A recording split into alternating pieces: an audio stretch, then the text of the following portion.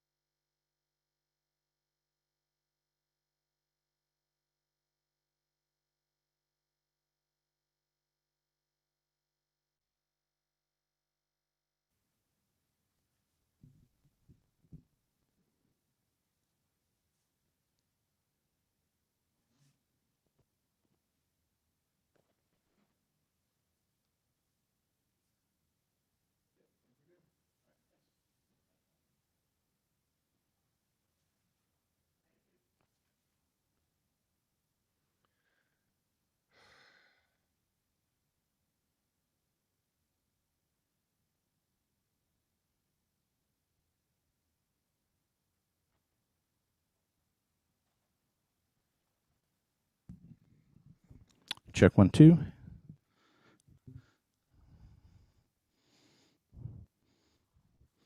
Translators, just wave if you can hear me. Thank you.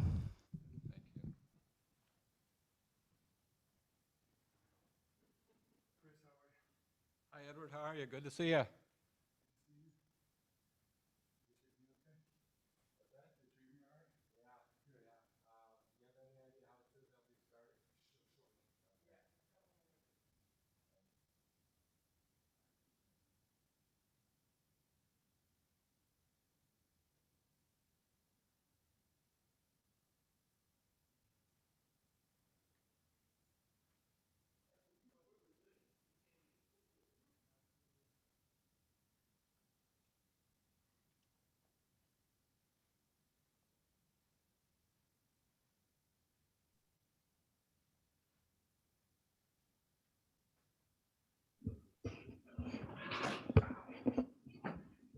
As Chair of the Commission, I call this meeting of the Michigan Independent Citizens Redistricting Commission to order at 9:12 a.m.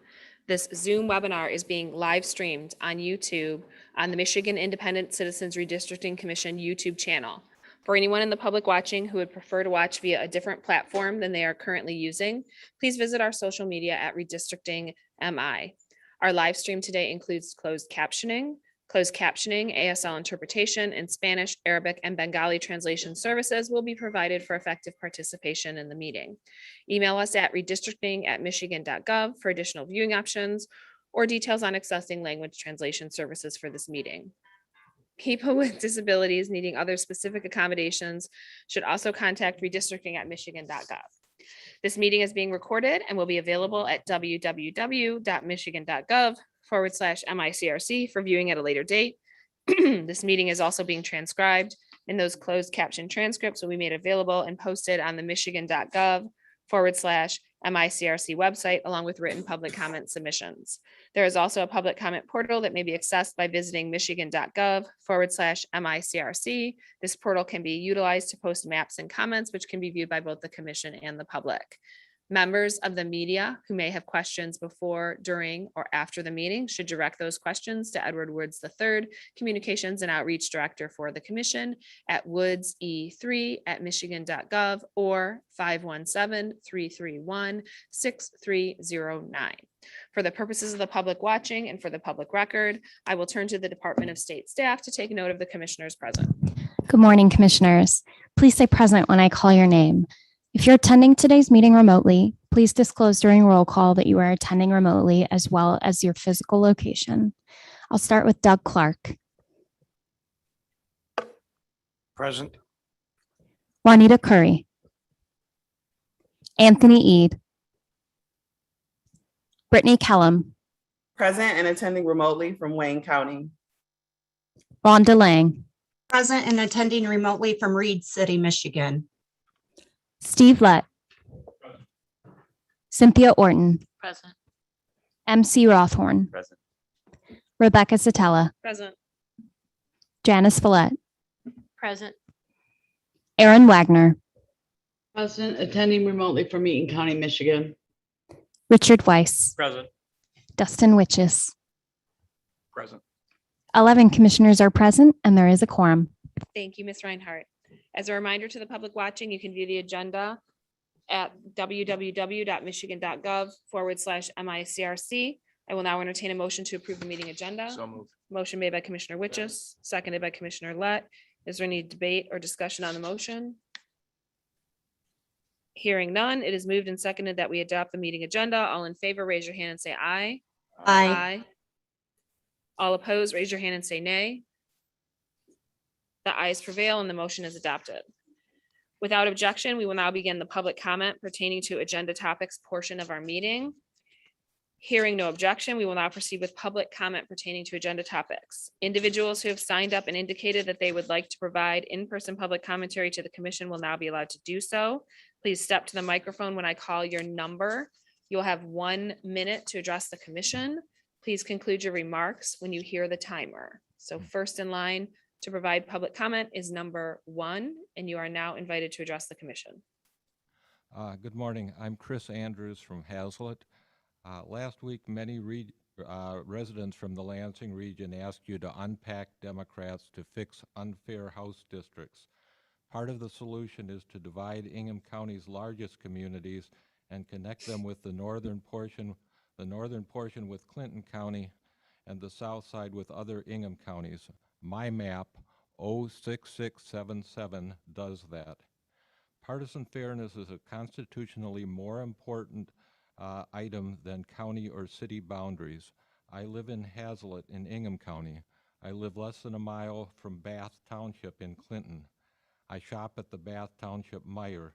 I can't even tell you where one county begins and the other ends. DeWitt Township to the west is another growing Lansing suburb in Ingham County. There has been an effort to create a divide between urban and rural so that Democrats are packed and it creates an unfair advantage. Please don't let that happen. Thank you. Thank you for addressing the commission. That concludes our in-person public comment today. We're now going to move to remote public comment. Individuals who have signed up and indicated they would like to provide live remote public commentary to the commission will now be allowed to do so. I will call your name and our staff will unmute you. If you are on a computer, you will be prompted by the Zoom app to unmute your microphone and speak. If you're on the phone, a voice will say the host would like you to speak and prompt you to press *6 to unmute. I will call on you by your name. Also, please note that if you experience technical or audio issues, or if we do not hear from you for 3 to 5 seconds, we will move on to the next person in line and then return to you after they are done speaking. If your audio still does not work, you can email us at redistricting@michigan.gov, and we will help you troubleshoot so that you can participate during the next public comment period at a later hearing or meeting. You will have 1 minute to address the commission. Please conclude your remarks when you hear the timer. First in line to provide public comment is Susan Smith.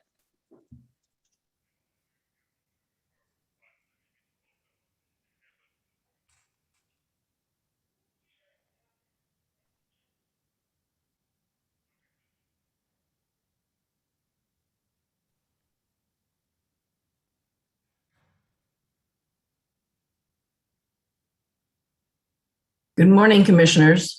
I'm Susan Smith, Vice President, League of Women Voters of Michigan. The League of Women Voters supports the Promote to Vote redistricting maps because they adhere to the Michigan Constitution's redistricting criteria, end partisan gerrymandering, and ensure fair maps for the next decade. As you make adjustments to your House maps, we encourage the Commission to look at Promote to Vote House Map P6784. This map creates 20 VRA districts where there are enough Black voters to elect a candidate of their choice. Also, P6784 creates or scores better than any of the Commission's current plans on the measures of partisan fairness used by the Commission. Thank you for this opportunity to address the Commission. Thank you for addressing the commission. Next in line is Gerald Lang.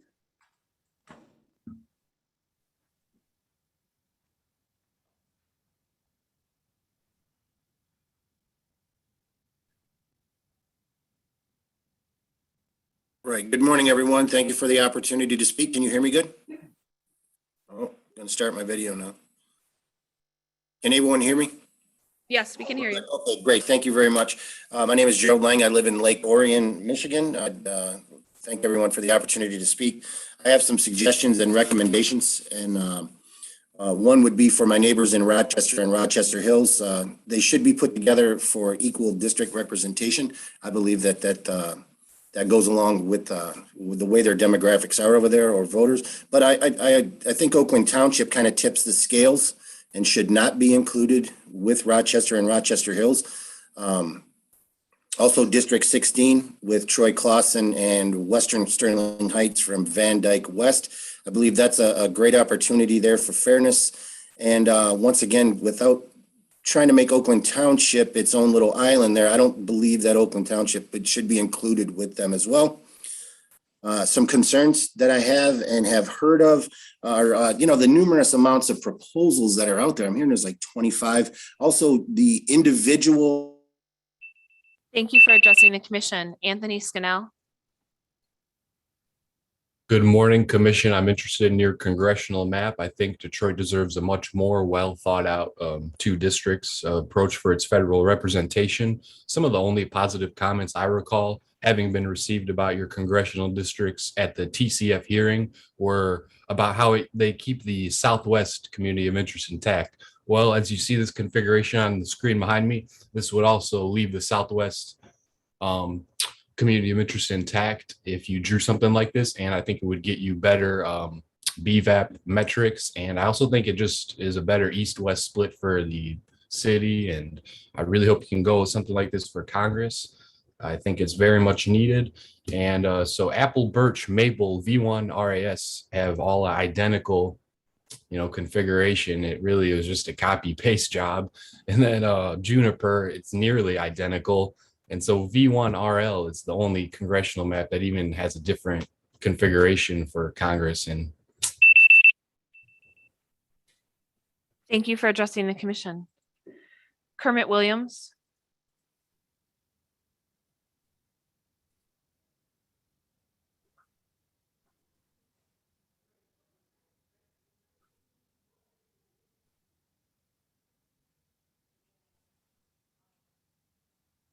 Good morning, Commission. Can you hear me?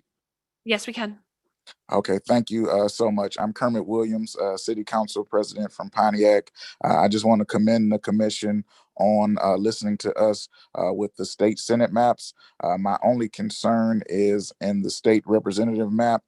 We have Pontiac listed with some other people instead of Auburn Hills. We share a school district.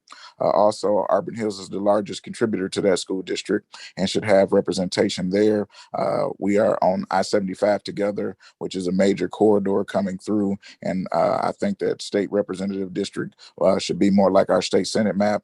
I know you guys have tough decisions to make, but I think if you can look at that map and do a tweak to the state rep map and make it mirror the state Senate map, it will be very helpful. Thank you. Thank you for addressing the commission. Emily Clancy.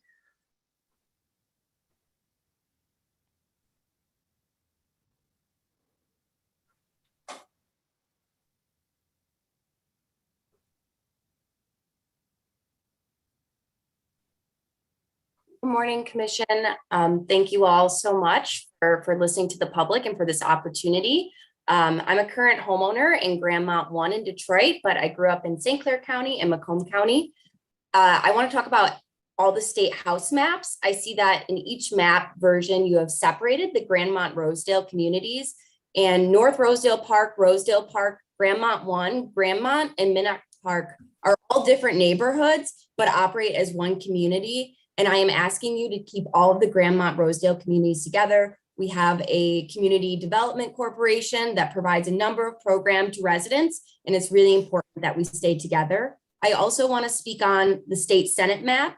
In each of your maps, District 7 brings together Harper Woods with the Grosse Pointes and St. Clair Shores, and even parts of Detroit in the Cherry map, but it extends all the way up to New Baltimore. I think that just stretches way too far to include New Baltimore. New Baltimore residents do not have shared interests with Wayne County residents. As someone who grew up there, I can testify. Thank you for addressing the commission. Next in line is Percy Johnson.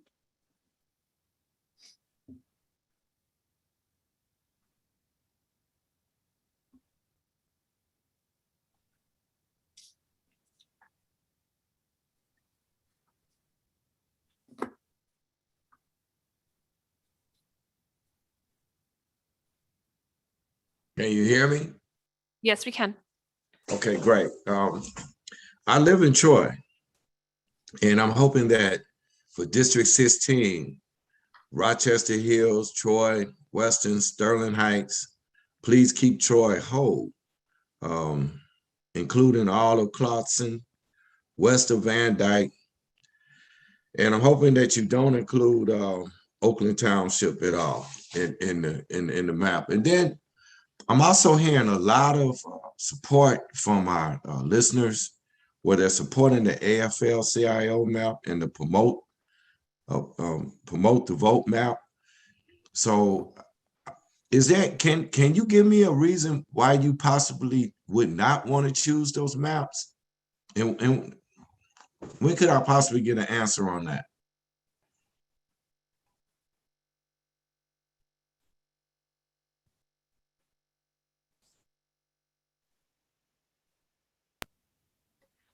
Thank you for addressing the commission. Robert Dindoffer.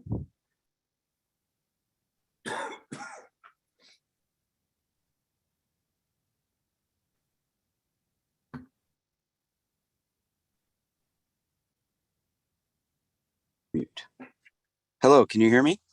Yes, we can. Hey, so what, I guess two things. First, I appreciate while you guys went into closed session to discuss a legal memorandum yesterday. I'd request in the interest of transparency that you all release one or both of the memoranda that you were discussing. And I ask this because so far, everyone in the public has known why, if they've paid attention to the meetings, they've known why you're drawing districts in a particular way. And if there are any changes or no changes, I think the public would like that window into the thinking. So make that request. Second, well, I've got 15 seconds left, is I ask that you prioritize the testimony of the residents of areas that are still living there, as opposed to residents, former residents. And I'm talking about the Lake St. Clair area. Thank you for addressing the commission. That concludes our public comment for this morning. However, I would like to mention that all mailed and emailed public comment is provided to the commission before each meeting, and the commissioners also review the public comment portal on our www.michigan.gov/MICRC website on a regular basis. We appreciate everyone who provides public comment, and we encourage people to continue to share their thoughts, proposed maps, and communities of interest in whatever way that they choose to do so. At this point, we're going to move on to unfinished agenda item deliberations regarding proposed map that's carried over from yesterday's agenda. Without objection, the commission will begin deliberations. The mapping process and procedures states the following steps. First, we are supposed to determine the number of proposed maps for each district type that should be posted for public comment during the 45-day public comment period.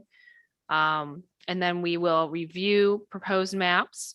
We are supposed to start with the state Senate maps, then move to the House maps, and then move to the congressional maps per our process document. Okay, we can take personal notes on our preference for maps. Obviously, those are public records, so they need to be turned over to council to retain for FOIA purposes. After we do our deliberations and make any changes we desire, we can then choose our most preferred maps to advance to deliberation out of the proposed draft maps. And I believe it is.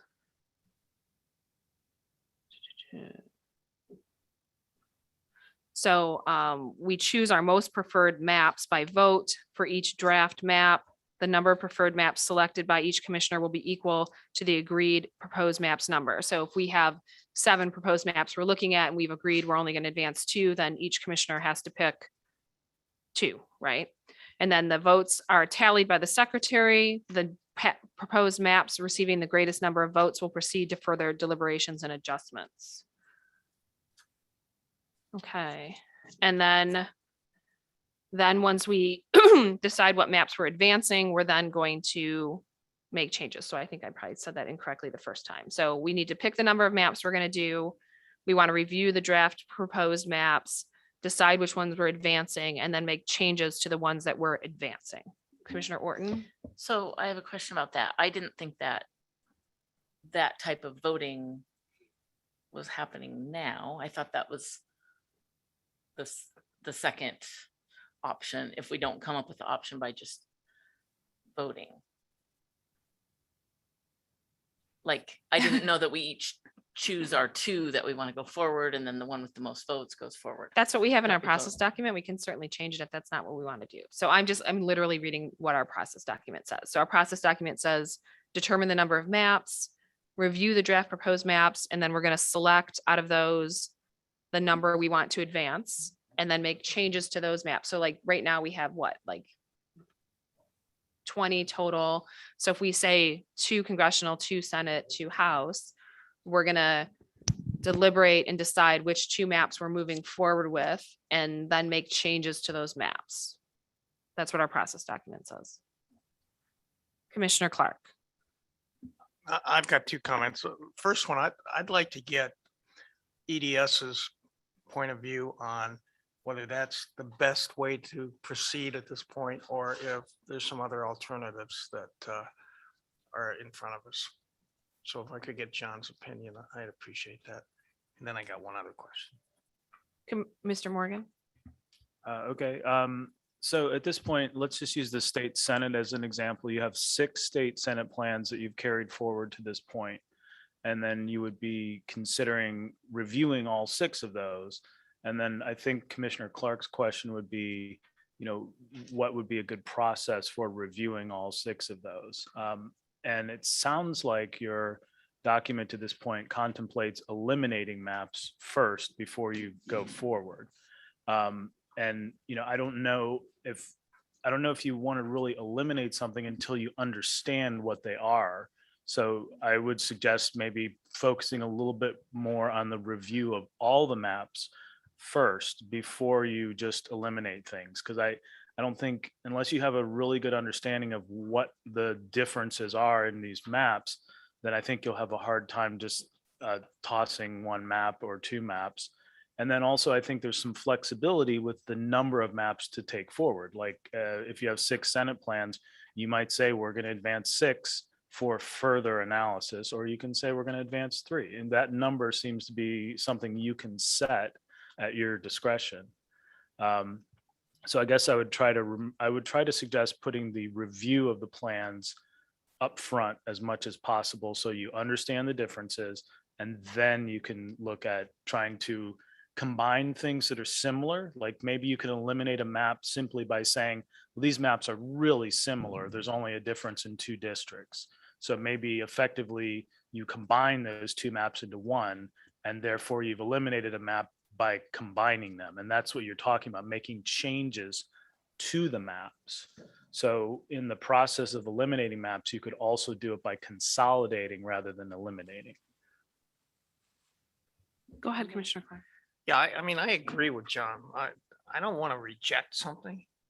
Because every map has good ideas in it. So taking those good ideas and consolidating them into one master, and we probably should select the master, I think would be a better approach toward that, rather than eliminate something and then all of a sudden it's gone for good. So Well, I would assume. I think that's what the process anticipates, is that, well, the number one is determine the number of proposed maps. We could flip that around. So the process is that we review all draft proposed maps, discuss maps as they are presented. Chairperson and vice chair will facilitate discussion and present collaborative maps. And then after that, we narrow down the maps.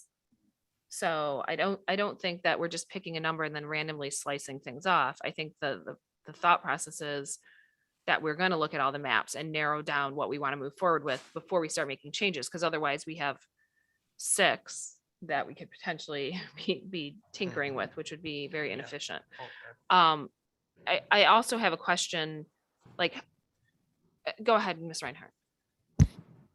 Thank you, Madam Chair. I just wanted to add that the process as it's laid out also contemplates that you would have gone through numerous debriefing sessions about the public feedback that you've already received and about what potential edits may be made to those maps. So it may be beneficial for the commission to read through the process documents debriefing session section that would have occurred during your public hearings prior to deliberations. Thank you. Madam Chair, that's on page 13. Thank you, Ms. Reinhardt. That was exactly the point I was going to make, is I think the gap that the commission is pointing out is due again to the debriefing sessions and that conversation not taking place. Commissioner Clark. Yeah, the second point I was going to make is, I think the first step we need to make is to go back and take a look at the 5 hearings we just had and identify what strategy we want to use with each. For example, we'll use Flint for the example. Do we want to make Flint whole, or do we not want to? And decide as a group. Do we want Midland and Midland Township together, or do we want Midland with the Tri-Cities? So we identify the strategy, but not touch the maps. And then when we go to touch the maps, we know what direction we're headed in. So I would think that would be the first thing that we address. So we'd have 5 public hearings, we develop the strategy based on what we heard, and then move forward with the maps and adjusting the maps. Well, I also think that's a little, we have to do that on a map by map basis, because Flint for congressional is not split. So that's not even a discussion for congressional. You know what I mean? Like, different comments don't apply to every map. So I think we sort of have to do that on a map by map. Correct. basis. What I'm suggesting is that we don't do it on a map by map basis. We do it as this is the strategic direction that we want to go in Flint. We want to consolidate Flint. or we don't want to consolidate Flint and keep it as 2 districts. We need to decide that so that when we get into adjusting the maps, we're not doing it 2 different ways. Mr. Morgan and then Mr. Eid. Oh, I didn't have. a Oh, not comment. Morgan. I'm sorry. Rothorn. Yes, he did shave. He's throwing me off. So yeah, I'm incognito today.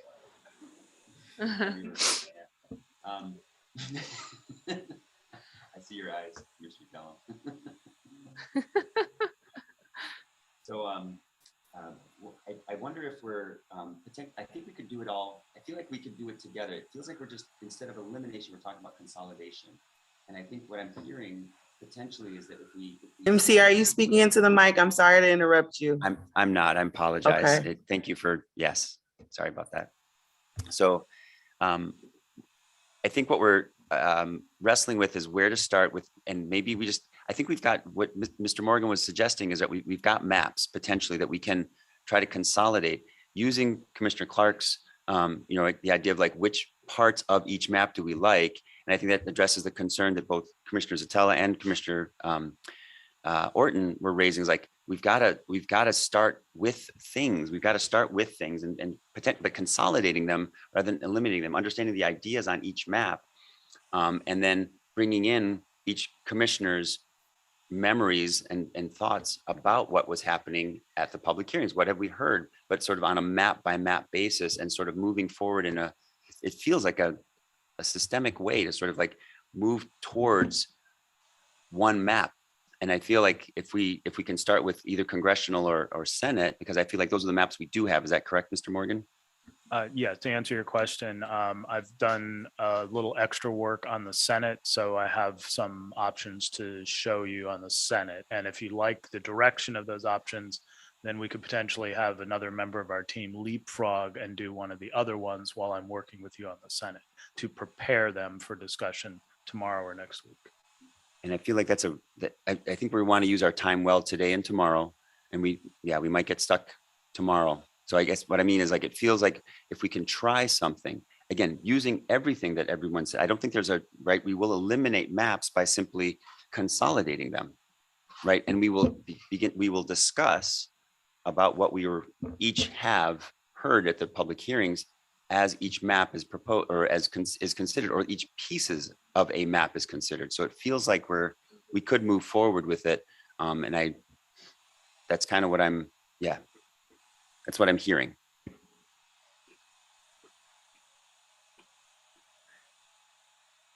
Commissioner Eid. I agree. I think it comes down to, what order do we want to do things in? So it's organized. We didn't deliberate after we didn't do like the debriefing session after every public hearing. So do we want to do that first and go around and listen to what everyone heard and then bring up the maps? Or do we want to, like Commissioner Rothorn said, bring up the maps and first and do it that way? Commissioner Lang. I'm just curious to know on the individual maps, if the commissioners will be able to address why they drew specific districts the way they did, because I think that could be beneficial to the commission to know why they did things. Not all of them had been reviewed prior to submission, so I think it might be beneficial to know, just my opinion. Commissioner Wichos. I was going to agree with Commissioner Eid here. We didn't have any of the debriefing sessions at all whatsoever. My understanding was that was the very first thing that we were going to be doing once we came back and convened. So I think before we do anything, we need to discuss what it is that we heard, what potential changes that we would potentially make after hearing what was said at those particular hearings, and then move forward from there. Because we need to basically all decompress what it is that we heard at all these public hearings. If we don't, then we're just going to be throwing darts at a wall. So, and going in circles. So that's where we need to start. Okay, Mr. Morgan. Yeah, just to uplift some of the comments that were made here. Another thing to consider is that some of the districts are exactly the same because they're drawn from the same original plan. So for example, to Commissioner Lang's point, her plan might be very different, but some of the other plans are very similar. Like you'll say, well, if Commissioner Zatella drew a map, it's based on another map. So 80% of the districts are the same. And Commissioner Zatella could say, these are the ones that are different. We can look at the map and you can see what they are. So that's one thing. And the second thing is just a tip is if the districts are slightly different, but the concept is the same, like you can say, we have a North Grand Rapids seat and a South Grand Rapids seat.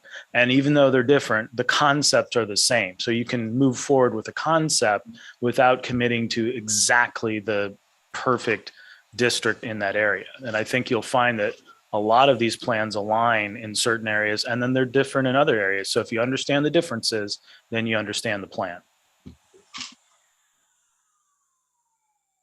Okay. So it seems like there is interest in starting with a debrief because we never had a debrief. So do we want to just go session by session? So just in general, we don't want to do like Detroit, what stood out from Detroit. Okay. So I think it's clear we've had sort of discussions generally around Detroit, Flint, Midland, and Ottawa County. Those are kind of the big three, right? So do we want to start with Detroit and talk about observations from Detroit and then move on? Sure. Yeah, that's fine. Okay. Madam Chair, Yes. would it be helpful for me to quickly describe the debriefing session considerations for you all to kind of have in your mind while you're talking about this? Sure. Okay. So for debriefing, commissioners will review and discuss substantive feedback and themes received from previous public hearings, considerations for debriefing discussion, suggested changes to COIs, additional COIs for consideration, suggested changes to draft proposed maps for each type, and input from RPV, VRA, and line drawing consultants. If you like, while you're making suggestions, I can document those changes. So when you pull up the maps and begin actually making those changes, we have a nice list for you all to examine. Okay. Thank you, Ms. Reinhardt. So how do we want to proceed on Detroit? So I think there's two real easy ones with Detroit that came up. One is Banglatown, adding in the 2 precincts. We all received maps. I think the second easy one was Palmer Park. We received comments about Palmer Park, wanting to include that in with Ferndale Oak Park and Huntington Woods as a district because of the LGBTQ community there. So those are kind of two very simple, small changes. Any thoughts or comments on those? I think Commissioner Clark? I think there's a third. One individual had talked about a street being split. And that was. Oh, that's right. That was an Yeah. easy one. Yeah. I think that we could handle relatively easy. It was To in Commissioner Detroit. There was a Clark's- street that Dexter, was split. it was the Dexter Davison area, Dexter. and I think it was Lawton. I wrote it down. Linwood, does that sound right? Linwood? Well, I'm just describing the area. Linwood is over there, but Okay. yeah, yep. Hold on 1 second.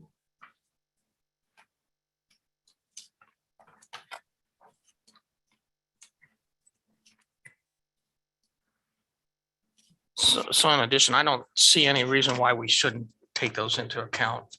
Those are neighborhood types of things that I think are appropriate at this point. I think there's the bigger issue that we've got to talk about.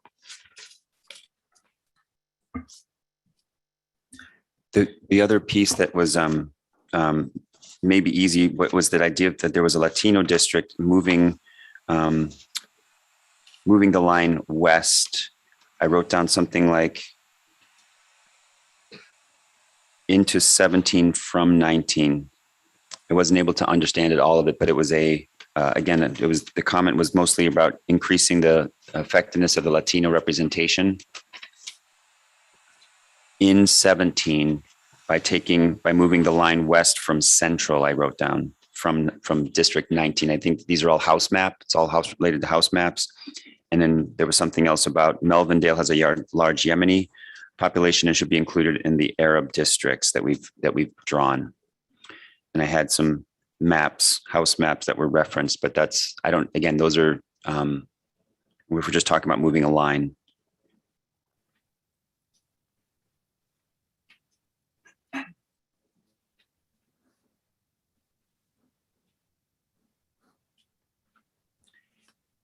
The other one that I recognize is that the cherry map split the Boston Edison neighborhood. I think there's just in general, we may just want to do a review of all the neighborhoods and recognize that, yeah, I think there's people who know which neighborhoods it's better to split, so to speak, and which ones are not okay to split. So just recognizing that we may just want to walk through those neighborhoods and yeah.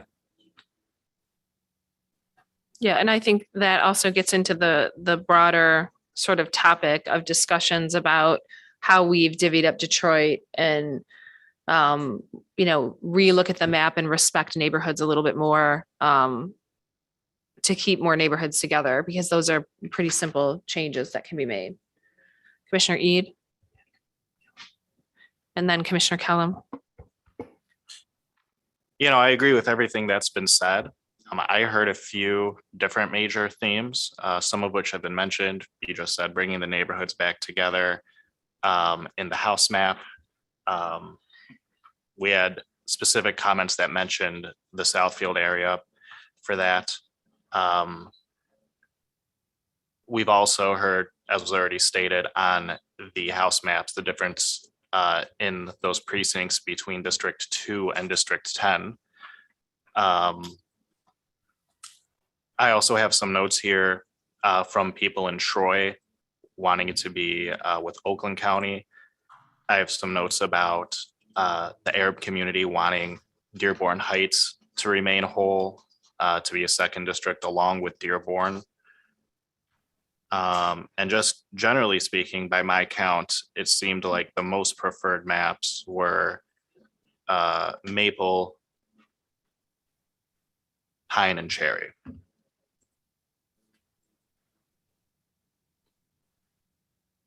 And, I heard some good comments from the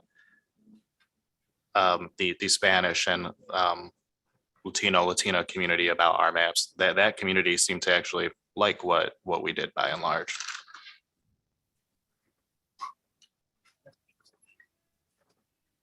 Commissioner Kellum.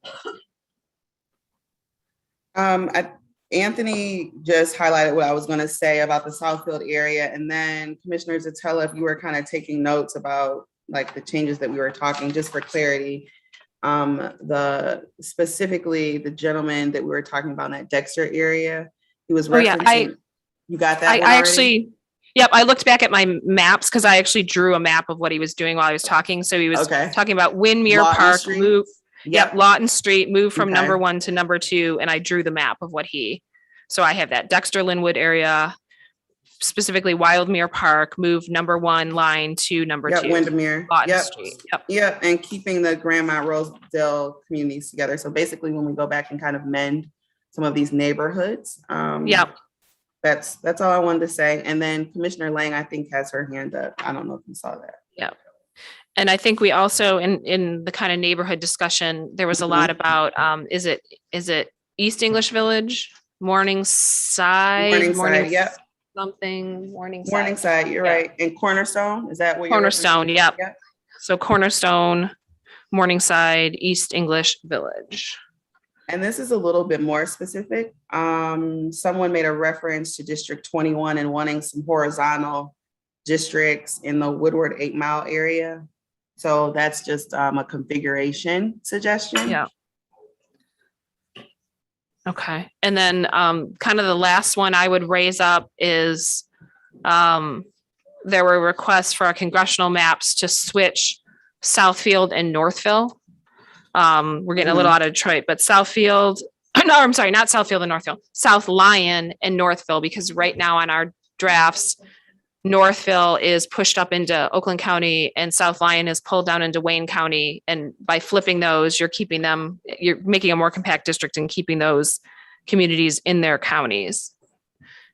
And then the other one would be the API community in, I don't know if you can see that. Yep. So Cornerstone, Morningside, East English Village. And this is a little bit more specific. Someone made a reference to District 21 and wanting some horizontal districts in the Woodward 8 Mile area. So that's just a configuration suggestion. And then the other one would be the API community in In Novi, there were a precinct or two that we left out of that community of interest that they want pulled back in. Commissioner Ede and then Commissioner Rothhorn. I was just gonna say, Chair, so I'm sorry, Commissioner My Lang. hand's Commissioner been Lang. up for a while. Thank you. It's not particularly in Detroit, but I want to make sure special consideration is given to the Sikh community. We've had a couple of them come out talking about Troy, Rochester Hills, and Sterling Heights. So I want to make sure that we give consideration to them. Thank you. Okay, thank you. Commissioner Ede and then Commissioner Rothhorn. I was just gonna say, you were in, it's kind of loud in this room. There's a little bit of an echo, so it's kind of hard to hear. So let's try to, be clear so that we can all hear each other. Because the room is small, when people are having side conversations, it's picking up on the microphones. All right, Commissioner Rothhorn. Yeah, so thank you, Commissioner Lang. There were, one of the things, the Sikh community, there was a African immigrant community that was also sort of a smaller, again, it's not clear that it's a small change. Because I haven't, when I was able to try and draw my map, I lost it. So I can't actually speak to it at this point, but I have a note also about this. There was between Southfield and Oak Park, there was also a Jewish community. Orthodox Jewish community. Orthodox Jewish, yeah. Oak Park. Okay, Yeah. but the African immigrant population, there were maps that were given. Again, I have not been able to look into it, but like Commissioner Lang was lifting up, I think, these smaller communities that we may have included, somehow recognizing that we can include them. And then because all of these changes that I think I'm addressing are house map changes, I think, but Commissioner Zatella did lift up that we have some congressional maps potentially, and we could look at those. And I would like to just offer, I would like to look at Mr. Anthony Skinnell's, where he drew it, and just try to see if we can recognize where that shift is. He has he's been really clear to us. He has an interest in, just looking at that, if we're going to look at the congressional maps and seeing how many communities of interest that we have, that he has included in that, something like that. All right, anything else about sort of the general Metro Detroit area? Commissioner Clark. Yeah, I mean, we've focused on discussing all the things that keep communities together, COI types of things, but I also heard a major theme in Detroit, and that major theme was that the citizens of Detroit wanted to be kept more together as a whole than the maps that we drew where we had the spokes coming out of the city, and they felt that they were disenfranchised because of that. Now, we may agree or not agree that that's an appropriate change, but it's something I think we need to look at and discuss as we go forward.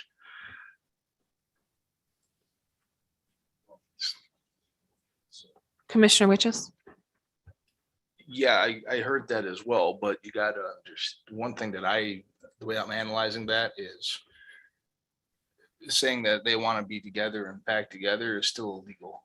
The fact that they say, well, we want to be packed together is still a violation of the VRA. Yeah, we still have to comply with the Voting Rights Act. So by doing that and trying to make it so that we adhere to what the individuals wanted in Detroit, that's a very fine line between giving people what they want and giving people what they want that is illegal.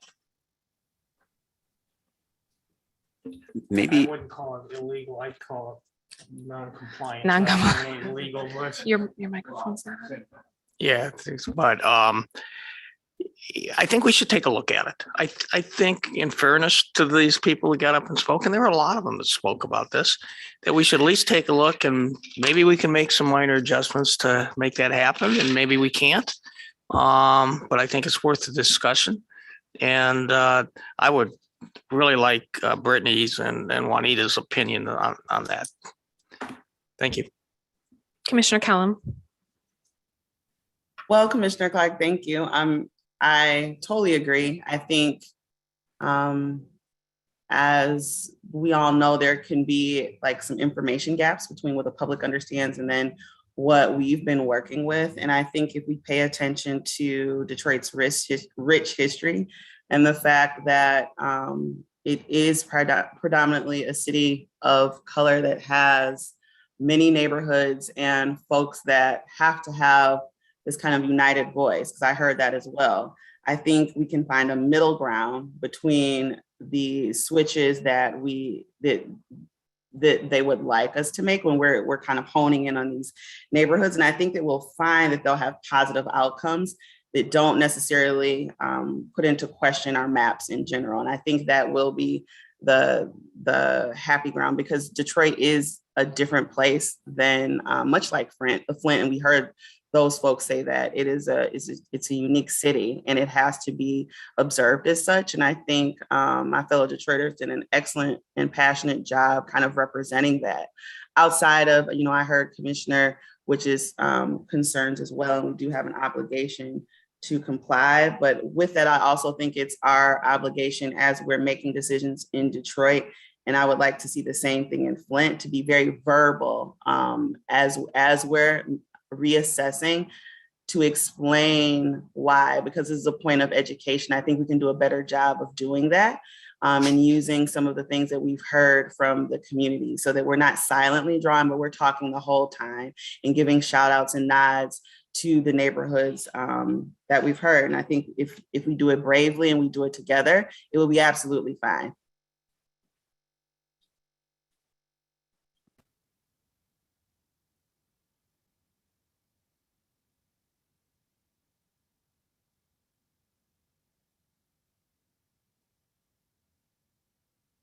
Okay. All right. Any other comments from commissioners?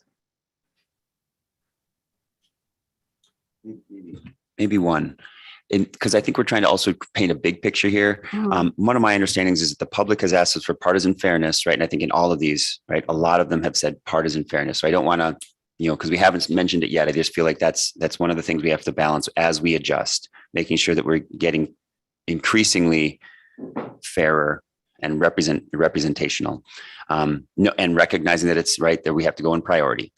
The other piece I feel like is that I don't know that the public has asked us to get these done right the first time, but I feel like that's part of what I want to lift up. My intention is to get this done right the first time, and not sort of, I just wanted to offer that's really a major, theme in my heart, right? That we have to somehow, Yeah. And I would also say, so Ann Arbor is kind of off on the west side, but in favor, or in terms of partisan fairness, all of my individual maps changed what we were doing around Ann Arbor for the purpose of creating better partisan fairness. And it just drove down the efficiency gap and the mean median by making those changes around Ann Arbor, because a lot of our maps sort of preserve Ann Arbor as an intact community.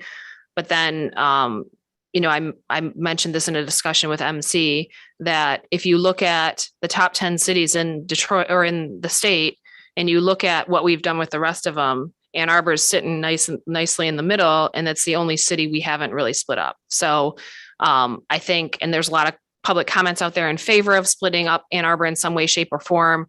Number one, to help balance partisan fairness, and more to evenly distribute the community as well. So I think that's something we need to look at as well, how we're treating Ann Arbor, and not preserve this special status of Ann Arbor when we have other communities that we're dividing up. Commissioner Kellum, and then Commissioner Clark. This is really and then quick. Commissioner Lett.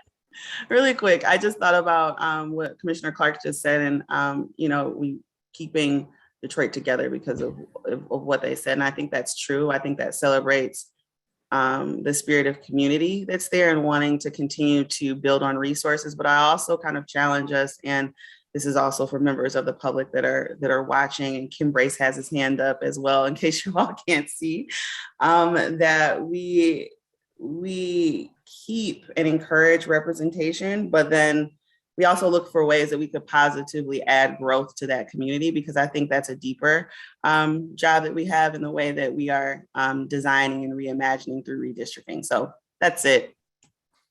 Thank you, Commissioner Kellum. Yes, I did see Kim Brace's hand up, but I'm trying to focus on commissioner comments right now. So we're getting everybody's commissioner comments out first, because those are the ones that are part of our deliberations. So Mr. Clark, and then Commissioner Lett, and then Commissioner Eid. Thank you, Madam Chair. I want to go back to your comment about Ann Arbor and efficiency gap. My objective here is to focus more on COIs and the items we heard of what the individuals at the hearings thought would be the best approach. My objective is not necessarily to continue to decrease the partisan fairness and the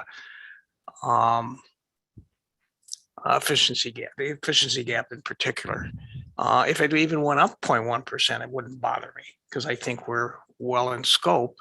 I think what we got to do is look out for the people and what they feel is the correct approach and apply that as most appropriately that we can as we move forward. So Ann Arbor, there are hundreds of comments on the portal. And we've received comments in public hearings as well, asking for us to split up Ann Arbor for partisan fairness. So that is what the people want. That is what the people want. But the objective shouldn't be to keep driving that number down to 0.1 or 0. Well, it is. I mean, it may happen that way. That's great. But I think in my mind, the objective should be to take into consideration more the communities of interest and what the people have said that they feel is more appropriate than what we have today, and focus on that instead. So, and we got to balance it. I realize we have to balance at some point, but the main objective shouldn't be to keep driving the efficiency gap down. We should be looking out for the people and in their neighborhoods and so forth. So I just wanted to. I don't really see that as being an either or choice. I think we can achieve partisan fairness and also respect communities of interest. I think that our individual maps show that that can be done. Yeah. And we can do it. And it is one of our constitutional criteria. We can't just ignore it. So I'm not saying we should ignore partisan fairness. I think our focus, because you take a look at the Constitution, COIs is in keeping the neighborhoods together and so forth are higher priority than the partisan fairness. So I think that should be our focus as we make the adjustments. So I yield back. Okay. Commissioner Lett, and then Commissioner Eid, and then Commissioner Lang. In listening to the comments, while they all use different words, they're really all saying the same thing, that we need to look at these, we need to make whatever adjustments we need to make them as fair as we can. Keeping in mind one of my favorite sayings, Jello, don't let the perfect get in the way of the good. And I have to really disagree with Commissioner Rawthorne. He said, we need to get it right the first time. Well, we're on about the 33rd time on some of these maps. So we really need to try to get it right the last time. And that's what we're working on. And everybody I'm hearing talk today is trying to do that. And we've had some philosophical comments about what should be and what shouldn't be. But I think we need to move forward with debriefing the rest of the 5 meetings. We've kind of done Detroit, move on, and then get down to looking at the maps, because that's really what we need to be doing. Thank you. Okay, Commissioner Eid. Yeah, I mean, I think we can do both, respect communities of interest and achieve partisan fairness. In regards to Ann Arbor, Commissioner Zotella, you were speaking about in the Senate configuration for all the maps. Is that correct? I believe so. I think the House too. I'd have to look at individual maps. Okay. Well, I agree. I think also, if we did do that, we heard voices from the West at the Detroit public hearing. We heard voices from the West Bloomfield area that they weren't really happy with being with Northern Oakland County and would they'd rather be with Southern Oakland County. And that's one of the ways to do that, by changing the configuration of Ann Arbor a little bit, so you open more room for that type of configuration. But I really like this debriefing session. I think this is good. And I agree with Commissioner Lett. Should keep going. Okay, Commissioner Lang. I agree about the keep going, but I do want to make a point to Doug's point. In the Constitution, it says nothing about efficiency gap. It says will not give a disproportionate advantage to any incumbent or political party. We had Dr. Hanley give us guidelines that stated if we stayed within a certain range, these would be acceptable measures as it says in the Constitution. So this idea of getting this efficiency gap down to 0 while tearing apart certain areas that have asked to be remained communities of interest, as I've seen, as I've spoken out about, is not acceptable in my opinion. And I just wanted to add that on to what Commissioner Clark was saying. Commissioner Witches. Yeah, I totally disagree with that statement. We have to take partisan fairness into account. It doesn't specifically say efficiency gap, true, but it does say we shall take into account measures of partisan fairness, and efficiency gap is definitely one of those things. Yeah, it says districts shall not provide a disproportionate advantage to any political party. A disproportionate advantage to a political party shall be determined using accepted measures of partisan fairness. And it's my understanding from our general counsel that efficiency gap and mean median are 2 mechanisms that the courts have used to analyze partisan fairness. So they definitely fall within the criteria of things we have to consider. Can I get our legal counsel to comment on that? So I have a clear understanding then. I just General counsel, did you follow what was just said? Were you listening? Were you? Thank you so much, Madam Chair. Good morning to the commission. Yes, Commissioner Lang, that was an accurate statement that those have been accepted by the courts. Commissioner Lang, did you have a follow-up? Yes, that's not my question. My question is, as far as the reading of the Constitution, do we have to get the efficiency gap as close to 0 per the Constitution? Well, just to clarify, that's not what I said. I didn't suggest that. But go ahead and answer, General Counsel. Certainly, and that's an excellent question, Commissioner Lang. I'm sorry I didn't answer that specifically first. So, but I did agree again with the summary of the chairperson. So what the Constitution says again is that based on accepted measures of partisan fairness, the commission cannot provide a disproportionate advantage. So there is no language mandating 0 political bias, balancing all these proportionality. It is, again, not to give disproportionate advantage based on those accepted measures of partisan fairness, again, which your expert identified the measures that have been accepted by the courts and offered to the commission for its use. And again, its disproportionate advantage are the key words. Is that helpful, Commissioner Lang? Yes, it is. Thank you. She's nodding, yeah. Commissioner Clark, did you have a response to that? And then Commissioner Orton. Yeah, I do. I mean, the Constitution doesn't use the word sufficiency gap, but we hired a consultant and we asked for her advice. And Dr. Hanley presented us with a number of ways to measure partisan fairness, and one of those being the efficiency gap. And she explained to us the significance of it and so forth, and how it's been used in the courts and how they've looked at it. And I think, in my opinion, what Dr. Hanley has given us is an acceptable measure for us to actually measure partisan fairness. And I know there's other approaches, but she got it down to 4 of the simplest and the ones that have been used in the courts. And I think we should accept that and move forward, even though verbiage doesn't specifically say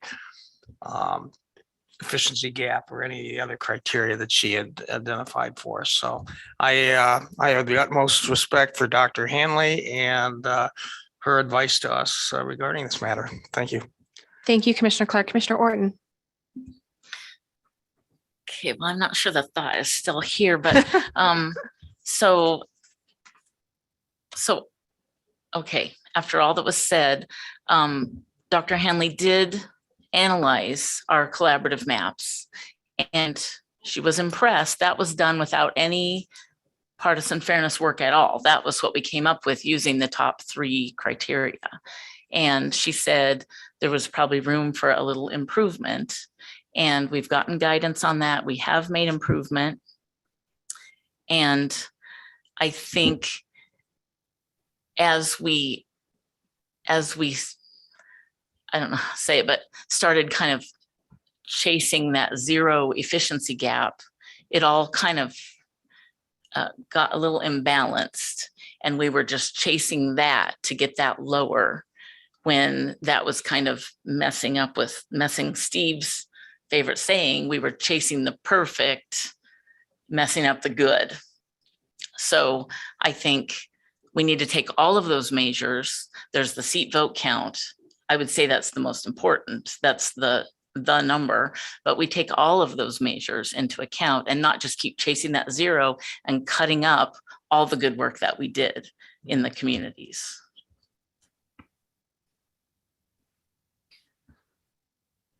All right, any additional comments? Okay, so we've sort of dealt, I think, with kind of the Metro Detroit area. Do we want to move on to over Lansing area? Any thoughts about Lansing? Commissioner Eid? So I heard a few things in Lansing. Overall, they seemed quite happy with our congressional maps. That included the Tri-County area. And I think, the most referenced maps for congressional, by my count, and if someone has a different count, please let me know. But by my count was Birch and Juniper. And those both have the arrangement of District 5 that include Eaton, Ingham, Livingston, Shiawassee, and Clinton counties. So that was just probably the most positive feedback I've heard of all of our public hearings. As far as the House districts, I heard a lot of people saying we should unpack the Lansing area. There was a lot of mention of unpacking Lansing into 5 districts instead of the current 4 that we have. We also heard a lot of comment on the House map as it regards to the Battle Creek and Albion community of interest. There were quite a few comments that liked that. And there were also a few that wanted Kalamazoo to be with Battle Creek. That's what I heard. Commissioner Clark? I heard one other thing, and that's Delta Township in the Eaton area that I believe that they wanted or expected those to be together. So I think that's one that we should add to the list. Thank you. Commissioner Wildhorn and then Commissioner Orton. So yeah, this is where the Native American, the Nottawasepi Band of Potawatomi, I think were also giving us maps and asking us to shift. I have not had a chance to look at those, but I have had a chance to look at the 5 maps, and that those were drawn by Chris, and he got a lot of comments. Chris Andrews, right, who was gave him public comment here a couple of times. It does allow us. My point is, I drew it. I tried to draw it, and and my computer has crashed. My software just doesn't preserve it, so it's unfortunate. But what I will recognize is it does preserve a lot of the counties, but it does carve up. We have this right communities of interest. Like whatever we're doing, there are counties that are getting quote unquote carved up, and I think it's this real sort of dilemma, right, to sort of make it better. And I think we have to decide if it's worth it, so to speak. And then again, that has to do with either partisan fairness or VRA but there's these communities of interest that are just, there's tough choices that we're going to be making. So that 5th splitting up into 5 is, and I'll just offer that also extends into the Grand Rapids area. If we do shift it in the Lansing area, it does allow us to move things in Grand Rapids and aid a township in Cascade, which was also something that was, highlighted a lot. So I think there's reasons to do it. It's hard and it's going to take a lot of time in the House. I redrew that map for that area. Oh, good. So I have it. I personally don't think it while it may split up counties, counties are very low down on our list. So I just think it's a different configuration. And if it improves the other metrics without cutting up any communities' interest, which I don't really think there were any in the Lansing area that would be cut up by that map, then I think we should make that change. Were you able to, yeah, the people of color in Lansing, there was more than one who said like the Hispanic population and the people of color, although at a lower percentage, I think in the teens, that was the only part that I wasn't able to evaluate. So that's the piece that I would say is a community of interest. That's the Cristo Rey neighborhood. Correct. Yes. Commissioner Clark. This is a question for MC and maybe Steve as well, since you're so familiar with Lansing. Do you feel that the Native Americans were factored in appropriately as we did the initial maps? That's what I mean. It's hard to say. I mean, because they right in their comments when they said that we often receive services and we have to live within that area. Correct. That's the part that I haven't had a chance to evaluate because there were multiple maps that were referenced by that community, not just one map. And so I haven't had a chance to evaluate that. But you're still going to do that? Yes. I'll dive into it as well. Yeah. Okay. Go ahead, Commissioner Lett.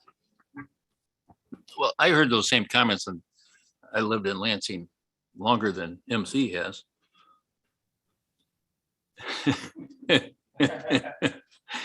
And while there certainly are a number of indigenous, as they prefer to be called, people in Lansing, my recollection in all my years was that they weren't, and I don't mean this as downplaying, but they weren't a cohesive voice. Well, they're becoming a more cohesive voice. It's not, so Lansing doesn't have what Mount Pleasant has. And I heard that in one of my Zooms with Ann Arbor, they had a call in from a indigenous person, and her comment I thought was very telling. She said, you know, there are a lot of indigenous people in the state, but we're spread out all over the place, and that's what we're dealing with. If the one interesting point, and it hasn't come to pass, and MC probably knows about it, they're trying to get a casino in Lansing. They were trying, I don't know what, they're still doing it. And they were going to transfer some riverfront property to a tribe to build a casino. My supposition is that some corporation that's sponsored by the indigenous people are trying to make that happen, not necessarily the local indigenous people. I think that's accurate. Yeah, I think the problem is you have a community that's vastly distributed in large part because of, you know, as I said, forced assimilation and historic inequities. But that makes it hard to draw a map to accommodate them because they're spread out all over the place. And I know we did try very hard in the areas where we knew that there were Indian reservations to keep those communities together. And I agree with Commissioner Rothhorn. That group did submit multiple maps actually. And one of was they were endorsing the Promote the Vote maps as well as other maps. But those maps were whole state maps, which makes it hard to identify like what areas we need to target because they weren't focused down. And I know some individual commissioners had spoken to members of that particular tribal group and asked them to please just submit communities of interest. So it's easier for us to make those changes. So, and hopefully they do so. Commissioner Clark. Yeah, I mean, I agree with Steve that they're just scattered all over in smaller groups, and it's hard to look out for their interest when that happens. One of the other things that I got out of the Lansing hearing, and I heard it at other hearings as well, but it deals with student voices being represented. They felt that many colleges were split in different districts, like Oakland University is part Rochester Hills, part Auburn Hills, and those are two different districts. And they wanted those consolidated into one. Just thought I'd bring that up. Commissioner Lett. While certainly the college students and the ones that we heard from voiced that opinion, I didn't hear any of the citizens from East Lansing. When I say citizens, I mean full year-round residents backing that up. My recollection in here in this area in East Lansing, when they changed the rules back in the day that college students could register to vote in East Lansing people weren't very excited about that because there were 40,000 people here who were going to control the vote. So I think while they have a legitimate right to certainly be heard, there's a countervailing process from the year-round full-time quote tax-paying residents. Well, and I think also, particularly with college communities, students don't necessarily live on campus. They're spread throughout the community. And that, again, it's an issue of dispersion and how do you group those people together. And frankly, another factor to consider is the transient effect of college students. People aren't there for 10 years. They're there for 4 years at best, and then they move on, and maybe they're there for 8 if they go to graduate school too. You know, it depends on what you're doing, but yeah, it depends. 5, yeah. Go ahead, Commissioner Eid. So I've been a college student for 11 years now, just saying, you know. That's not something to be proud of, Anthony. Well, no, I have. We're always hoping for you, Listen, I mean, Anthony. yeah, We're always hoping for you. I have 3 degrees. I'm working on a 4th, so I'll take it. But yeah. The reason I say that is because while yes, most college students in undergrad are only at schools for 4 years, I think their voices are also important because the impact, especially on a state legislature side, that, you know, college policies have on students lasts way beyond 10 years. And you're talking about how much funding colleges get, which then impacts how much student loans the student has to take and the interest rate on those student loans. And I think we're all well aware of the student debt crisis that's going on in this country right now. Not saying I agree that that the idea of, you know, putting East Lansing and Lansing back together is a good idea, because I actually don't agree with that. I think the college community is better served with them being split, but we shouldn't just, you know, forget about the college people's voices, because the effects that these policies have on them does last 10 years. Commissioner Lett. Don't take my comments that way. They weren't meant that way. Certainly the college students provide a very significant voting block for whatever district they're in.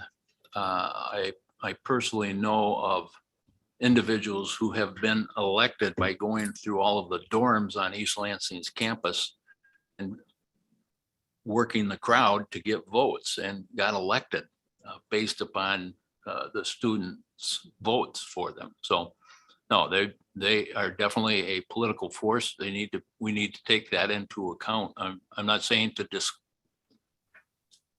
dismiss it, but I am saying there's a countervailing weight out there also that we need to consider.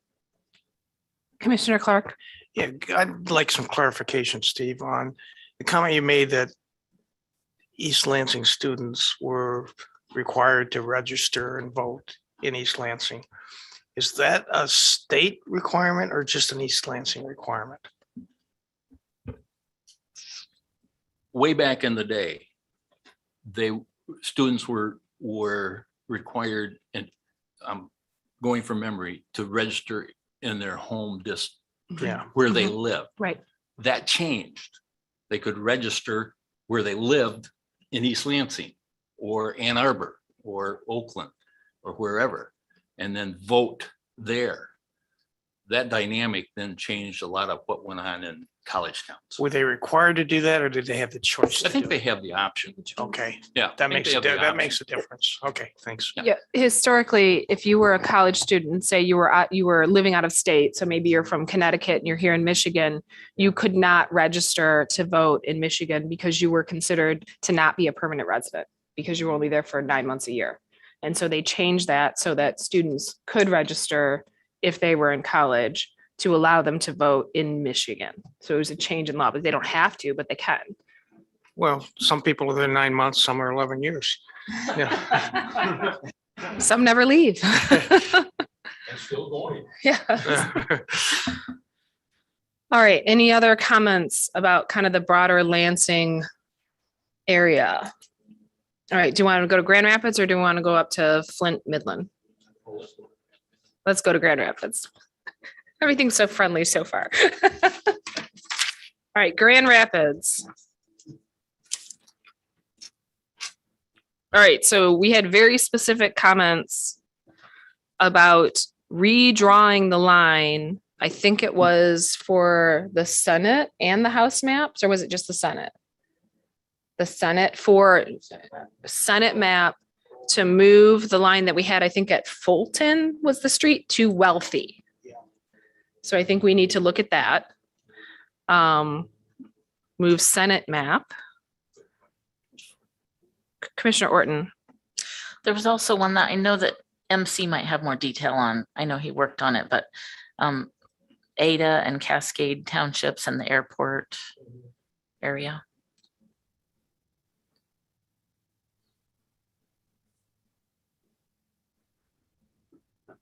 Okay. What do we think about the Kalamazoo Grand Rapids configuration? So I see your hand going up. I feel like the people from Ottawa County like loved it, thought it was the best plan ever, but that's because it benefits them because Ottawa County as whole. I felt like the people from Grand Rapids and Kalamazoo were not fans of it, but go ahead, Dustin. Well, I've heard both. I've heard individuals from Grand Rapids and Kalamazoo both say that they don't like it and they do like it. The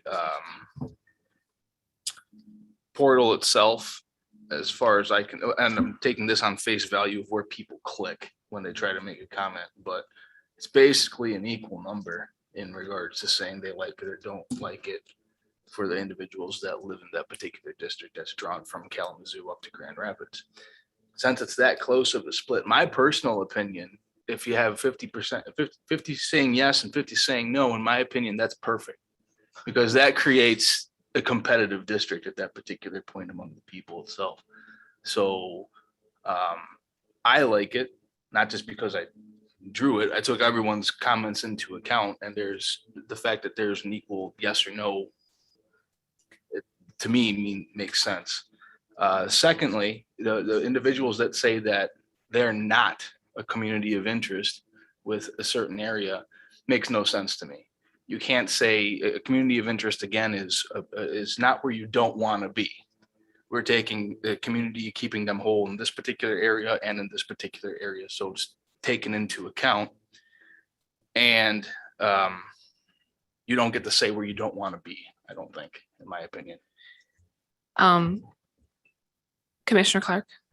Yeah, I agree with your analysis, Rebecca. But I want to point out that, as I recall, Anthony had done a map where he kept Ottawa County whole, congressional map, and Kent County, for the most part, whole, as I remember. But he linked Kent County with Muskegon in that map, Muskegon with that map. So there's a different configuration you could use to accomplish getting Ottawa County whole. And I think we should take a good look at doing that. And Battle Creek and Kalamazoo deserve the right, I think, to be more together than Grand Rapids and Kalamazoo. So. Yeah, that's actually what I was going to say, is if you combine Grand Rapids and Kalamazoo, you are foreclosing the possibility of putting Battle Creek and Kalamazoo together. So I think you're cutting out communities that are actually more closely related than other communities. Commissioner Orton, and then we'll come back to you, Commissioner Riches. Commissioner Lang. Commissioner Lang, did you hear me? I heard you, but I thought you were calling on Commissioner Orton. So it's my turn. Yeah, it's your turn. Okay. I'm just going to agree with a statement that was just made about, I think I heard more public comment in both in writing and in person about the Kalamazoo and Battle Creek being combined than the Grand Rapids. I heard a lot of public comment about Grand Rapids wanting to stay whole and some that were okay with it being split, but not going all the way down to Kalamazoo. So if I had a choice, I think I would keep the ones that combined the Kalamazoo and Battle Creek. Commissioner Eid? So I have a few notes on the Grand Rapids public hearing. In regards to the congressional configuration that Commissioner Clark was just speaking of, it actually does split Ottawa County, but it only splits it once instead of splitting it twice, which is the configuration that's on most of the other maps. Yeah, I'm a little torn between, the Apple configuration that has Grand Rapids with Kalamazoo and, some of the other configurations, because, everything Commissioner Witch has said, it is true. It's just hard for me to know. It felt like to me we had a lot of people from Ottawa County liking that map solely because it kept the county whole. That's not what everyone said. Some people, I think, had legitimate comment. We had one person, for example, who said their business runs down that north-south corridor on the highway, and I do think that was legitimate too. But it felt to me that more people simply liked it because of Ottawa County. Now, I think they're both communities of interest. I mean, they're saying they are. So it's just going to come down to which one, we choose to go with. But as far as other things that I heard, it seemed like most people liked the Pine House map and the Cherry Senate map. As you guys already said, we had a lot of comment switching from Fulton Street to Wealthy Street on the Senate map. At this meeting, we also actually had a lot of support for the Lakeshore District. That's District 87. That's on the House map. And there was some words about maybe reconfiguring it slightly to take off the south part and go a little more north into Saugatuck. So that might be something we want to look into. And then also, as was already stated, we heard a lot about Kalamazoo and Battle Creek possibly being together. So I just want to comment that in my humble opinion, I don't think any particular city, county, or township is a community of interest. I think the constitutional language is very clear that city, township, and counties are number 6 on our list. The fact that they're specifically delineated, I agree with a lot of the commenters who, particularly Judy Maga had made that comment that it wouldn't be listed as number 6 if a township was intended to be a community of interest. So the fact that Ottawa County has come out in force and said we're a community of interest or a community of interest, from my perspective, that's people who are advocating for us to go back to the APOL standards, which the constitutional amendment was a specific repudiation of, and we're not supposed to be following the APOL standards. So with respect to Grand Rapids and Kalamazoo, I think we have better configurations on other maps than that linking them together that make more sense, are more logical, and don't foreclose the Battle Creek Kalamazoo connection. And I just prefer that. And then I also personally like the district you drew for Grand Rapids, which pulls in Muskegon, because we received a lot of public comments about Muskegon not wanting to be pulled up into the rural half of the mitten. So just real quick to respond to that, I was speaking, the community interest I was talking about was not Ottawa County. Okay. I agree, but I was speaking of possibly the Grand Rapids, Kalamazoo community of interest. So Commissioner Orton. Well, a couple of things. I think Dustin is right on when he says a community of interest is not who you don't want to be with. That's true. And we have heard a lot of, I do want to be with, or I don't want to be with, for lots of different areas.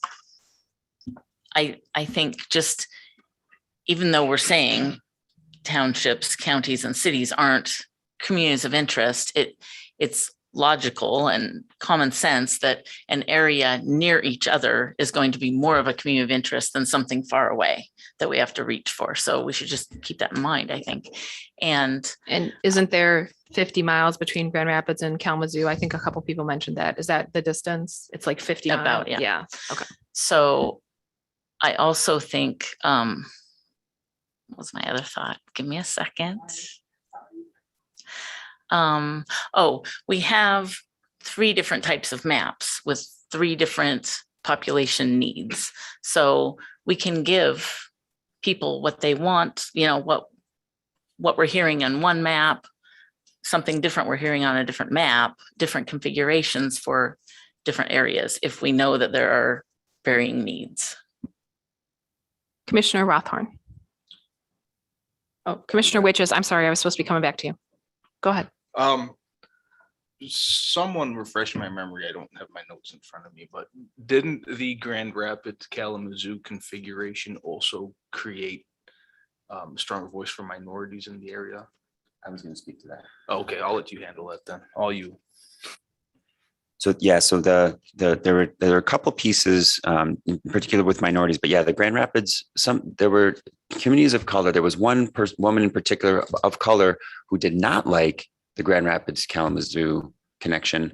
And then there was a woman of color who specifically said like she likes the idea of being represented or having the opportunity to be represented in Washington, D.C. and having a stronger minority opportunity to elect.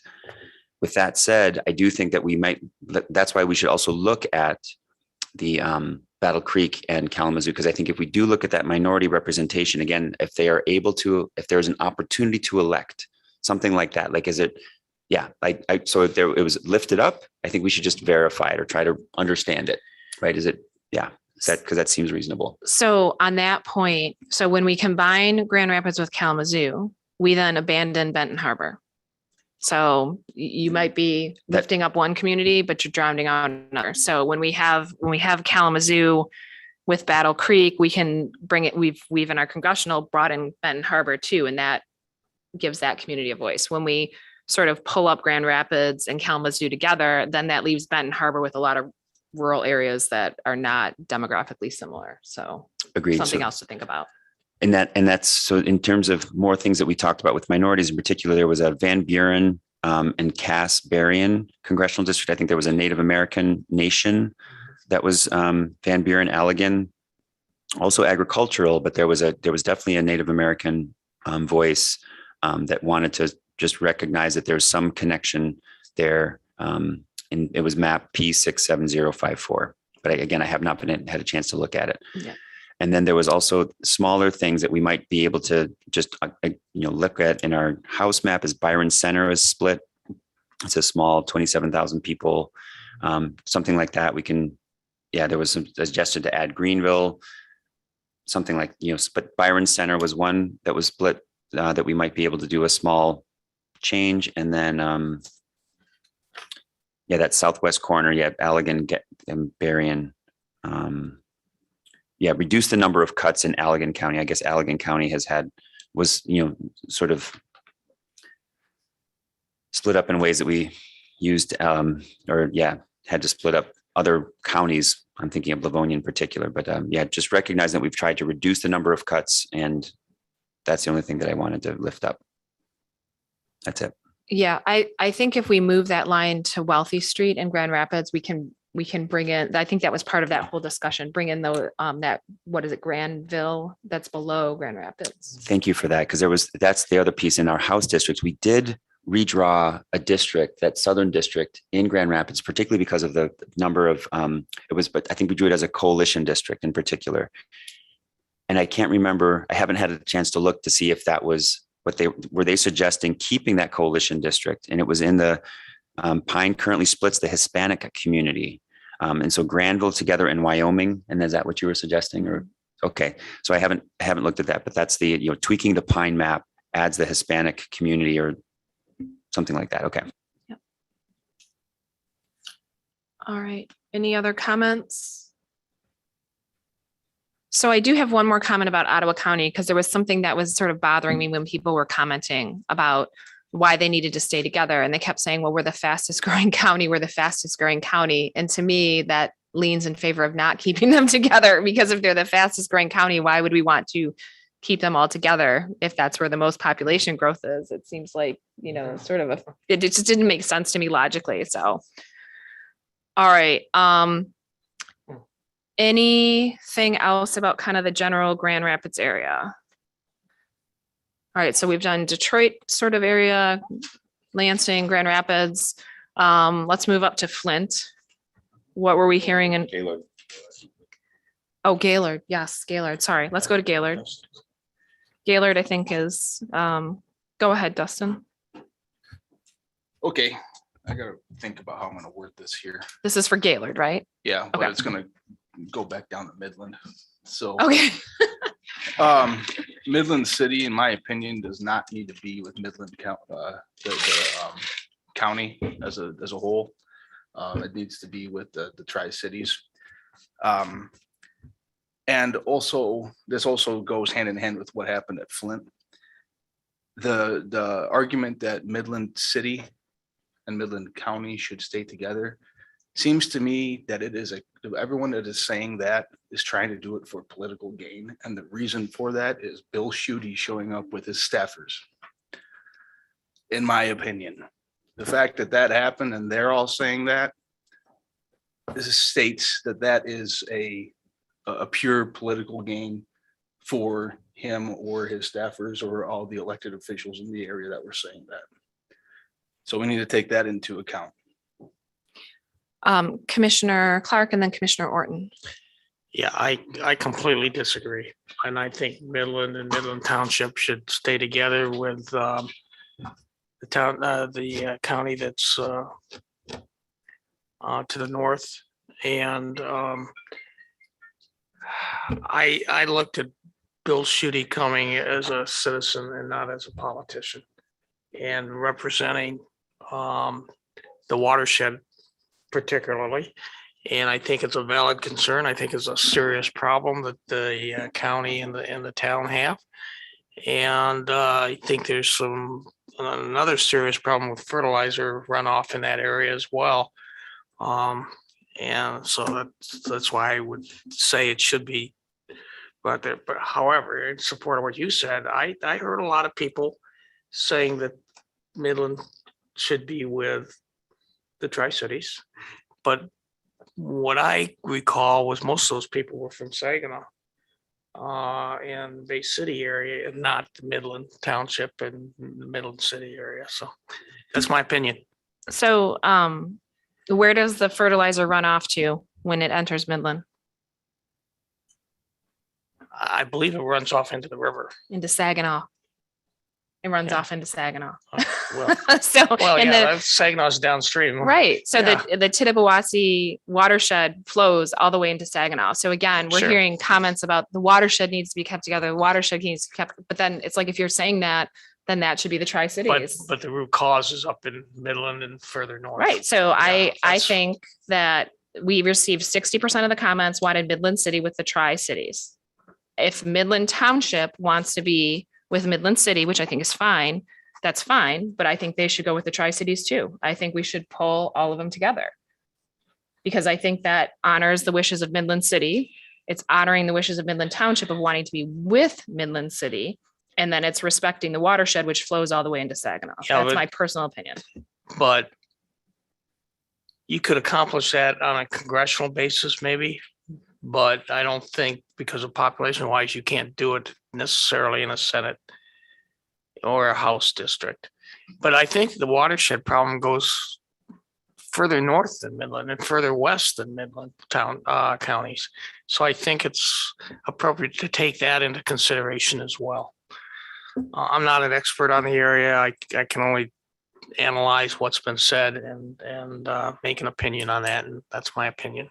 Yeah, I also think that the current congressional map and current Senate maps puts Midland City with Midland Township with rural Michigan.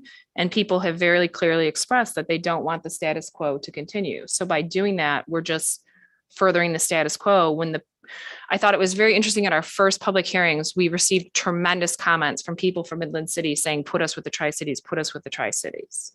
So, it just seemed, and again, it is a metropolitan statistical area. It's grouped together that way. And to me, the flooding issues don't change any of that whatsoever. Go ahead. Commissioner Orton and then Commissioner Lang.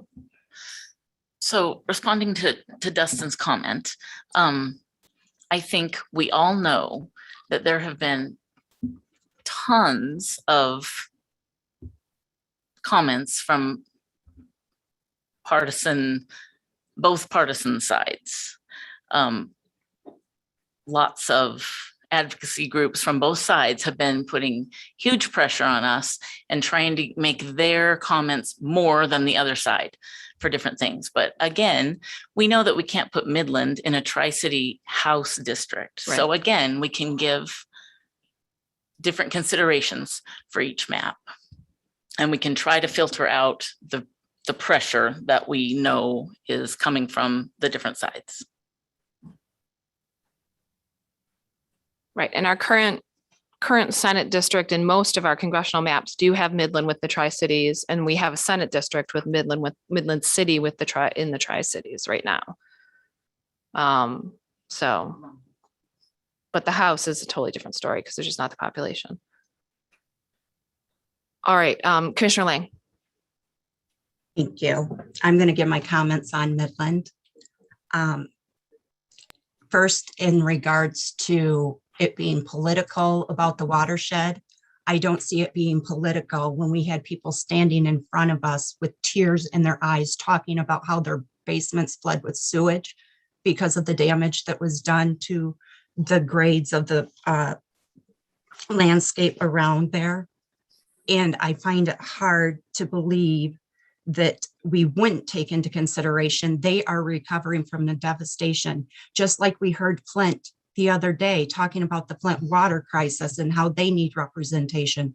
I can agree with Flint and I can agree with Midland in saying that. And also, I would like to point out that the fact that you have a group that gives repeat, just as Commissioner Orton said, we've had it from both sides, but we have groups that give repeat, saying that one side that wants this is political, when in turn, they are saying we lean 40% Democrat and we want to be with this area so our voices are represented. One thing that the Constitution says about communities of interest, why it leaves a wide range of things that communities of interest can be, the one thing that it says it is not is affiliation with any political party. And I have to honestly say, I did not hear out of all the people, and it wasn't just about the watershed. In our very first hearing, we had somebody from Midland area that said their community of interest is the rails to trails. Now, just in the previous conversation, we just had a commissioner say that they don't see how counties and cities are communities of interest.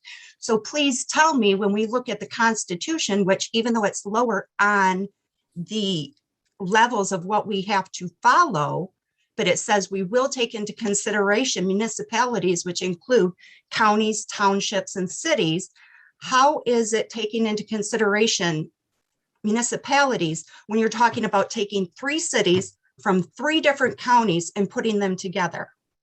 It seems like it's a little bit of hypocrisy to say, I don't think that this should apply for this area, that this county should be a community of interest, but it's okay over in this area. I think we need to show consistency. And back to the political part of it, we had public comment that said, thank you for putting the Tri-Cities together. Now we can elect somebody with intelligence. Please put the Tri-Cities together because Midland is 40% Democrat. Please put the Tri-Cities together because we relate to each other more politically. We heard that over and over and over again. And quite honestly, when people talked about the watershed, health, safety, economics, I didn't hear them say, because we align politically that way. What I heard them saying is we're in recovery. We need help. We want our representation representation to be from here and to coordinate with the areas affected, just like we heard in Flint. So I'm going to leave it at that because I think you all know that I could go on and on and on this forever. And I actually have 3 pages on it, but I'll leave it at that. Thank you. So something I really struggle with what you've touched on, and I struggled when I was hearing people comment on this as well, is people are taking the position, one, that they have to have representation for recovery, which I completely agree with. The same is true for Flint. However, I don't see how having potentially 2 different representatives in an area is somehow going to damage your flood recovery efforts, particularly when part of the cause of the flood in itself was government failures. And that falls on the hands of their current representatives who frankly didn't do a very good job of representing them up to that point if a dam failed due to government failure and inspections. So I really struggle with that. And I struggle even with Flint, same thing. People saying we need to be together because we need representation. Well, why is having 2 representatives instead of 1 a bad thing? It seems like then you have more representation. And I don't buy the argument that having 2 representatives somehow means your flood recovery is going to be negatively impacted. It doesn't pass the smell test for logic at all. It's not going to impair recovery. Commissioner Rothorn. So I wanted to just lift a couple other things I heard in Gaylord. In particular, there seemed to be a number of Benzie County residents, and one of them in particular talked about lower income versus higher income in the sort of the district one. I think these are all related to house maps, but District 102, sort of lower income. District 102 was a lower income and District 103 was a higher income level. And just to recognize that, because I don't think we've done a comprehensive analysis. I don't know that we are going to be able to, but just lifting that up, that Benzie County was something that was, they were coming out at Gaylord. I think that was the only piece that felt like it was important. Oh, no, there was a Roscommon Nestor Township, like a small little 180 voters. And they're near Gladwin. They're in Roscommon. They didn't want to be right. They wanted to stay with Roscommon. Don't group with them with Gladwin. We could potentially, take that little township out. They were just like, they were so adamant about staying in Roscommon. That was the only part that seemed, if I understood that comment correctly, that leaped out at me. Commissioner Clark. I've got one other item to add. There was a couple comments coming out of Sheboygan that they felt they were better represented if we associated them with the area west of Sheboygan rather than east. That was Sheboygan and Emmett counties, right? What's that? Sheboygan and Emmett Correct. counties. Yeah, Okay. and I think we've got it the opposite. I think we've got them associated with the eastern side of the state. So that's something we need to take a look at. Yeah. Oh, it is. Well, you're jumping the gun, Steve. We're supposed to break at 11, but that's okay. We'll take a break now. 5 minutes early. Without objections, we will take a recess for 10 minutes. It's currently 10:55. Hearing no objections, we will stand in recess till 11:05.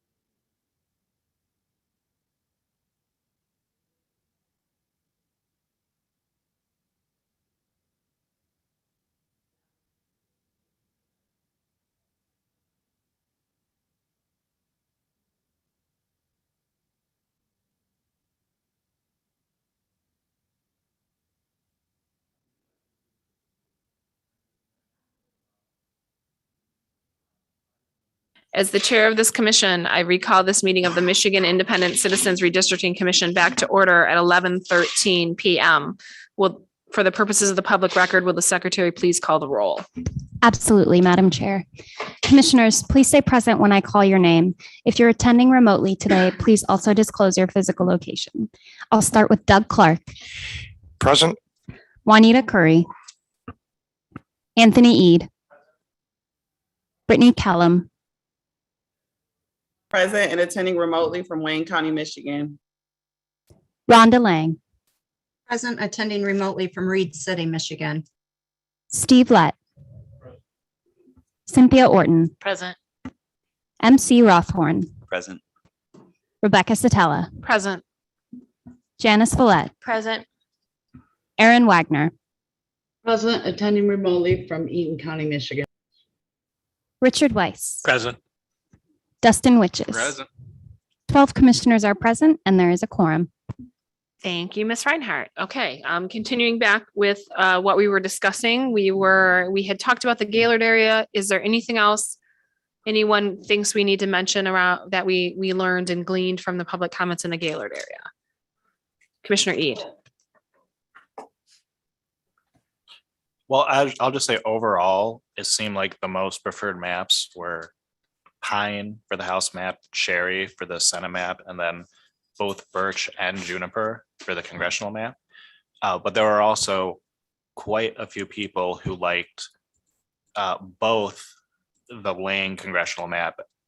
And if they liked that one, they also liked the Oak House map. Okay. Commissioner Witches.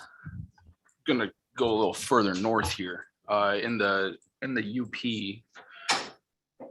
one thing that I think we do need to revisit are the lines. Hold on, that train is about to derail.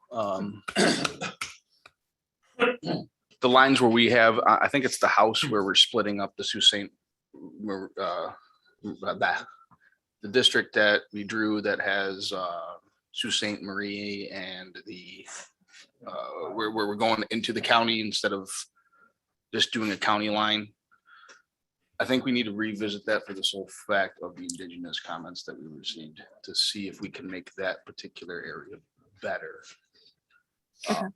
But we can do that once we're done with everything else that we're working on. Okay. You're Sault Ste. Marie. Because those comments that of the indigenous peoples that came in kind of hit hard to me. So. And I'll just offer, in addition to that, I think it also respects sort of this general sort of UP shoreline, that there's sort of like the Western UP, but then there's the UP, the Superior shoreline, and then there's the Michigan shoreline, so to speak. And I think that lines up with what Commissioner Witches was talking about. There's another piece there that I want to lift up to is like we did get comments around Bay and Aranac counties. And as part of this Great Lakes Bay region, I don't think it came at the community hearing, but in general, just trying to recognize that we may be able to do something, if we can, to include Aranac more in the when we're looking at that Midland Bay area. All right. Any other comments? I'm seeing We had pointing. our hands up. Who does? Weiss, or pardon me. Commissioner Yes, Commissioner Aaron. Lang and then Commissioner Wagner. Aaron, you haven't gone yet. Please go first.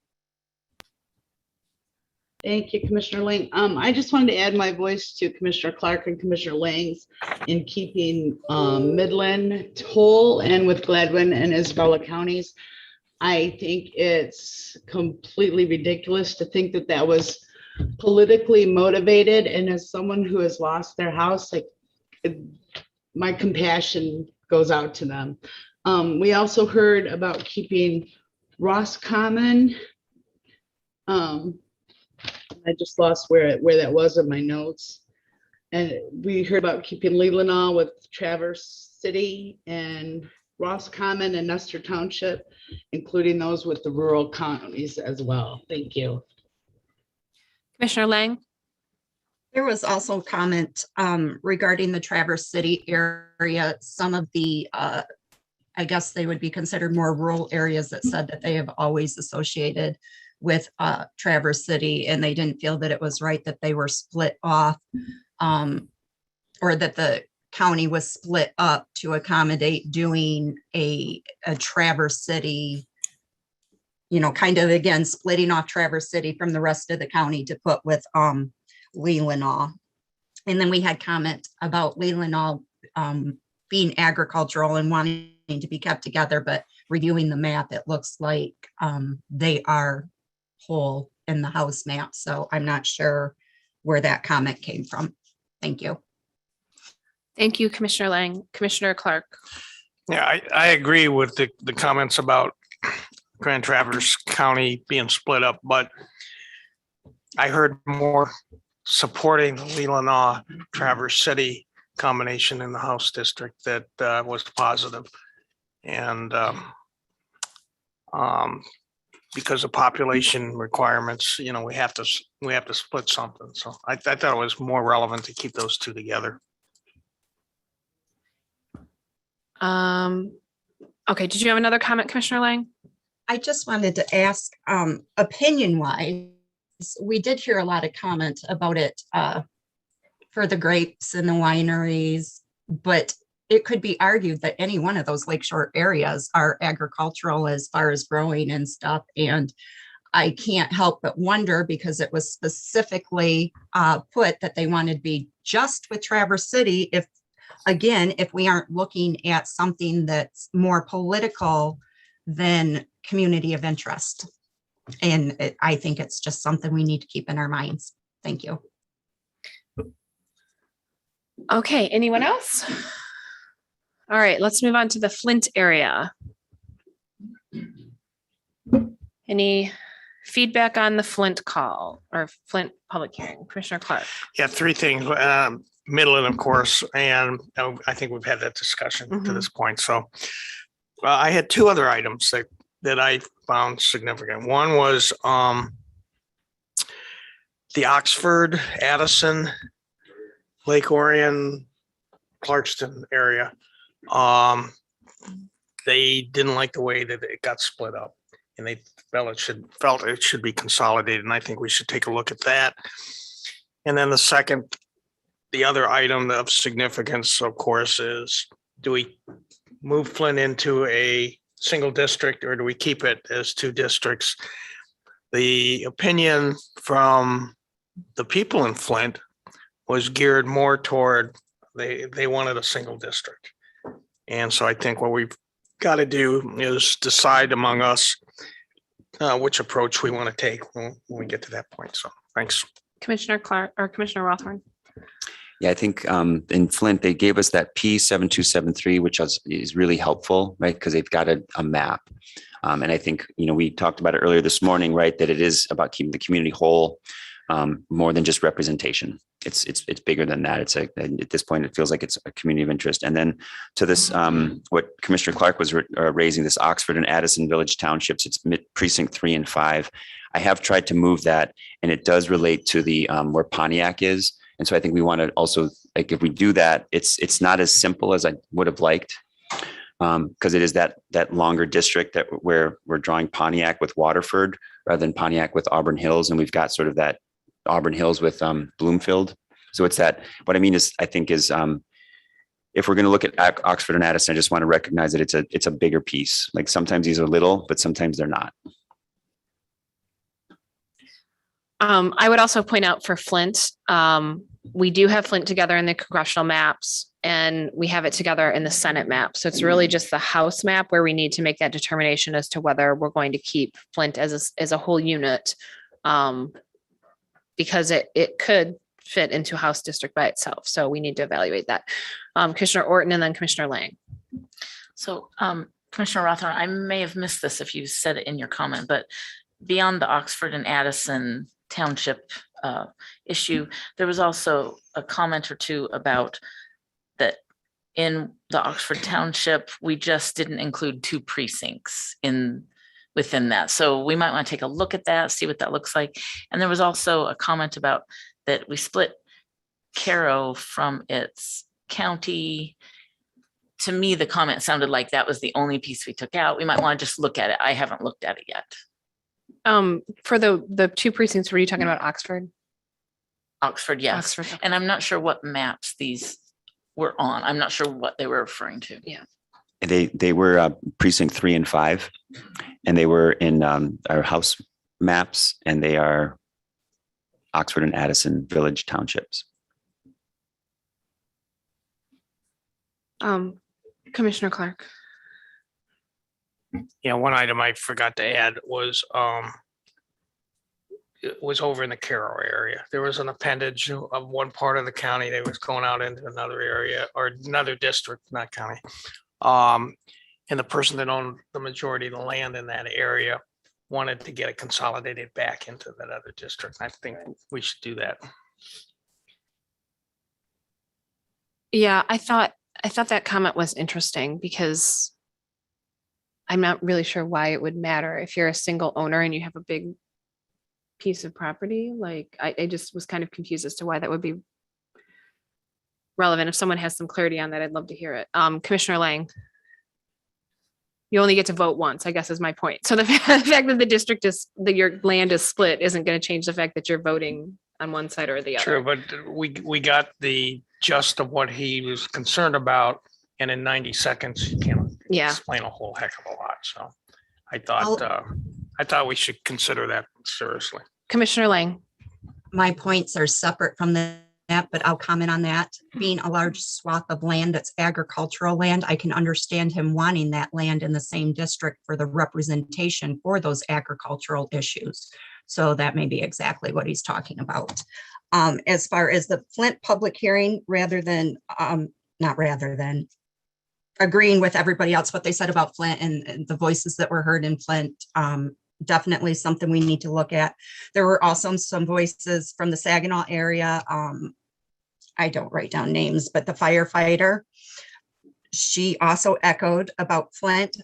She also echoed about keeping Saginaw and Genesee County together in a congressional area, but was adamant that Midland does not belong with that. There were others that asked, as far as State House goes, to keep Saginaw whole and not split it up, and additional ones that talked about the Saginaw and Midland and keeping Saginaw and Genesee together, but not including. So I just want to raise that up, that people from Saginaw even had comments where they felt like they belonged more with Flint than the other areas. And as far as congressional goes, that they would like to be included with Flint so that the people of color population, their voices are heard more and combined with those in Flint.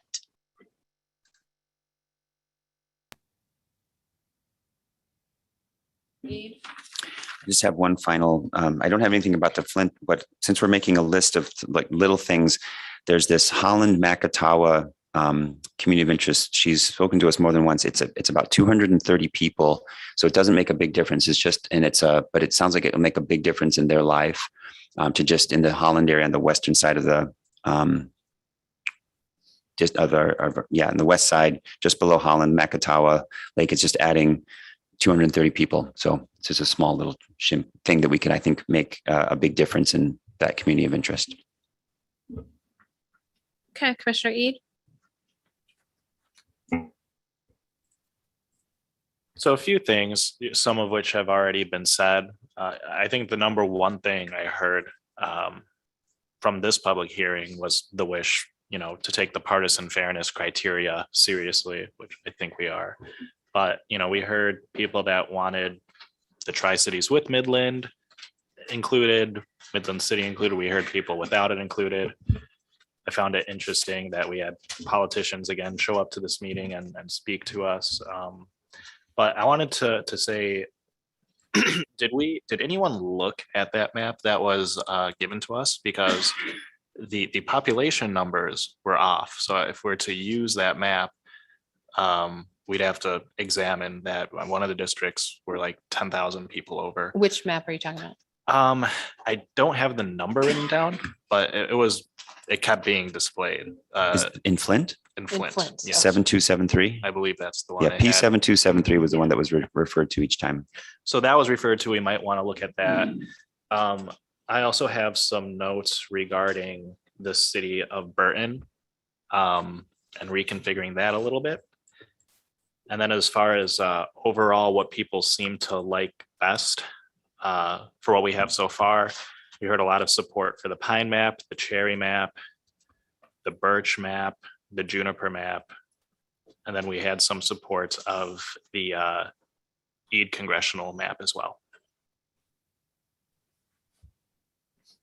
Commissioner Clark. Yeah, I believe the comments on Burton were to keep Burton and Flint together. That was the main thing that I had gotten out of that, but not Grand Blanc. They felt Grand Blanc should be separate from Flint. The other comment about the map you referenced and the numbers being off, Anthony, some of the maps that got displayed was only using 2010 census data.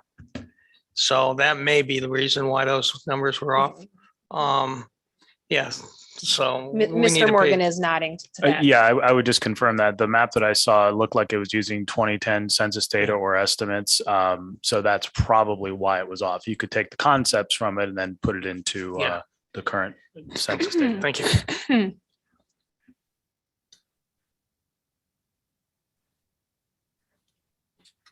Any other comments?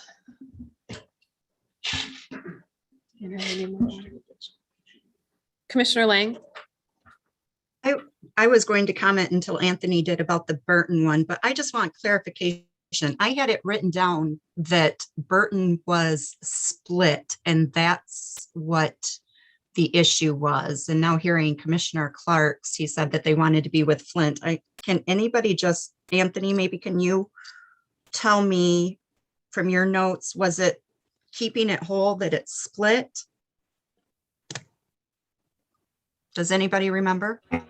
Well, it is split a little bit now. There was the wish to keep it whole, but I don't have written down where to keep it whole in, because you can either go east or west. So unless someone else knows, I think there were about 3 or 4 comments about Burton. So Commissioner Kellum. This isn't going to help necessarily the clarification because I didn't hear specifications either, but I remember one woman specifically mentioning the split, but when she heard the other public comments about Flint's, she said if it only like unify it, she only wants the changes to be made if it doesn't interfere with the will of the majority of the Flint folks. So I remember that specific comment. Commissioner Rothorn, did you have a comment? The only other clarification I have, Burton, this was towards the end of the night, because I also didn't write down the names, but that the person, Burton is a city just like Flint, but it is distinct from Flint and was not split up in the Lang map. That's what I wrote down, so the Lang map did not split up the city. And so I just wrote down Lang map.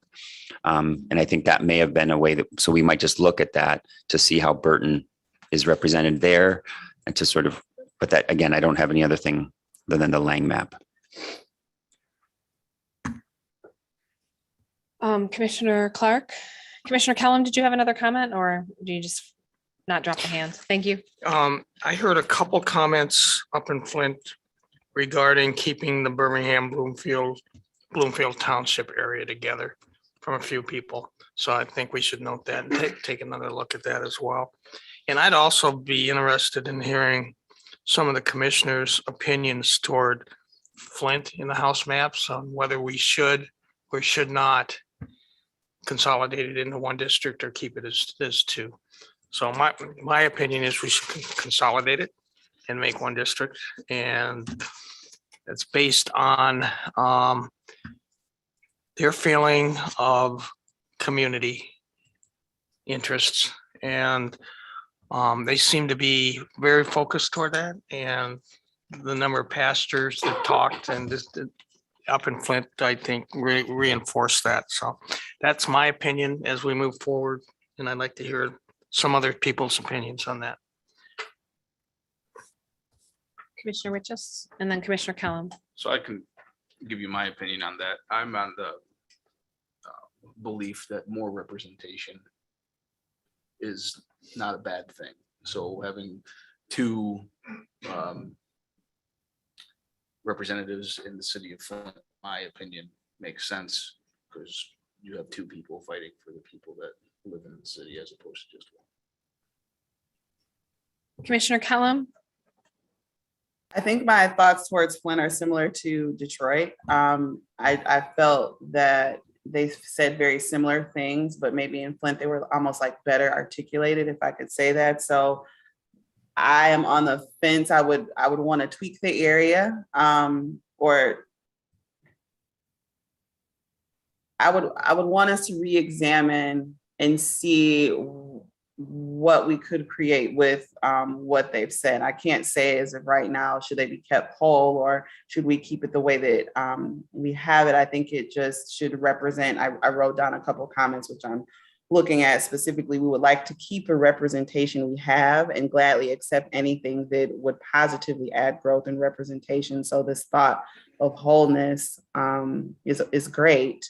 But as Commissioner Witches said, I think if there's a way that we can even amplify that, then that's what we should do within reason of keeping the neighborhoods and communities together as a guide. Yeah, I would just also echo just a point of concern on, we want to keep the representatives we have. To me, that's asking us to draw a map that favors incumbents, and I don't know that we can do that. So that would concern me with respect to that particular comment. And then again, I sort of echo what Dustin said, is that I think more representation is better. And we worked really hard to get VRA compliant districts in the Flint area. And I think that's not going to deny them a representative, because I think they'll still be able to elect whoever the current representative is in those newly drawn districts and still have that, but they'll have one more too, which I think is better. I was going to say Commissioner Warden, I saw someone over there with their hand up, and then Commissioner Lang, and then Commissioner Clark. Yeah, I was just going to point out as well that we considered VRA and we worked really hard in that area, I remember. And maybe when we go back to those maps, we should just look at that and have Mr. Adelson look at it again and see what the numbers are, see what it is if we do and if we don't. Commissioner Lang, and then Commissioner Clark, and then Commissioner Rothorn. As far as Lang, as far as Flint, I was reading my name on the screen. They were definitely very passionate and about their community, as they should be. And they spoke of it as a community of interest, as these are the issues that we face as a community, whether it be their healthcare issues, their water issues. They were very passionate. They had a very big turnout. In the part, I guess that took me is it was not only the residents of Flint, it was the residents from surrounding areas that were lifting their voices up too and supporting the same thing that they say. So I would be, if this is what the residents of Flint want, this is their community of interest, this is what they want, then I think we should give it to them, as long as we can, still comply. But I think they did speak about community, and that's what we're kind of looking for. And if that's what they want, let's give it to them. I don't think it's a matter of two representatives. I think what we were hearing is they just want to know that their issues are going to be taken care of from people that, I guess, deal with those issues. I don't think they care who it is, as long as it's their issues that are being taken care of and the challenges that they face. And if we can do that, I think we should. Okay, I lost my order now. Commissioner Clark, Commissioner Rothorn, Commissioner Lett. Yeah, I think their biggest concern was that second district, that they didn't have the opportunity to necessarily vote for the candidate of their choice. So they felt as a community, they were better off to consolidate and work together. And I think that's an admirable goal. And I think that's something we should seriously consider as we move forward. And I agree with what Rhonda said. Commissioner Waghorn, and then Commissioner Lett. Yeah, yes. So I'm going to agree with that. Also, that I like the idea of keeping them whole and respecting them as a community of interest. I did hear they wanted to be kept whole and not totally whole. They did want 2 districts, just not the way we have it configured. And I might when I was listening, I heard Grand Blanc. Like that was the area that was not necessarily like they had different interests in Grand Blanc than they do in Flint. And so our 2 districts we may have to look at, right? It's important to recognize that there's 2 districts, just the way that we've drawn the 2 districts may not allow them equally, both districts, to represent candidates of choice. And again, that Grand Blanc area was lifted up as a place where we could redraw to keep them whole. Commissioner Lett. Well, regardless of what we do with the districts or don't do with the districts, we can't cure all of these problems for one very simple reason. We do not elect the representatives that are going into those districts. The people in the districts, regardless of where they end up being, are the ones that have to choose the people to represent them. So if the comments are, we're doing some disservice by putting lines here or lines there because the people that are there now don't represent them, that's not our fault. And it won't be our fault in the future. They have to elect the people. Yeah, and I would also add on to that, to the extent they want to keep current representatives, we're not blocking the ability of current representatives to run again in whatever districts we have. And if that representative isn't happy with the district that's there, they can move. It's their choice. So there's options here. It's not like people are blocked from ever running again. Okay, Commissioner Kellum, and then Commissioner Eid.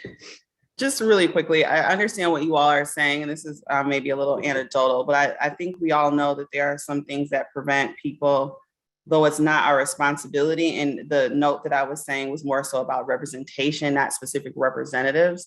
There are things that prevent people from having access and all of that. So I think it would be a disservice not to take that in consideration. I understand why we're saying that it's not our responsibility, but we do know the impact of the decisions that we're making. So I wanted to highlight that so that we could have more qualitative discussions if possible. I know that's not everyone's perspective or view, but will speak for myself as a commissioner that when I think about drawing the lines, that is what I'm considering is what this will mean 10 years from now for folks that are already suffering and experiencing different issues, no matter what color they are and no matter where they live.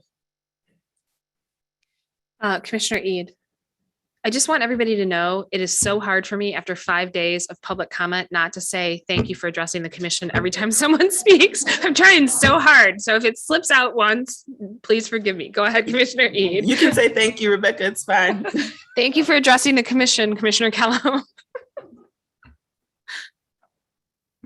On a different note, I just wanted to say that we also heard in regards to the House map, once again, concerns from the Arab American community, mainly centered around Dearborn and Dearborn Heights, and wanting those to be closer to the prior configuration that we had before.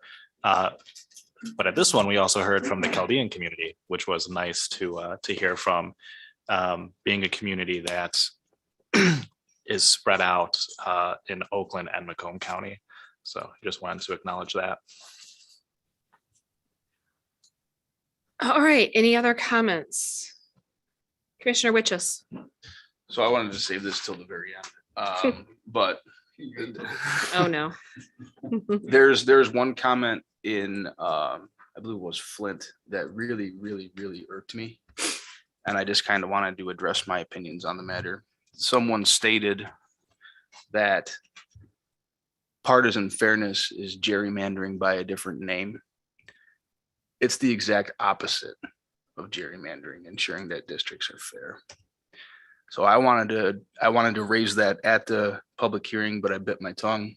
But I did want to give my opinion on that fact on the public record. So hopefully if the individual is watching this, they know how I feel on the matter. Yeah, we did hear a lot of opinions about what gerrymandering was across the board. Particular commissioners accused of having their maps being gerrymandering and, all sorts of comments about gerrymandering. Go ahead, Commissioner Clark. Yeah, I remember that comment up in Flint, but I've also heard it consistently throughout the last year as we've from different people, different areas of the state. And it may be a misconception of what gerrymandering is. It may or may not, but I've heard a lot of comments relative to that. So appreciate it, Dustin. All right. Any additional comments about any of the public hearings? All right. So I feel like we've sort of done our debriefing. So at this point, do we want to start moving into maps and discussion of maps now that we sort of have our talking points? Commissioner Clark? Do we want to do that, or do we want to make some decisions based on specific areas? It's the big topics, not the small ones where we're going to take this appendage and move it back and move this thing 2 streets over or whatever. I would suggest that we do that and we decide what we're going to do with Flint, decide what we're going to do with Grand Rapids and Ottawa County. And that way when we get to the point of adjusting maps, we already know what direction we're headed. So. Commissioner Lang. I personally would kind of like to see the maps before we make decisions, because something that's on one map might work on another map and make more sense, rather than saying we're definitely going to change this, this, and this. I think we need to look at it as a whole and how it affects the areas around it as a whole too. Just doing due diligence. I agree with Commissioner Lang, because the reality is we can't definitively say, yes, we're going to change this, because we know any change we make has ripple effects through the whole map. And so even if we say, yes, we're definitely changing that, we could get into the map and think, wow, we really can't change this because this has these other areas that we think need to be preserved. So I don't think that's going to work very well. Go ahead, Commissioner Clark. Yeah, I feel it would work that we set the direction, but we may not be able to accomplish the direction as you state. So I think we should at least know where we're headed, at least from a general standpoint on the big issues. And there's only 4 or 5 big issues that we have to deal with. Well, I still think that even like, let's say, for example, say we voted to or decided we were going to merge Flint. Well, then when we get to Flint and we do that and we run the metrics and we're like, oh my God, these are horrible. So now what effect is that decision? I just feel like, I feel like we need to be in the maps to make these decisions. Commissioner Vallette. I also feel that we should have the maps up and we should be trying to make those changes at that time. Otherwise, we're kind of doing it twice. I'll agree. I need the maps. I need to see them. All right, so we're supposed to start with the Senate, and our process document requires, I shouldn't say requires, because obviously we can do what we want.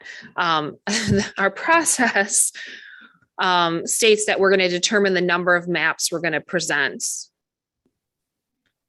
for that 45-day comment period, and then we move into the maps. Do we want to make that determination, or do we want to look at the maps? I mean, because I personally, my feeling on that is I'm not so sure I want to say yes, definitively 2 for each one.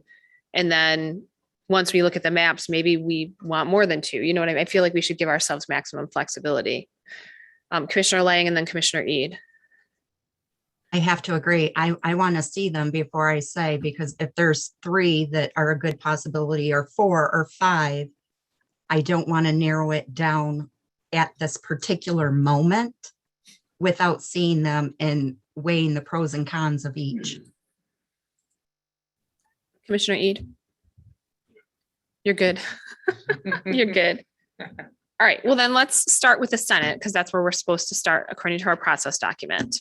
And so for the Senate, we have 5 maps total, 3 that, no, wait, I'm sorry, I'm going to say that wrong. We have 6 maps total, 3 that are collaborative, 3 that are individual. And I guess my question on that, are we only considering the collaborative as a commission, or are we looking at individual as well? In terms of advancing a map, Commissioner Orton. I think our process was we look at the collaborative ones first and then we look at the other. So we will be looking at all of them. But I think many of our maps, collaborative and personal ones, are based off the same map. So there'll be a lot of similarities. Overlap. So if we can look at a couple of them together and just see where the differences are and consider those areas maybe. Commissioner Rothorn. And I think this is where we do need to see the individual maps, because when we have something different, I think it's the ideas. And I think that's what Mr. Morgan was trying to help us, is like we're actually recognizing, looking at different maps and trying to draw out good ideas and building one map to sort of like build like, and maybe, and then talking about those ideas, like what is this, right? How is the Kalamazoo, right, area in this map drawn? How is it drawn in another map? And just seeing how Commissioner Lang's, Commissioner Orton's, right, we've got different maps, but they're all going to be super, like looking at the way that we do it, we have to look at the different maps together. And just, it's not the maps as a whole, it's the ideas within the maps and how each area is treated. And I see Mr. Morgan's hand too. Yeah, if I may comment on that, a tip in this area is when you think about the districts, see if you can name the constituencies, or, you know, like this is the Grand Rapids South seat, this is the Grand Rapids North seat. So you'll see, even though you've got 6 different configurations, you're probably going to have variations on the same concept for those same 2 seats, even though they might be slightly different.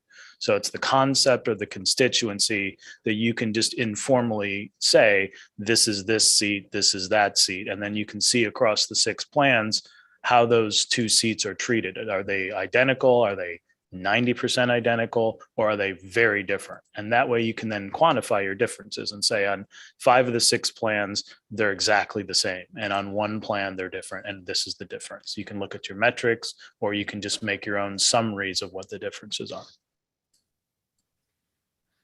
Commissioner Eid.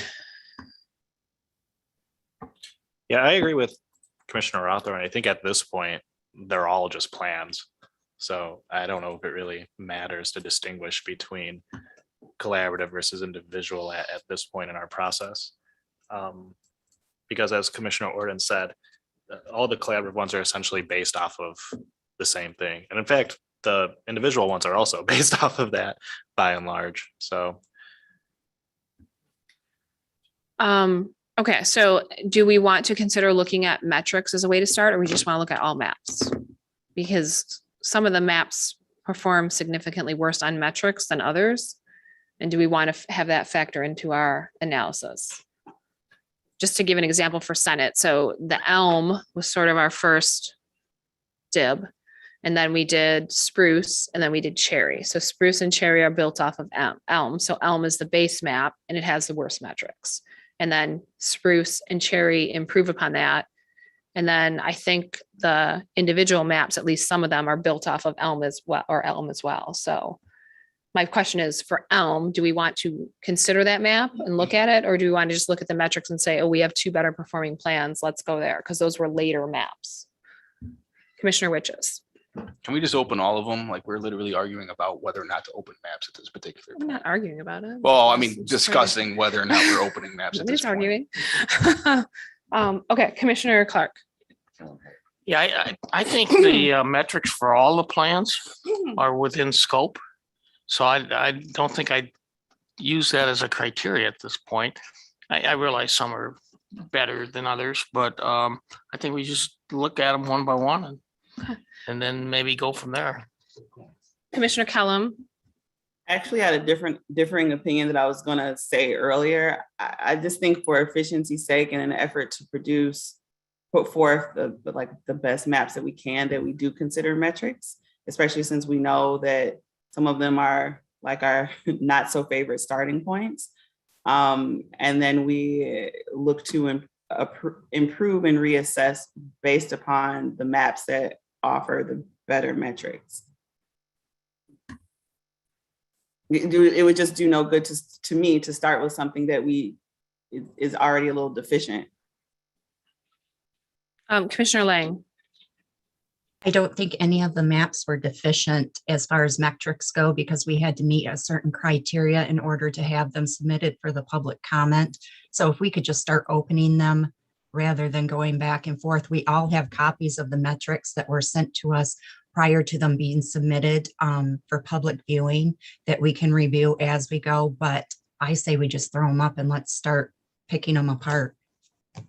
All right, well, let's start with Elm, because that is the one that is ranked at the bottom. Actually, yeah, what would you say? Elm or Lang would be ranked at the bottom for performance, either one. So let's start with Elm. Oh, okay. So what I've tried to do to help you with this is I have PDFs of all 6 Senate plans. And what I could do is I could, and I have regional pictures of those. So I could scroll through a single plan's 8 different views of the map. I could also scroll through 6 plans and what they look like in a particular region. So I could cut that 2 different ways. I've also I prepared the overview tab from the district data view, which could be printed. So the idea here is all of these PDFs could be printed for you. So you could potentially put all 6 together and look at them at once if you wanted to.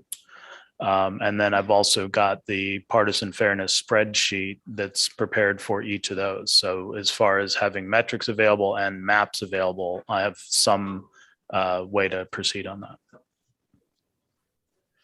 Okay, so go ahead, Commissioner Orton. Well, I'm wondering, since John is the professional mapper, I'm wondering if he could just kind of walk us through looking at these things like he would do it if he were making a map. We can see the information and make our decisions. What's your flavor, Mr. Morgan? What would you like to do? Okay, well, why don't we set it up so, again, there's 2 things.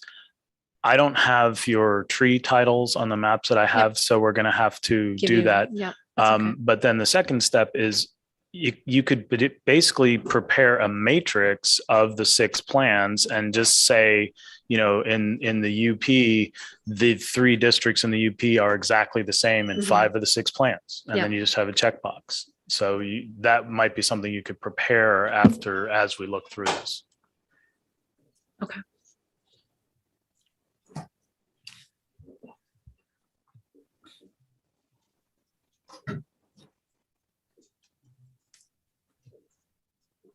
Ms. Reinhardt.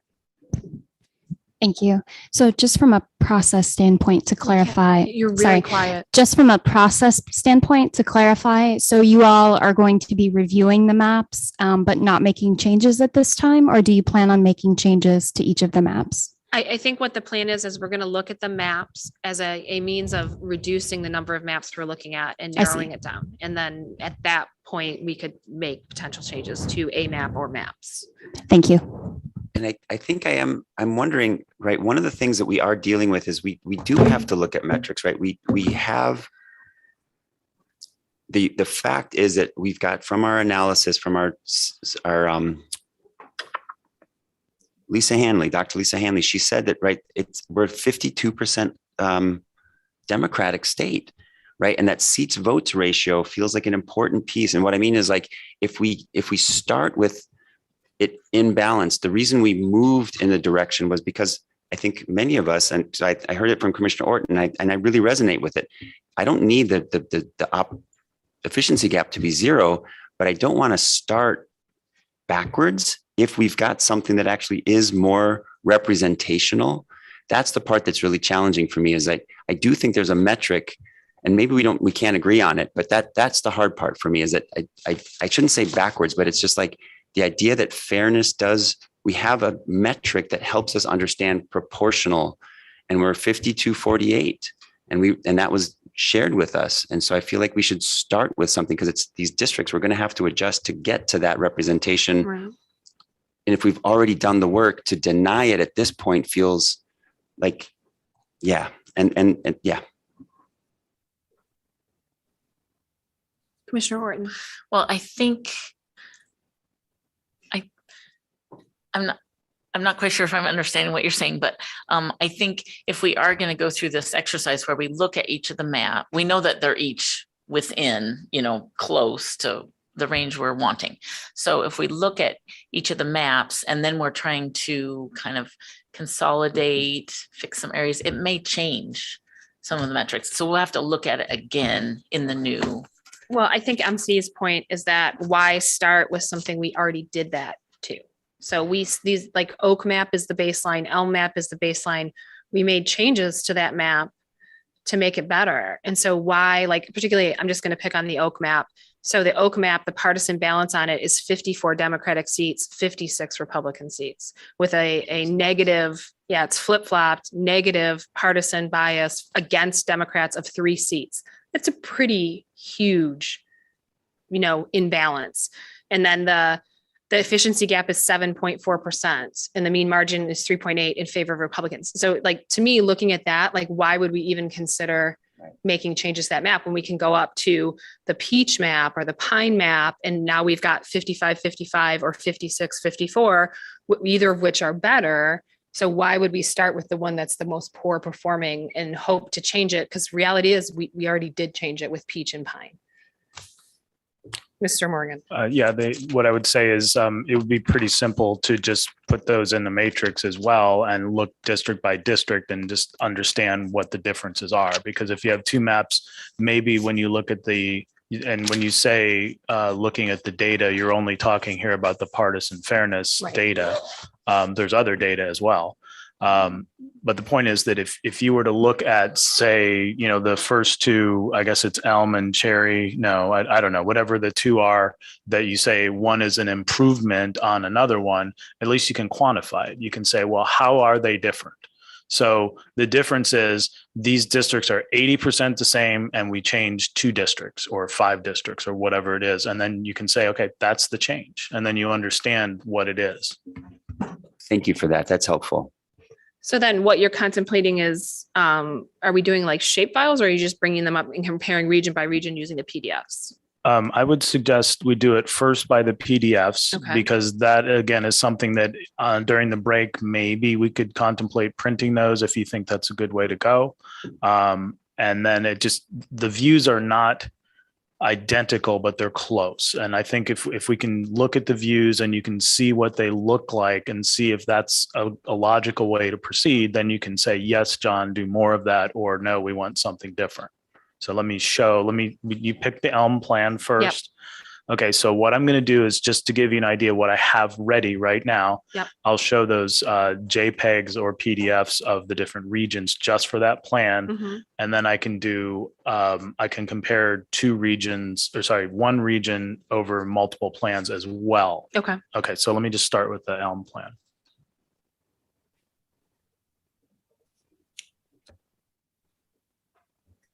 Sorry, so what I have 8 different views. There's a north, which is UP, central and south, which is sort of the larger picture. So this is the central region, not region, but this is the central view. Let's just call it a view.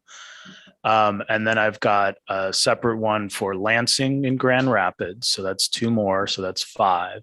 And I've got the thumb is 6. I've got Oakland and Macomb blow up, which is 7. And then the 8th is Wayne County. So those are kind of standardized-ish views. So this central map, you've got, again, you can kind of see what the districts are in the big picture. In this plan, there's a district 34 here, 35 in the middle, 33 down here. You can see 36, 1 and 15, and the thumb, it's all there. And I'm just going to cycle through the next one. So this is focused more on Grand Rapids. So you've got a District 22, which is over in Ottawa County. You've got a North Grand Rapids, a South Grand Rapids. And then for this purposes, let's just say this is the Kent North District, and there's some counties associated with that. So when I show you this view for another plan, you'll see roughly the same 4 districts. There'll be a district here, here, and here.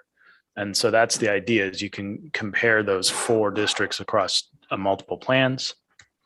This is the Lansing area. It's just zoomed in more or less on Lansing. So you're looking generally at 2 different seats in the various plans. This is Oakland County and Macomb County. And it shows you how many districts are roughly on that area. So you have an 18, a 14, a 16. You've got an 11 that crosses into Wayne, 9, which is primarily Wayne with some of Oakland. And then you can see the other districts that are coming out of Wayne, and then 5 and 7 are primarily Macomb County districts. And then here's a southern, which you can sort of see the districts. So there's 1, 2, 3, 4, 5, 6, 7 in this view, essentially. Just Ann Arbor, I'm including here just because it's a better visual. And then here's the thumb. And while it doesn't focus on the thumb, I think we generally know what the outline of the Huron Bay is. So there's a district here, here, and here. So you can see those. And then here's the UP version. So the UP version, there's generally going to be 3 districts, and then you're going to touch a 4th or a 5th here. So those are the views, the sort of cutting the state down into bite-sized chunks that we could look at. And then also, again, with each of these plans, all I did was I created a document that would be printable that is just the matrix for that plan. So it's the overview tab of the Autobound. And then I've also got, which is viewable, a little harder to print, but we can figure out a way around that. And this is the partisan fairness spreadsheet. So I have that information for each of the 6 Senate districts. And then there's also a way we can overlay them in the redistricting software, but that gets much more complicated if you're doing more than, say, 2 or 3. So again, if you want to look at each plan, sorry, let me just to clarify what I have, then here's a version where let's just pick one that's relatively simple. So here's the UP. These are all 6 plans with just the view of the UP. So this one is, let's see, I don't know, the tree names are throwing me a little bit, but this is 10-4. That's Elm. So that's Elm, Yep. right? Okay. And then if I scroll through, you know, don't blink because that's a different plan. Yep, that's Cherry. Yeah. And then here's another one. And that is Spruce. Right. Okay. And there's no changes yet, There's correct? I don't Well, see any changes. I mean, yeah, you're not seeing any. I mean, you know, we could look a little more carefully, but generally, yeah, you got 38 and actually, let's be more careful. Okay. So here's your 38 and 37 in the Elm. So, you know, we can do the interocular test, as they say. All right. So we've got, yeah. And then this appears to be basically the same. And if we overlaid them, they'd be the same. And then this is the 3rd plan. I believe it's also the same for this. This is the Spruce. And then this one is a different one. Oh, that's my individual map. Right. So that's, okay, that's got your name on it. Okay, Yeah, got it. but that's the same. That's the up same, there, yeah. right? And so now this one is That's Rhonda's.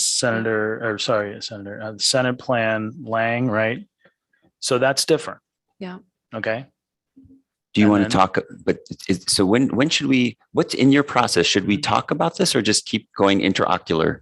Just looking? Well, no, what I'm trying to do is I'm just trying to give you the tools that I have handy. So now you have all 6 views of just basically those 3 things. Yeah. So if you were doing a matrix, you could say, well, let's look. And, you know, 5 of the plans, those 3 districts are exactly the same. And in one plan, they're different. How is it different? Is it, you could look at the metrics and say it's different on these metrics, or the metrics are basically the same. It's just a different configuration of populations.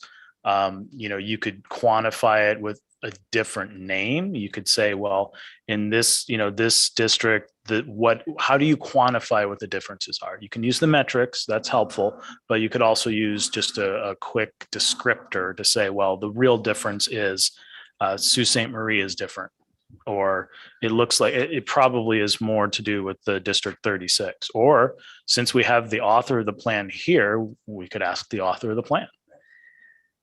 Okay, so it looks like for the Upper Peninsula region, Ead, Zatella, Pine, Spruce, and Elm are the same. Is everybody seeing that the same? And then the Lang map has some changes to the Upper Peninsula. Is anybody disagreeing with that Yeah, and assessment? we could focus on the areas where the boundaries are. Like, you can see this boundary line is what you're really looking at here between 37 and 38, and then the outer boundary of 37 and 36. So again, this is, you said Elm. Yep, 04 is Elm. Okay, and then this is That's Cherry. Cherry. Okay, so again, it looks like it's the same boundary here, so same. And then this is just That's Spruce. Spruce is the same with this boundary, right? And it looks like it's the same there. And we could look a little more carefully to see if 36 is exactly the same or not. Okay, and then this is That's my individual. Individual. Yeah. Okay. And that appears to be the same here. Is it? Maybe it's not. No, it appears to be the same. Yeah, it's the same. Okay. I didn't make any changes Right. up there that I Right. remember. And again, as the author, you can say, I didn't make any changes, and now it's the same. And now this is different. So what is different is, from my read on this, the numbers are different. So, we may consider this might be a good time to renumber things or not.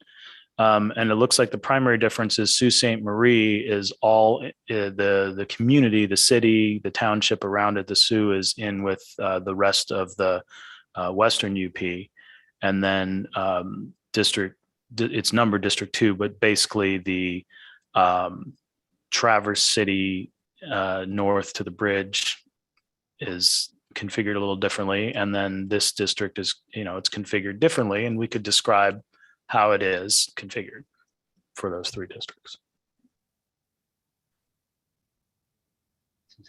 Oh, and sorry, and this is the Ead map, which is, I think if I'm looking at this, it's the same boundary in 38 and 37, and presumably 36. Commissioner E, do you remember making changes? Okay. Yeah. Okay. All right. Do you want to move on to another region, or does anyone else want to look at this further? I think this is where, so Commissioner Lang, I think earlier you were saying like it might be useful to talk about. Is this a good time for you to talk about that change, or do you want to help us understand why you did it differently, or is this not the right time? That's up to the commission as a whole.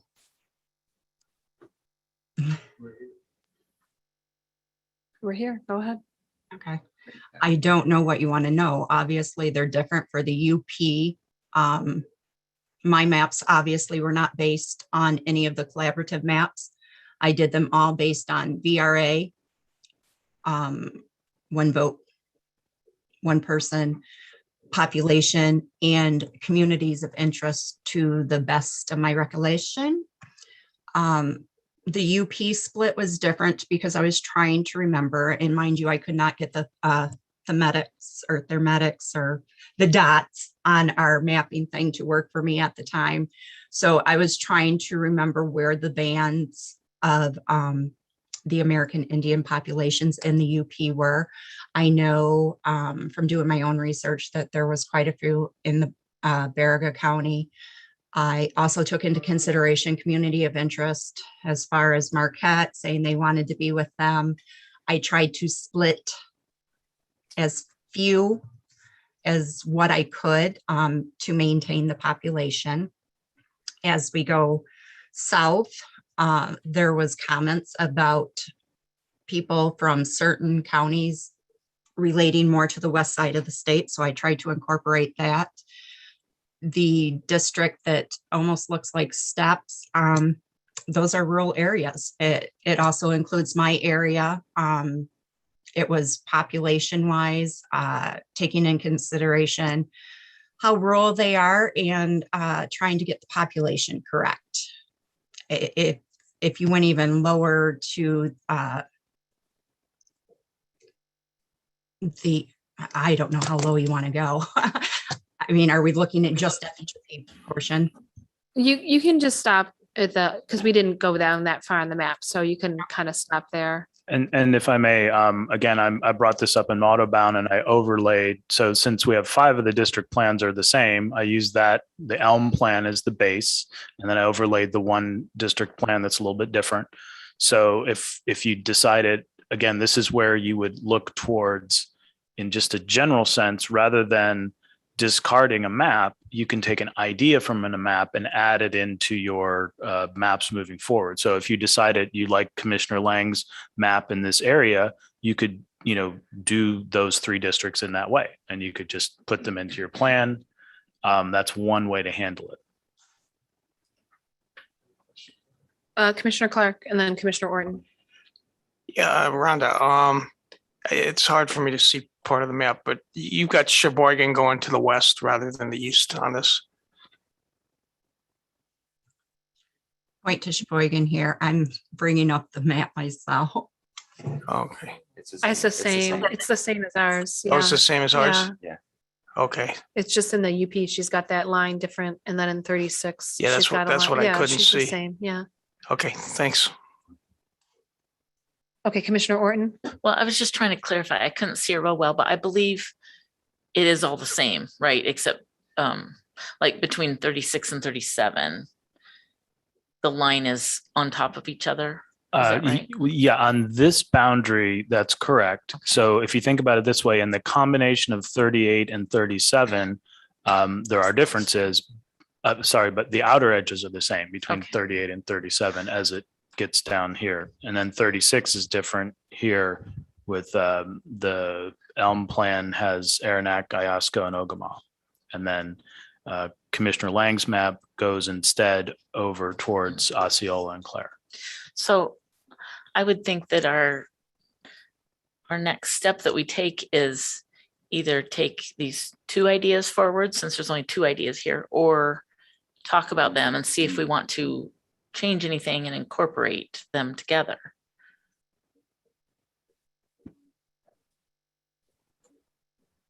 I would agree that it seems like how we want to move forward. Well, I mean, do we want to move forward on a section by section basis or a map by map basis? Right. And but yeah, I was just going to say, but the part that makes me nervous is doing it from the UP down. I feel like we want to go from population centers, and right. That's the only other thing that I would say is like, so yeah, I think we've learned right as we did map that we needed to be in the population centers and sort of move out from there to understand all the ripples. Right. That's what I mean is like, if we're rippling, that's the only part. If I may, if you want to postpone any votes or decision making, you could just make a note and say, these are the differences. So you understand now what the differences are. Right. There are many. Yep, which is what I'm doing. Commissioner Lang.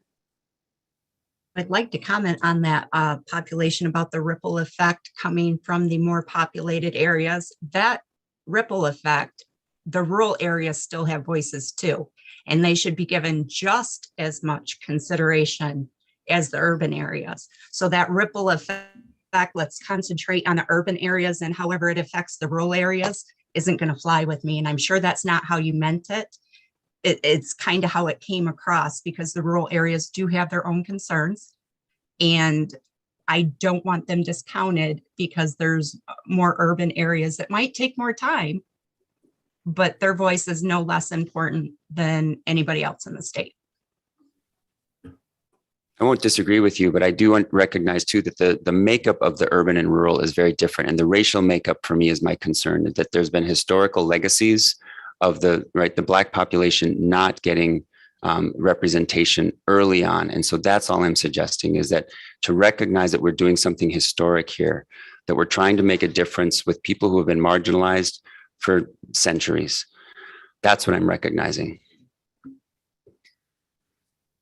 Okay, so John, if we can move on to another area, I think everybody's had a chance to take notes about what the differences are here. If we could move on to maybe like the west side and compare Okay, those maps. so I'll just call that Grand Rapids. Yes, like Grand okay. Rapids area. So we'll do that. And then again, are you liking this style so far?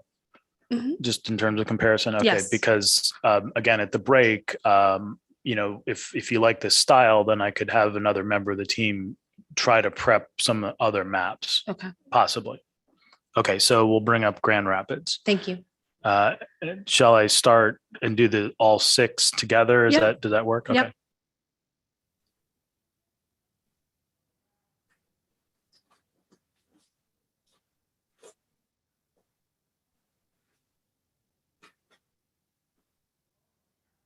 Okay, so looking at the reference here, this is that's Elm. 10-4, so Yep. that's Elm. Okay, so again, for comparison purposes, even though you're going to see different configurations, let's just talk about what we have here. So there's one district here that's primarily Ottawa County. There's a Grand Rapids North, Grand Rapids South, and then the 4th district I would just say is the treatment of Kent. I'm trying to de-emphasize in this discussion these 2 districts because, you know, they're primarily in another region. So this is basically a view that gives you 3, basically 4 districts. Okay, so this is the Elm plan. Okay, and then this is the Cherry plan. yeah. Okay, and they are probably the same. And again, you know, I don't recall there being substantial changes in this area. This is another plan. So this is the Spruce plan, I Mhm. think. Yep, Spruce. Okay. And it appears that the districts are the same just for those 4 districts. And this That's my individual. is your individual Yep. plan. So this appears to be the same for Yep. those 4 districts. So 4 out of 4. All right. And now this is Commissioner Lang's district. So again, even though this is a different configuration, I'm primarily focusing on one district here. And the difference is this, you know, you can see that this has Muskegon, whereas other districts didn't. And then you have a north and a south Grand Rapids configured differently, but still generally north and south. And then again, de-emphasizing the southern and really picking the north. You could go either way. You could say, okay, this is the 4th district or this is the 4th district. I would tend to say it's this number 6. So 6, 7, 11, and 12. And again, different configuration. And then I believe this is Looks the the same. EAD plan. Is And I it think Anthony? that's Is it the same? Yeah. this is a little different though, right? It's got a You- little drop down there. Right. So there is a difference here. So this, again, it's 1, 2, 3, 4 districts, and it is a little different. It doesn't, these townships are not being taken into the south. So somewhere along the way, you know, this plan is going to have to rotate that population out of view in some other way. Okay. So it looks like there's probably 3 different options that are being looked at in this area.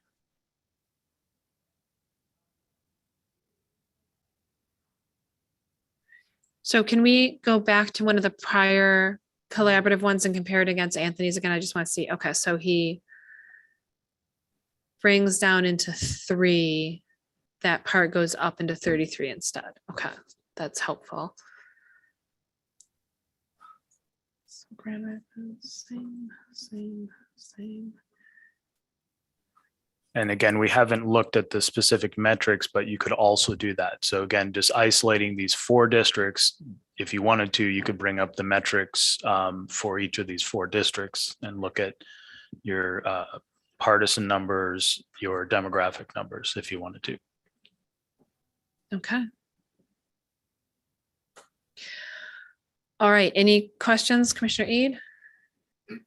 So how about we start with focusing on the differences between the North Grand Rapids and South Grand Rapids district for all of these, because it looks like there's only one difference, and then from there we can look at other areas.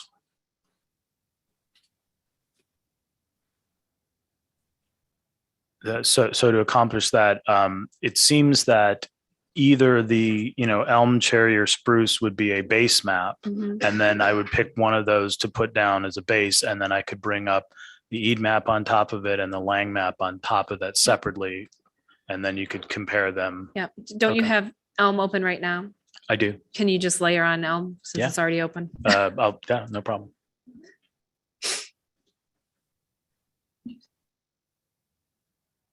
Mr. Brace. Yes, I really I love what John has been doing to help you guys out. The one thing that I would just be cautious of is when you're talking about the matrices that has been developed, either the partisan one or the Voting Rights Act one.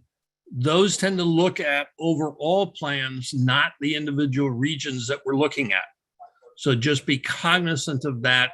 Don't get confused by bringing up a partisan index for the Grand Rapids area, because it's so much impacted by other things around there. So just be cognizant of potentially keeping those kind of concepts a little bit separated. And to build on what Kim said, we have the data available. And then if you were looking again, comparison for those 4 or 5 districts in his view, you could look at the individual numbers if you wanted to. They're just available. And I think Kim's point is that, especially when you're looking at the plan as a whole, you wouldn't take the regional approach.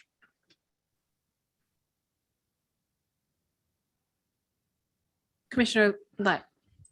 I know John was saying if we wanted to have the same system with the Congress and House, did we decide we wanted to do that because he had to tell people? Yeah, I think we do. Okay. All right. So again, during the break, I'll try to confer with Kim and Kent and see if And we get can some have them maps. move forward on Yep. that. And then I'll focus on the Senate today. Okay. All right. So Okay, this, so this is the Lang version, Yeah. and you can see it's different, but it's already here. So let's look at that first so that you just understand what the differences are. And it is different. So, in this case, you have Ottawa associated with other districts to the south, most of Ottawa County, but then you do have this takes Muskegon and I believe Grand Haven and this part of Ottawa. And then it looks like in this case, the Grand Rapids North seat, instead of going into Ottawa, it stays in Kent County. And then the Grand Rapids South seat, again, the red line, it's a different boundary. I don't know whether that's closer to the Wealthy Street boundary or not. And then it takes a township over here, and it looks like it takes a little more over in this area. So again, conceptually, even though you'll see there are differences in metrics on these seats, they're conceptually a Grand Rapids North, Grand Rapids South, and then Ottawa to the lake. And then your remainder district, again, this is where, because they're different, it's hard to tell what's what. But the district that has most of Kent County would go up to Newaygo. And it looks like it goes, hang on, I have another plan on, let me turn that off.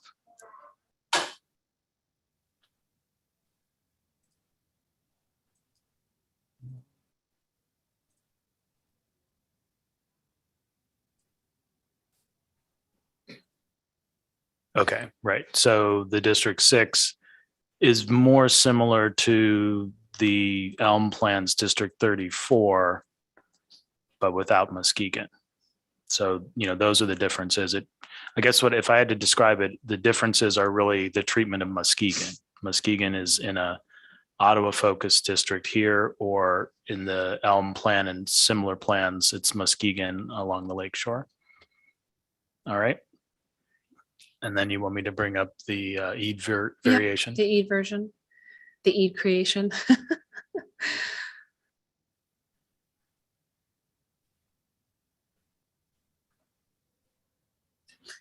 So Commissioner Orton. So maybe while we're there, or when we are at each one, it would be helpful if the commissioner who created that could explain the reasoning behind, so we can see if that's something we want to consider or not. Commissioner Lang?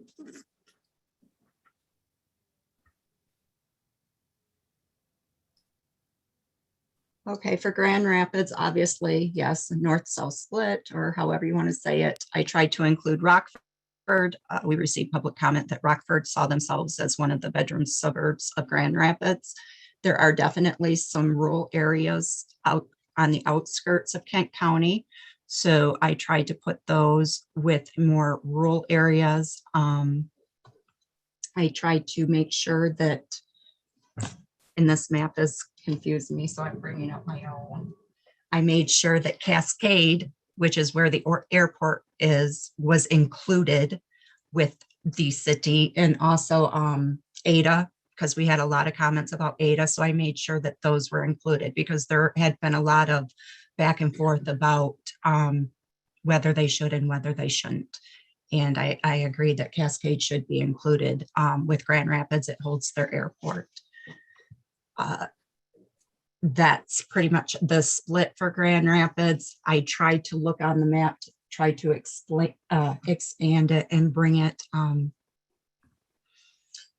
the best I could. I honestly, it was almost a straight, other than certain districts. I wanted to try and at least keep voting precincts together. I tried not to go down to the block level. When we get into the bigger cities, sometimes it's hard. So that's kind of how some of you'll see, I guess, little points stick up, but that's the reasoning for that. I tried to keep whole precincts whole and not split up by blocks. Is that good enough for Grand Rapids for the What commission? about the Muskegon area? The Muskegon area was a little harder because there was conflicting about putting it with Grand Rapids and raising the voices. We also had public comment about it being a agricultural in certain areas plus a lakeshore community. So trying to take into consideration, I knew that at one point you were trying to work the maps over into Grand Rapids. So this was something different.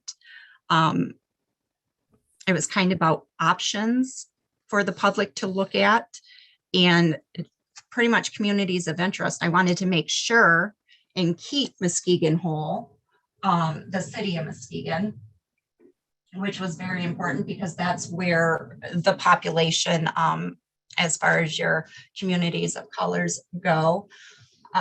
And I also know that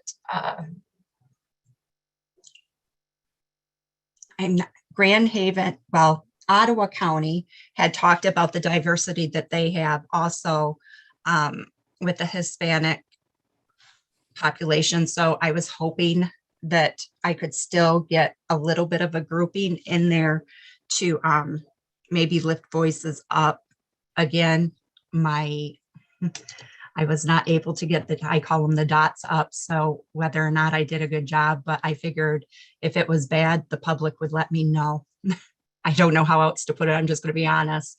And again, I tried to maintain township lines the best I could. I tried to maintain in certain areas the county lines if the population allowed for it. Okay. Mr. Morgan. Yeah, and also if you wanted to, you could bring up the spreadsheets or, and I take out those 4 districts and just look at them side by side if you wanted to. That's another option. Yeah. Yes, while we're here, Yeah, I think we'd like to do that. So we have what? 24 and 11, 23 versus 12. Oh boy, I'm going to get confused here. 22 versus 8. Yeah, I would say. And then 34 versus what? Well, 34 is. Yeah, see, this is where you really do have a difference. So in this case, I would call 6 is the one that is, kind of Kent County focused. But it's almost like 6 and 34 are more congruent because it's Commissioner Lang's 6, as far as I can see, is basically the same as 34, except for not having Muskegon.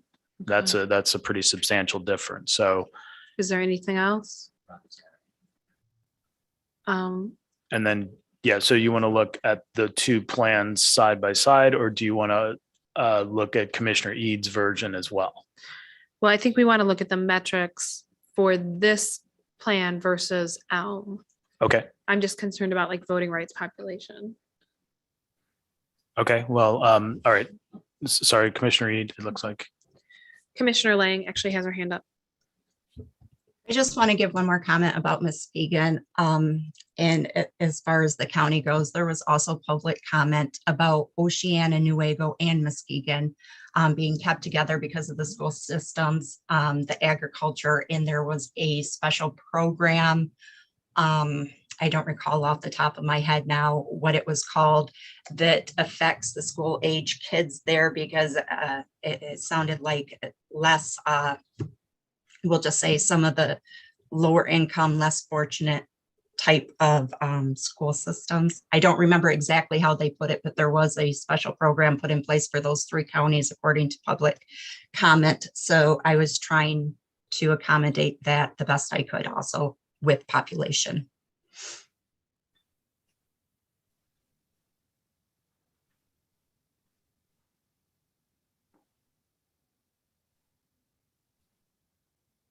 Okay, so in this case, this is the Elm, this is just the overview tab from the Elm plan. So it's the same information that's here. I've just saved it into an Excel file. And so what I will do is I will do a comparison of these.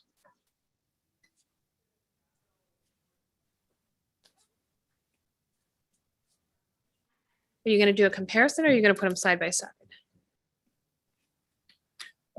Because of the district numbers, I think it'll be better for me to like pull them out and then put them in a like side by side, Okay. something close to that. Yeah, I just wasn't sure how you were going to do a comparison because the differing district numbers. Yeah, they're not going to be exact, but Yeah. you'll be close in some of the areas.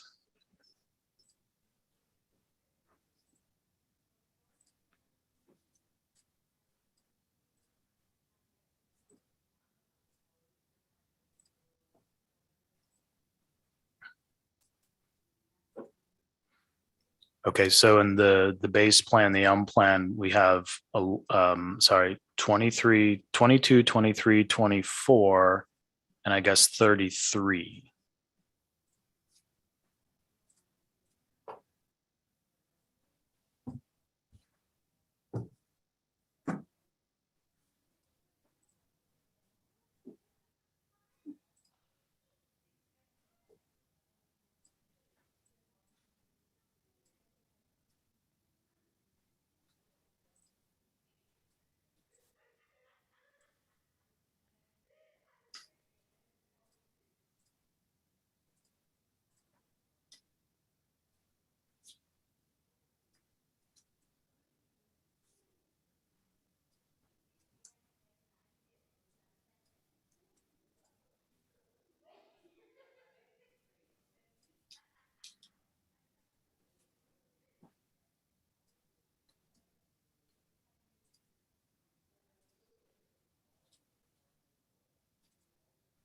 Okay, so we're saying 11 is closer to 24 and 12 is closer to 23. Mm-hmm.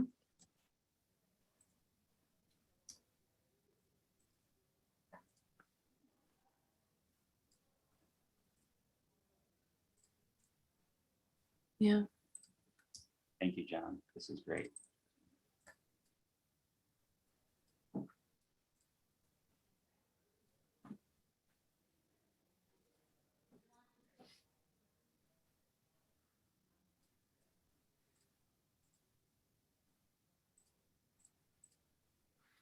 And again, for purposes of discussion here, we're going to say 7 is close to 22.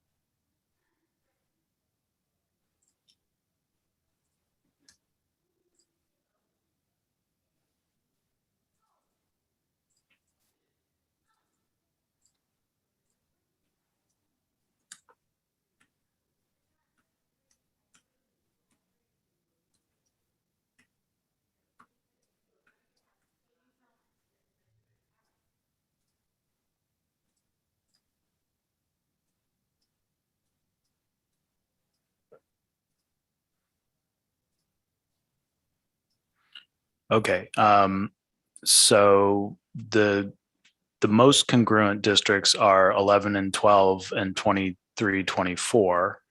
So you can look at the metrics across here. And I think it was the Black voting age population that was, I think, one of the reasons we were looking at a southern and northern Grand Rapids district.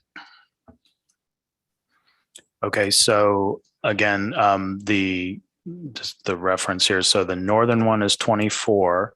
So in the Elm plan, the African American population in that is 5%. And then in the Lang, it's 8% non-Hispanic African American population. And then you also have the total minority percentage. So in this case, it's 21.7. And then in the other seat, which is the southern seat, 23 and 12. So it's 15% African American in 23, and then it's 12%, 12.2% in 12. And then again, we're looking at in the District 22 in the Elm configuration, it's 1% non-Hispanic Black, and in the this is where Muskegon is with Grand Haven, it's 9% for African American. And then the Hispanic numbers are here as well. So this version of 22 has some of the Hispanic population is higher than in this, but I do think Commissioner Lang was saying that the Hispanic population would have been in the southern part of Ottawa County. That's my understanding.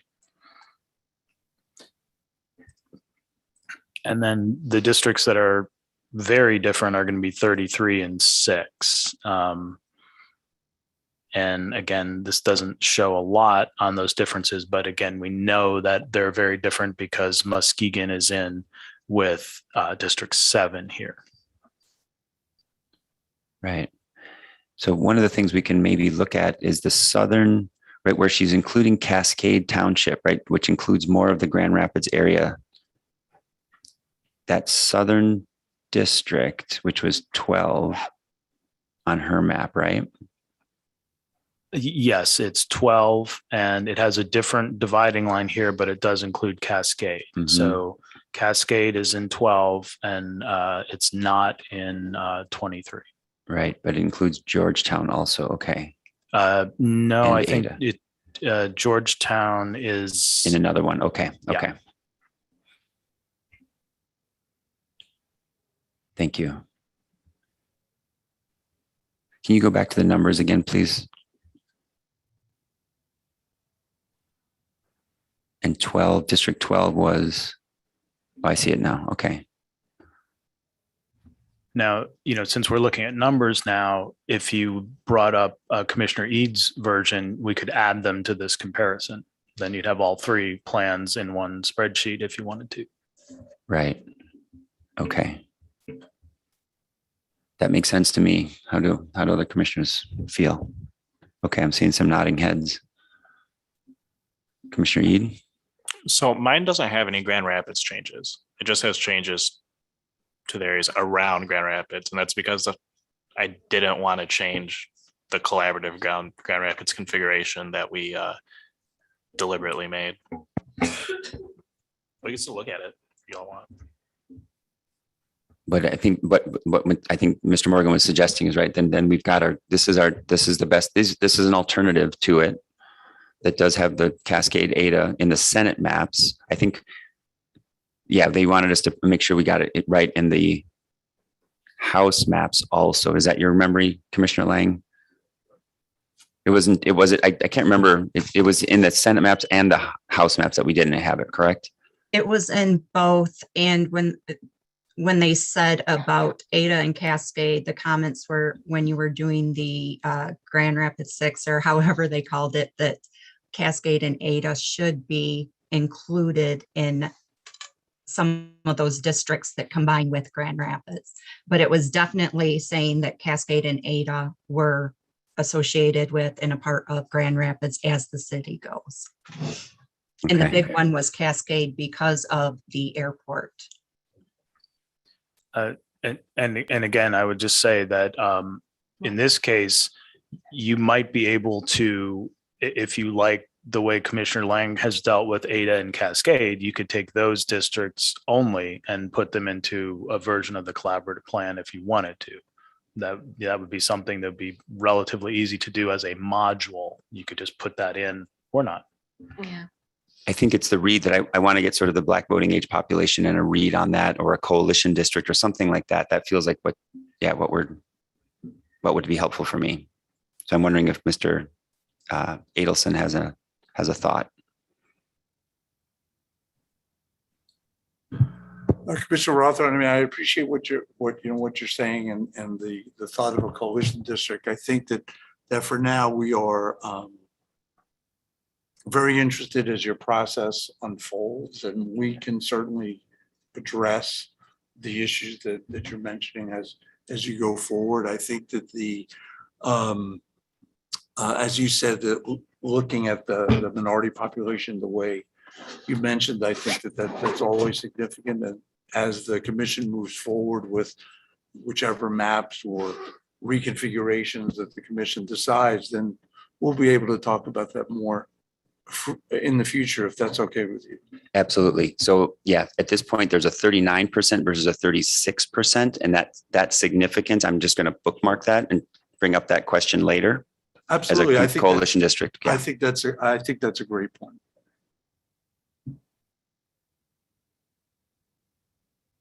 Okay. So are we going to look at Commissioner Eads' Grand Rapids area or not? I feel like if there's no changes, this probably isn't something we need to do. Okay, and then also there is the partisan fairness spreadsheet if you wanted to look at those districts on that data as well. I'm not particularly interested in looking at like an individual district for partisan fairness. I feel like it's a whole map analysis. Personally, I don't know if anyone, I mean, I don't really want to look district by district. I think we were actually given that very advice that we can't look at it. Yeah. So yeah. Okay, so can we move on to another region and try to cover another region before we go to lunch? What do we, oh, I'm sorry, Commissioner Ead.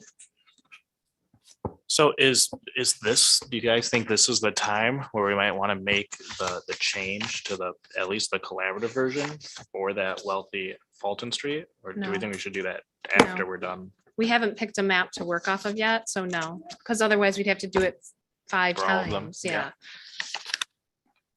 No, we need to settle on a map first. Okay, so Mr. Morgan, can you bring up another region? I don't know what your next region is. Let's go ahead and do the South, because that's not, there's 6 or 7 districts that are kind of in that area. And I think it's just a bigger picture to look at this level.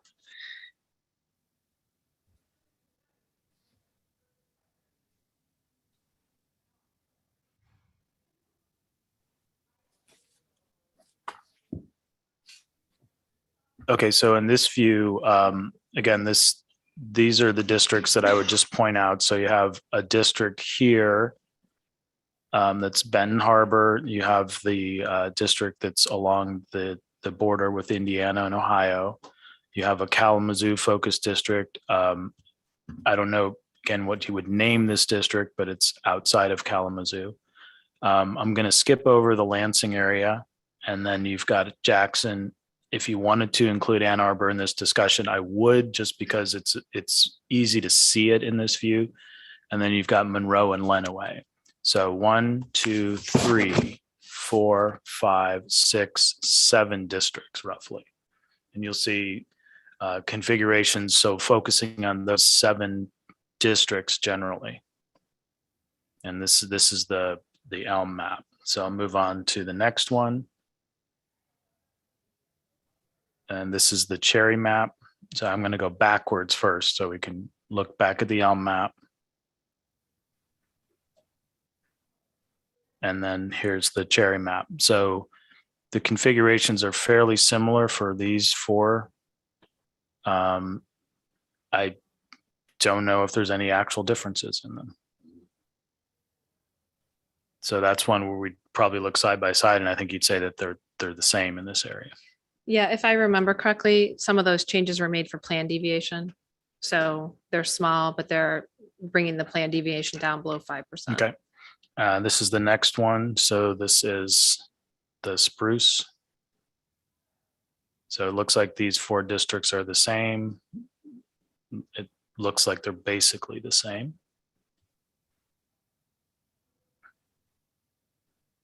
Okay, and Yep. So that's this my is- individual map, which Okay. splits Ann Arbor. Okay, so the primary difference here, these 4 districts are roughly the same, but there's substantial difference in Ann Arbor. So this is Ann Arbor going west, Ann Arbor North going west, including Jackson. So again, if I had to describe this, I would say this is Ann Arbor Jackson, and this is Greater Ann Arbor, Ypsilanti, and then I don't know what this would be called. And then the Monroe-Lenawee combination is similar, just a slightly different township configuration. And, those are differences. And then here's Commissioner Lang's map.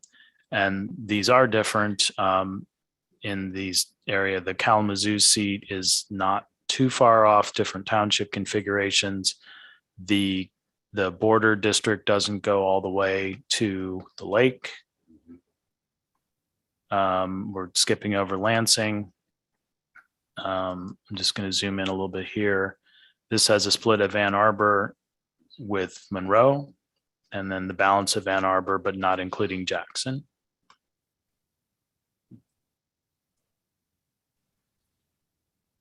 Okay. Okay.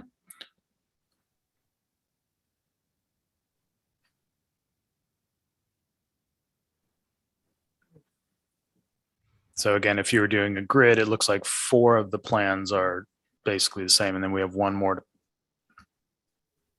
And this is, did I miss it? Hang on. Oh. I think the southwest corner here, district number 9 in Lang's map is also significantly different, right? There's a, I think is it Allegan and Van Buren that are together there? If I remember correctly, if I'm remembering the county's names. It's definitely That Van one there. Buren, This yeah. is Van Buren and Allegan. Van Buren, and this is Allegan. Oh, that's Allegan up And there. that's, Okay. let's see, that's the Lang version. And then this is the other version. Right. And I'm just remembering that there was, if I remember, that's one of the things we wrote down in our little, right, that there was a native population and an agricultural connection with those 2. That's all I'm trying to remember. That. Anyways, okay. And then I didn't, here's the Eid version here, and this is also different. Mm-hmm. So in this case, you've got Cass here, Kalamazoo to Battle Creek. So that's a little different. You've got Ann Arbor to Jackson. And then this has Ann Arbor going into the Detroit area. To Novi.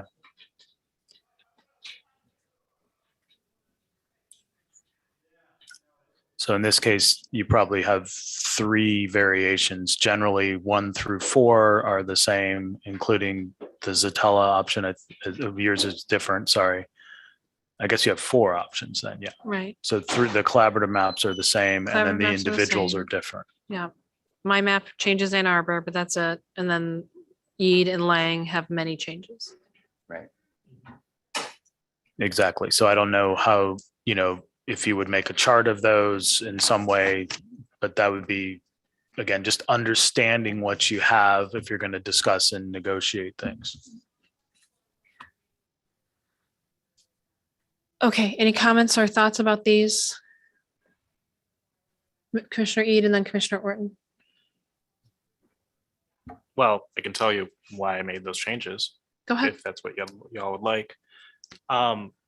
It's pretty simple, really. I was trying to both respect communities of interest and do better on partisan fairness. And I think a configuration like this does both of those, because every district there represents a community of interest.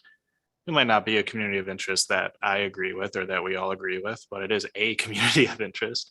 And the partisan fairness numbers are a heck of a lot better than some of the maps. As Battle Creek and Kalamazoo, which we talked about earlier, Berrien, Cass, and St. Joe together. It has Hillsdale, Branch, Calhoun, and the remainder of Jackson and Kalamazoo counties together. And then it has parts of Jackson, the city of Jackson, and the county of Jackson with Washtenaw County. And, I think we've heard all of the collaborative maps have that Z configuration for Ann Arbor and Ypsilanti.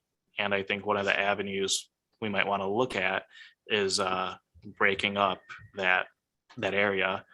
And if you do that, it also allows you to maintain other communities of interest. For example, the Ann Arbor to Novi community of interest.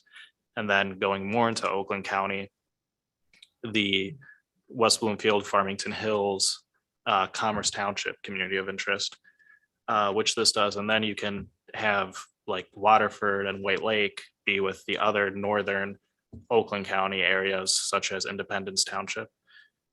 So yeah, that's the gist of it. Okay. All right, so to explain what I did with my map, can we go back to mine? Because it really is just that Ann Arbor area. So can you zoom into Ann Arbor a little bit? Yep, so we had received abundant public comment about breaking up Ann Arbor. And we also received quite a bit of comment about Jackson wanting to be with the west side of Ann Arbor. So I, West side of Washtenaw. west side, no, Washtenaw Jackson, well, Jackson being with the west side of Ann Arbor, yeah, so Ann west, Arbor or Washtenaw County. both. Yeah, so so that was why I made this change, and it dramatically improves the overall performance of the map. It drops the efficiency gap down to 0.7 and the mean median down to 0.6, and then still preserves those communities of interest without having to make other wholesale changes to the map. So it's just that small change in those two districts dramatically improves the map. Rhonda, did you want to comment on your map? I did my best to take into consideration communities of interest. We had a lot of comments about the border counties, keeping them on the border. We had comments, and I'm not exactly sure if I got that right or not. 12th hour mapping. I kept recalling Michiana, and I may have, I'll admit it, I may have gotten the counties wrong on that one, but the corner counties there, I don't know if that's what they refer to as Michiana, but I remember public comment on that. Some of your major ones, there's been the debate about Ann Arbor and Ypsilanti, keep them together. They're a community of interest, split them up. So I decided to try and split them up and see what happens. As far as partisan fairness, the maps fell well within the means that were prescribed by Dr. Hanley. They may not be as low as others, but the main thing I looked at, like I said, were the top 3 criteria, and then I made adjustments as needed for partisan fairness. So that's all I've got. Okay. All right, well, we are just about at our lunch break. So I think we'll just, without objection. Dustin, I saw your hand up at one point. Did you have a comment or are you good? Okay, all right. Without objection, we will recess until 2 o'clock. It's currently 12:57. Hearing no objections, we are in recess until 2 o'clock.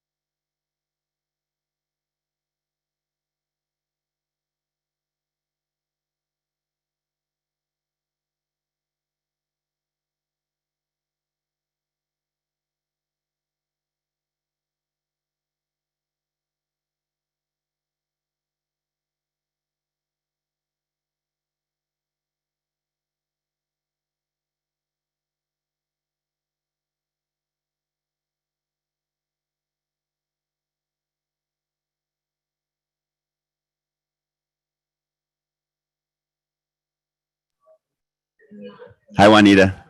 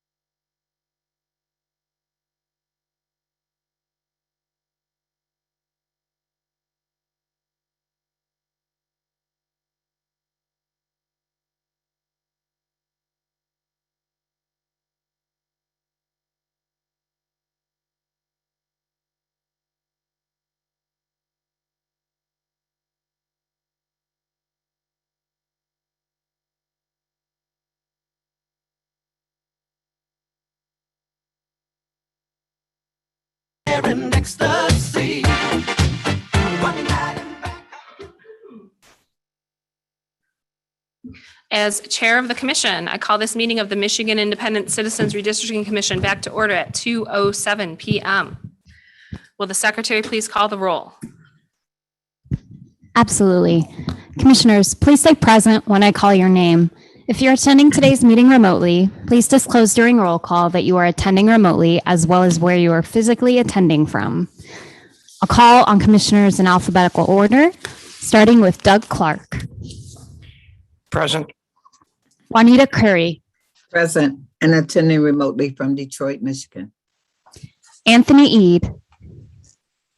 Present. Brittany Kellum. Present and attending remotely from Wayne County, Michigan. Rhonda Lang. Present, attending remotely from Reed City, Michigan. Steve Lett. Cynthia Orton. Present. MC Rothhorn. Present. Rebecca Satella. Present. Janice Villette. Present. Aaron Wagner. Present, attending remotely from Eaton County, Michigan. Richard Weiss. Present. Dustin Witches. Present. All commissioners are present. Thank you, Ms. Reinhardt. All right, so we left off, we were reviewing with Mr. Morgan comparisons of the Senate maps. We've already gone through the UP and Grand Rapids and the South, and now we are going to move on to, I'm guessing maybe Lansing area? Is that, what's the next one? Yeah, we can do Lansing. Again, there's basically just two districts that are kind of in that area. Also, did you want to look at any of the metrics for the southern section? Because you did look at the different options for the Grand Rapids area. I mean, does anyone particularly want to look at that, or do we just want to continue comparing the district shapes? Not seeing so strong Okay. opinions. So let's just continue doing the shapes.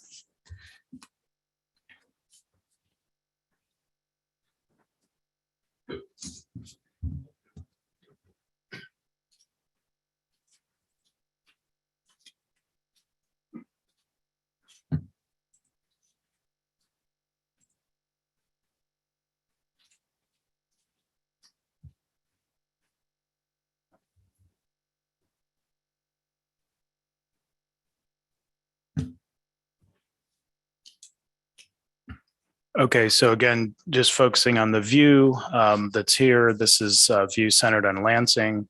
And some of the other districts, you can see in the surrounding area, but basically you're looking at two districts that are in and around Lansing. So this is the Elm map, I believe. Yes. Okay.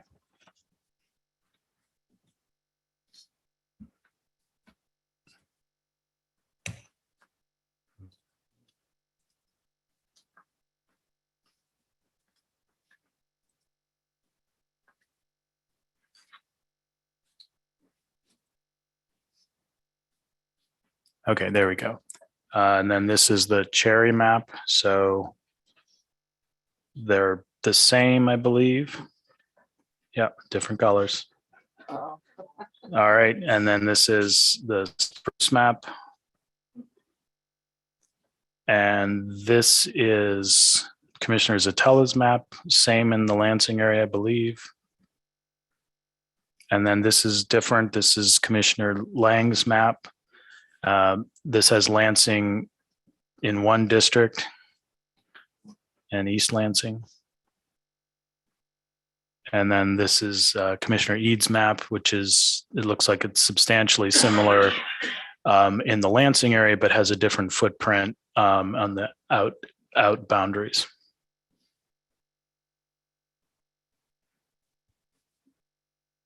Yeah, it looks like it's a little different configuration on this side. That might be because it changes in Ann Arbor. Is that? Yep.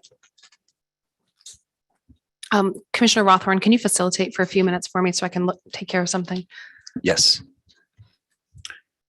So I think at this point we want to, Commissioner E, did you want to say any more about your changes, and then Commissioner Zatella and then Commissioner Lang, changes that you, or yeah, why? Yeah. Okay, no changes for Commissioner Zatella. Commissioner E, I think. Yeah, well, the Lansing area stayed pretty much the same. I think 2 districts is the way to go here. As I said earlier, the Ann Arbor district changed, which is south of this. So changing that for population reasons, still having to keep population within the correct amounts, just had to change, add some townships here and there to 31. Yeah, I mean, that's the gist of it. Everything else is pretty much the same. It's just for population balance, having a few different townships here or there because of those communities of interest in Ann Arbor. And then, as you can see in District 10, having Ann Arbor, the northeast side of Ann Arbor, which has the large Asian American population, connected to Novi, which also has a large Asian American population. So once again, it respects both communities of interest and brings the partisan fairness numbers down. Okay, and just naming the community, it was the Asian community in particular, and is that correct? In Novi, Ann Arbor, is that the right? Well, that's one of them. There's also Livingston County wanting to remain as whole as possible. It does that in 31. It just adds in a little bit of Ingham County. There's the community of interest between Jackson and Washtenaw, Jackson and Ann Arbor. That's also supported in this configuration. And also the northern Oakland County districts as well. You can see in 18 over there, you have Waterford, White Lake, those areas connected to, Highland, Rose, Springfield, Orion, Holly, all of those able to be connected while still maintaining the Southfield Pontiac district that we have further east for that community of interest. So, because if you recall, when we made the original collaborative map, I wasn't really satisfied with how the suburbs were because we had that wall of Southfield up to Pontiac, which this configuration keeps, just changes Ann Arbor to make, again, support both communities of interest and partisan fairness numbers. Okay. Commissioner Lang, did you want to speak to your map? Sure. It was taking it from a different point of view. We had public comment about East Lansing, saying that Lansing is very much a part of them. The college communities, the students that live in East Lansing. So it was giving a different approach to communities of interest to present to the public, something to look at. And that was pretty much the reason for doing it is to give a view of a different community of interest that was expressed. Thanks, Commissioner Lang. Commissioner Witches?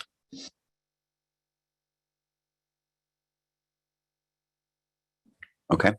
I'll pass for now. I got to formulate my thought. Okay. Commissioner Clark? Can we go back to Rhonda's map here? Is this just it here? Okay.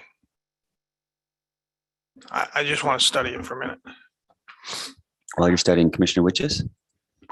No, this is, we're looking at Lansing, but it just, for District 13, in the Grand Rapids, I was curious to the thought process behind what looks to be a key at the top going into District 11.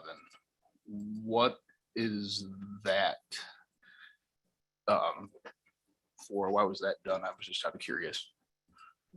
There was a lot of comment about rural areas and wanting to remain rural when we looked at, oh,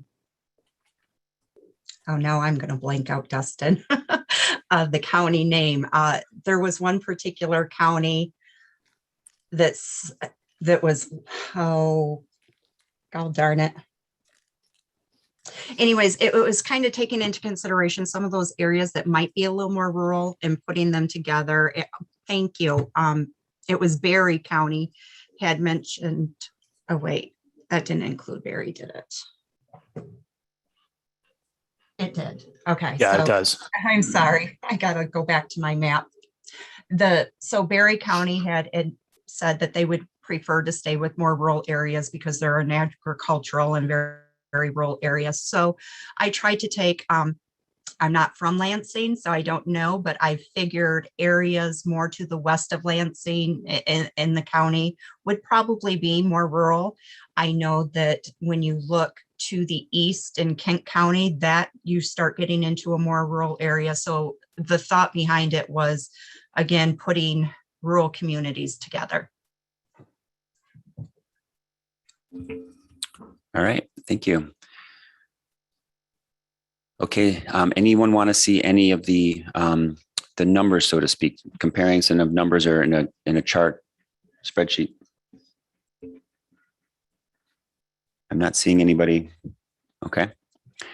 I guess I'm interested in the Lansing, because of the Lansing area, and there were comments. I would like to see if comparison with Lang's map and I guess the other split.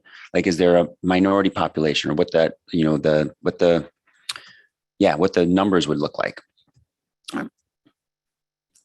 Okay, so are we in agreement that most of the maps have the same footprint in Lansing? Yes. So for that purpose, I'll just use the Elm map for comparison. Yes. Okay.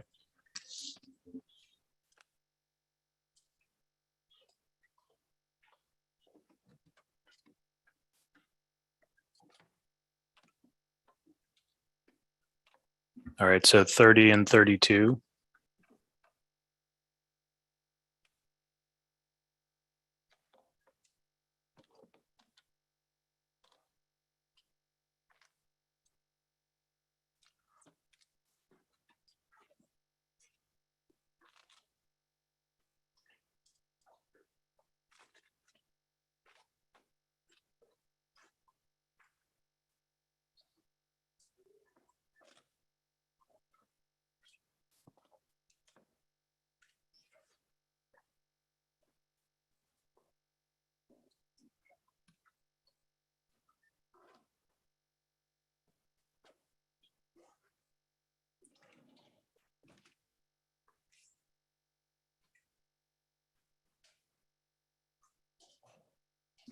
And then 19 is the one that's Lansing focused. So as a counterpoint, would you pick 13 or 21? Good question. And I'm just, we're not going to see much. It just occurs to me, yeah, we're not going to see much. Okay, well then this is the 19. I'll just do Let's that do one. 13 and 19. Okay.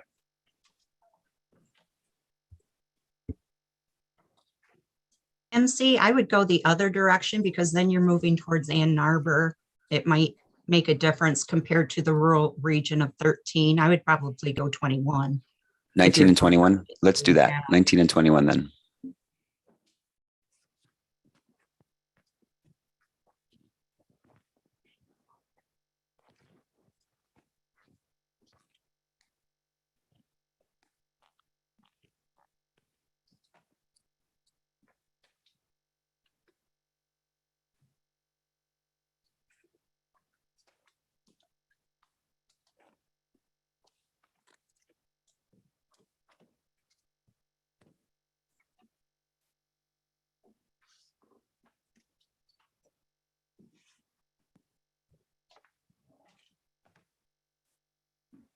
Okay.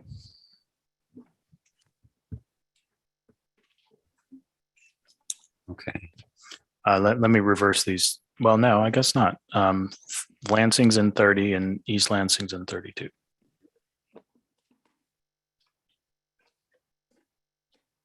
Lansing's in 30 and Lansing's in 19. Yep. Okay. Yep.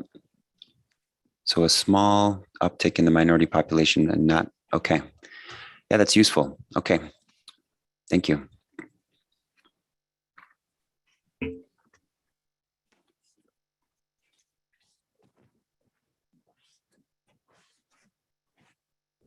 Okay.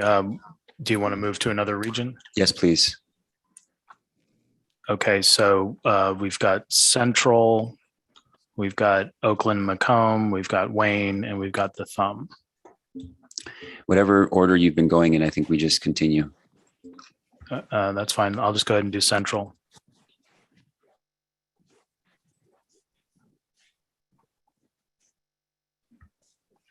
Okay, so the central view, you can see District 35 is in the visual center of this, but we've got District 34, which is on the lake shore. District 35 is central. 36, we've seen in other views, but now you can see the southern boundary of 36.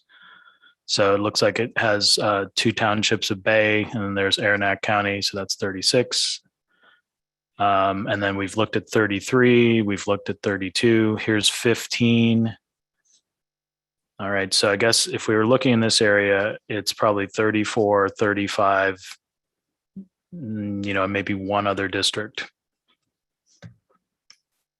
Okay, and then this is the Cherry district. So it's a little different between 35 and 33 here.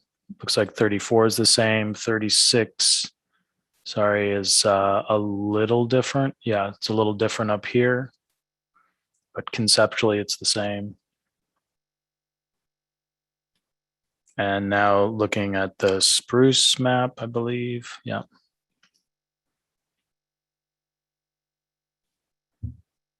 So I would say this brings 35 a little more to the south and a little less to the west.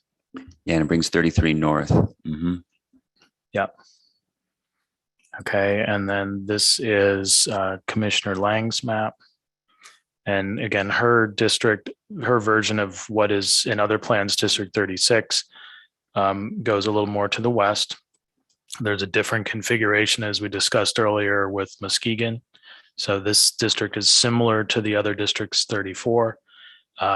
This District 5 is different. And then this District 4, we can talk about that in the Thumb or here, but this is Bay City or Bay County, generally Midland.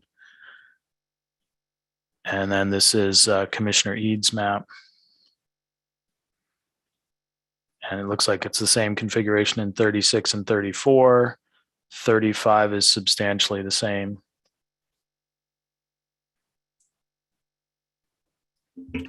Commissioner Witches. Can you go back to the previous one? Okay. Stop me, I guess. Right there. Okay. Is my eyes playing tricks on me here? The District 3, there's a little spike. No, that's correct. This is a little bit of population up here. What? That seems unusually odd to me. Commissioner Lang, do you want to talk to that piece? I think that was your map. Yeah, it's because of the layout. If you go up there around the Oscoda area, you will see there is almost like it's not quite a peninsula, but there's, what's it called? Cedar Lake that runs down through it. And so the area around it that's connected, again, remember, I took into consideration townships, especially in the rural areas, counties, townships, when doing this. And that just so happens that that's kind of how that comes out. And for population wise, it's nothing that was done for any. I wasn't Yeah. saying that it was done purposely or not. I thought it looked weird and I was wondering if my eyes were playing tricks on me. So, No, your eyes are not playing tricks on you whatsoever. And I heard you say Oscoda, but it is the Alcona County, right? Alcona and Iosco, is that right? Right. Between And then- those, okay. And actually, I just want to make sure we're talking about the same spike. Lincoln Junction, it looks like, maybe. yes. And when you look at the lake, do you see where the lake on the map there? Can you see where the lake ends? It goes between the two counties. It stretches like a thin stretch between the two counties. So it's trying to keep that area together in conjunction with that lake. Okay.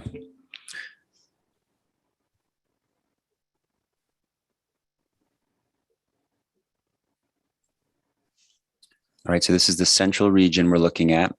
Thank you, John.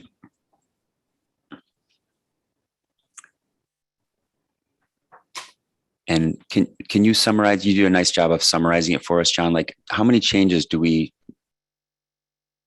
Okay, so let's go back through them. So again, this is the collaborative map, the ELM map. And again, we're just looking primarily at 34, 35, maybe 33 and 36. And then the next version, it's a little different between 36 and 34. So this is the whole county version of 34. And then this version has a little less. Sorry, let me get this. I guess it's Manistee. Maybe. That looks right. Yep. Okay, and then it looks like it's a little different between 35 and 33. Yeah, there you go. So 35 and 33, there's a difference here. And then this version is the spruce version. And it looks like that reverts back to the same, well, maybe, is it the same boundary? Yeah, it looks like it's the same boundary as the ELM map. And then the differences down here is a little different in 35. Oh, and I think, did we say 33 came? Yeah, 33 came more northerly up here.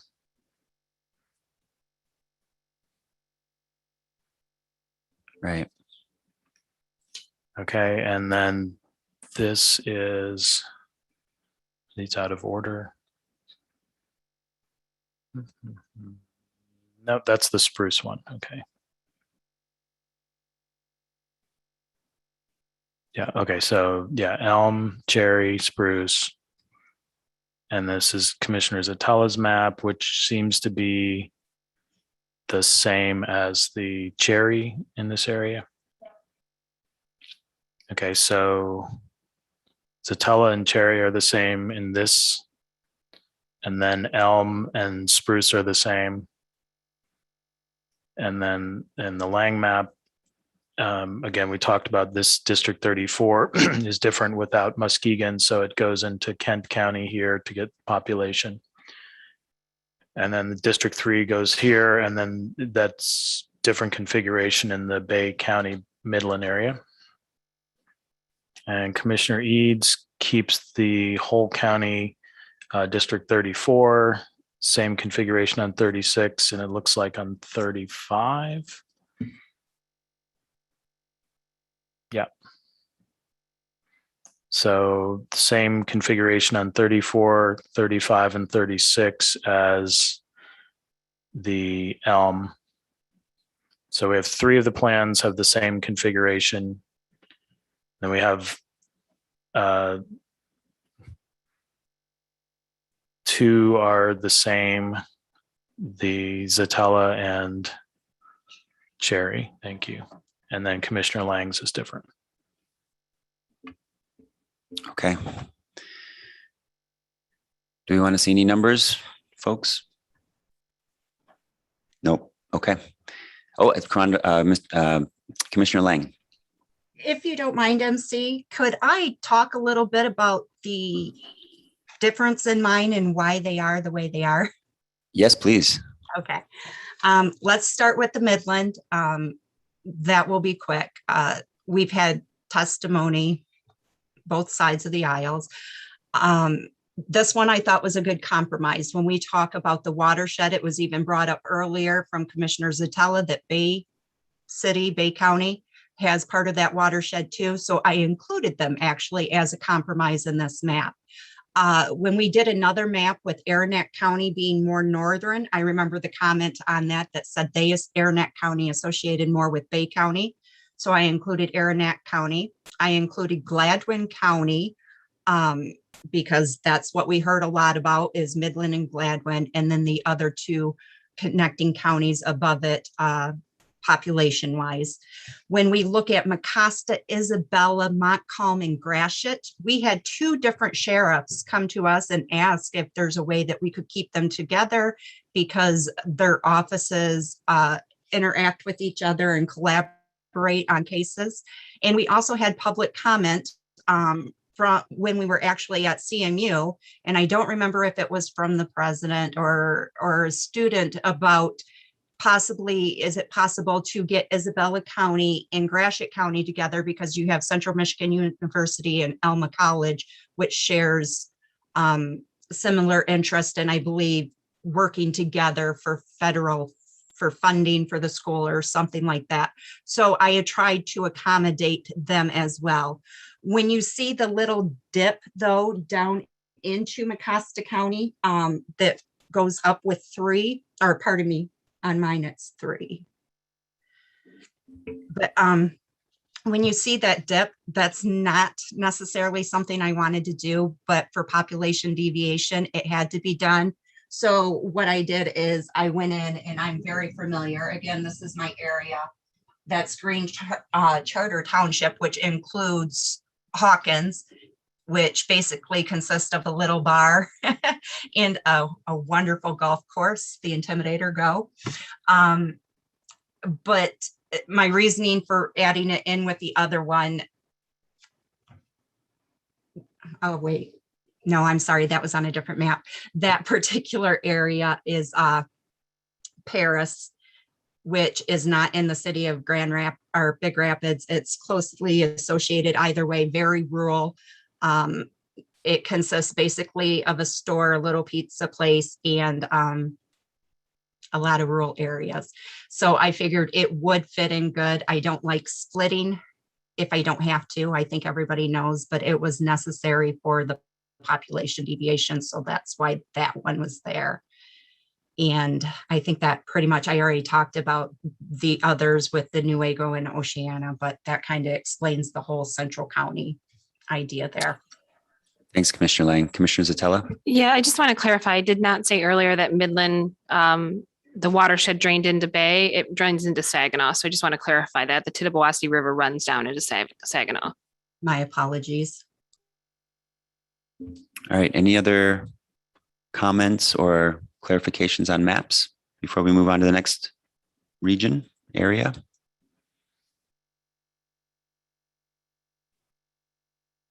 We're heading to the thumb.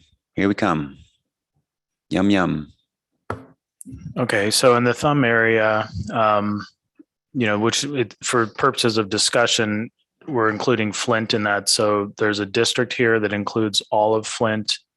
There's a district that's most of the rest of Genesee County.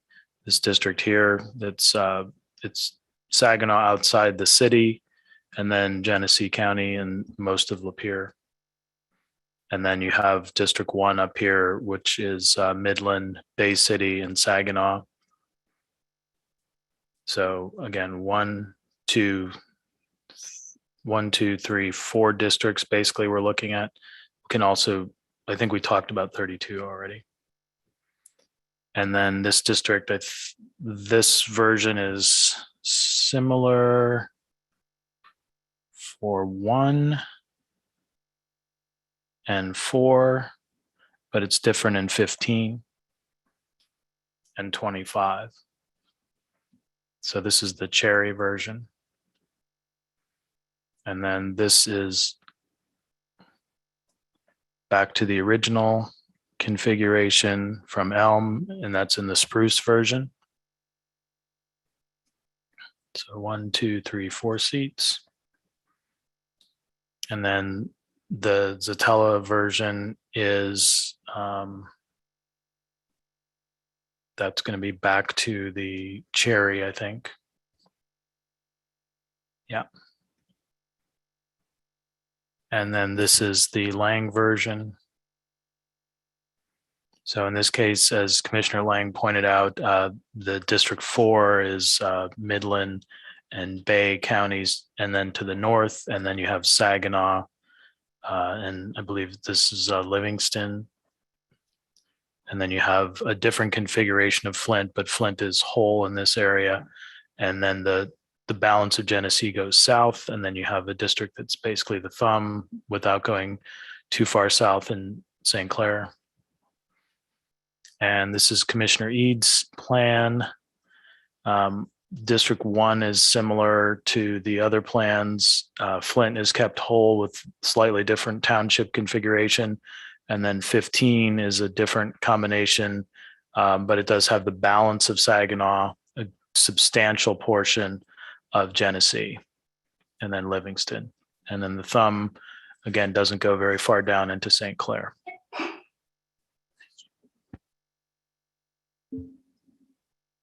Are there any commissioners who want to explain? Do you want to, since we're on the Commissioner Eid map, do you want to share anything, Commissioner Eid? Sure. Well, I didn't want to change Flint from our collaborative configuration too much. This is probably one where we want to look at the BBAP for all the different configurations and make sure that they're around where they were on the collaborative map. The other changes were, again, mainly to account for population deviation. Because 18, well, you can't really see it here, but 18 and 2 are a little different.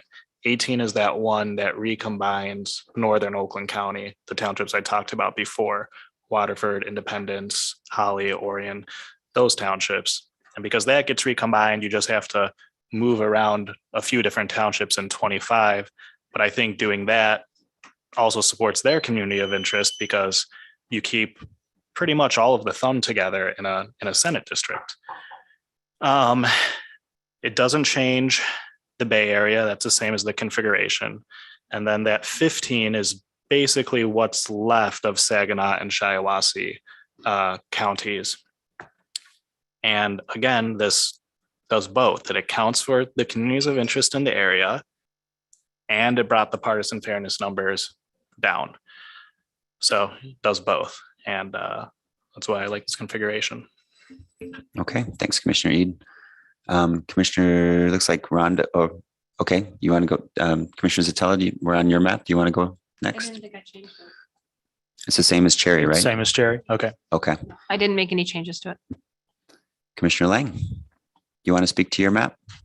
Sure. It was keeping the thumb area and the shoreline. It kept the city of Flint basically whole. And there was a lot of public comment about the residents from Saginaw saying that they would like to be kept whole from our very first Midland hearing and some of the other hearings in the online portal. And it seemed like there was comments from the Owasso area saying that they wanted to be, and I hope I got this right, wanted to be separate from Genesee County. So although being separate, we've had this conversation, that's not a community of interest, but the population wise worked out to where that was able to be done too.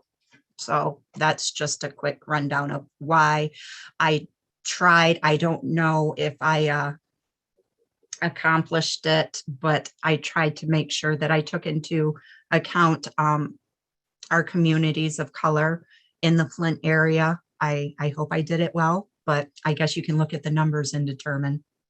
All right, thank you. John? So did you want to look at the numbers on those? Okay, so we have Elm and Spruce are the same. Cherry and Zatella are the same. So do we want 4 to look at basically? Okay. Okay.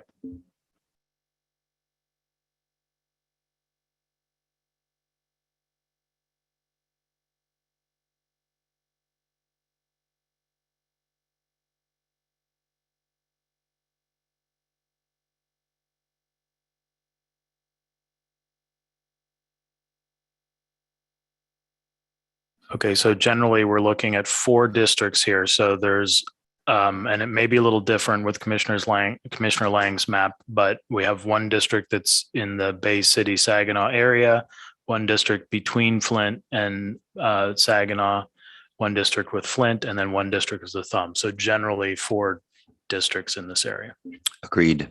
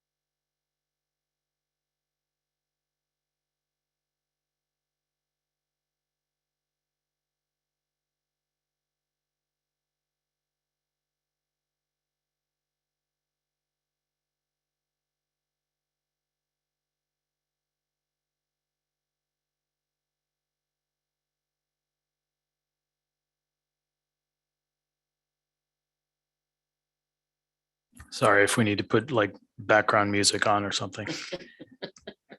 The play-by-play. We could use the Jeopardy music.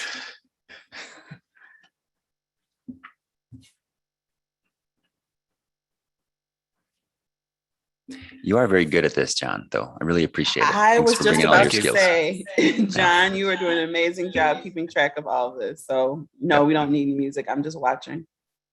Okay, thank you. You are the music, John.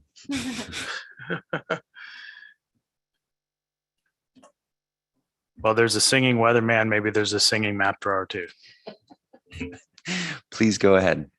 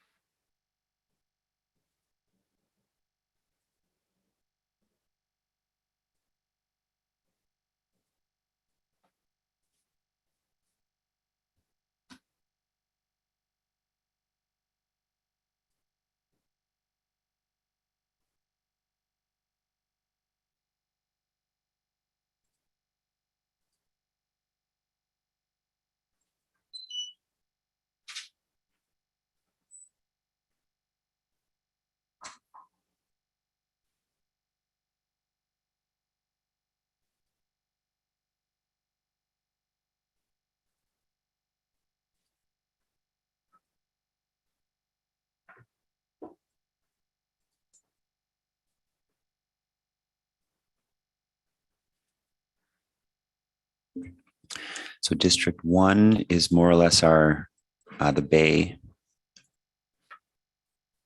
Flint Yeah, is, I just okay. need to get the Lang districts in here. So Oh, right. I apologize. I jumped. Yeah. 1, 2, 3. So 1, 2. Yeah. So basically, it's going to be a little different, but it's the same general geographic area. So this will be 1. This will be equivalent to 15, 4, and 25. Commissioner Ede? Is the main thing we're looking at here the minority population in the Flint district, or are we looking overall at all of them here? Well, I think we're trying to understand compare and contrast, right? Because but you're right. It's probably the Flint district that we're looking at primarily. And we do have significant minority populations in other areas that we may want to just try to draw our attention to or understand if we have coalition districts that we're not aware of.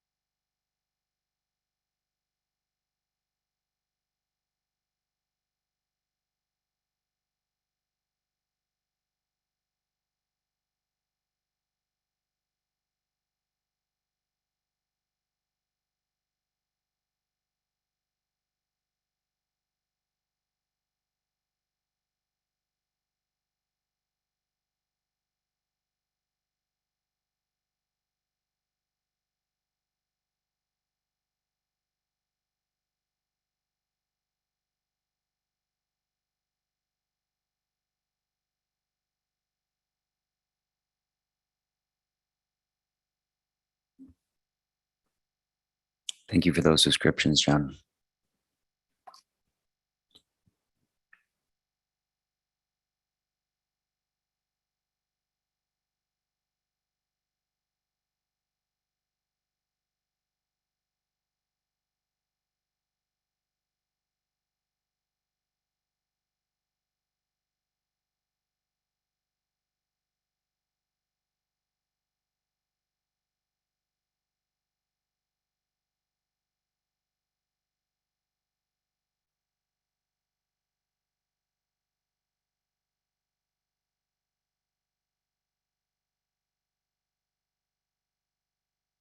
Okay. So in the Bay, we have a significant minority population in the first 3, but I think you'll notice in Commissioner Lang's in Bay, it's just shifted down to the Genesee Saginaw area, right? So there's a much higher minority population in that Genesee Saginaw area in Commissioner Lang's map, and almost it's similar to what that 23% minority population in the Bay area. So that's an interesting, That would be Commissioner Lang. Saginaw.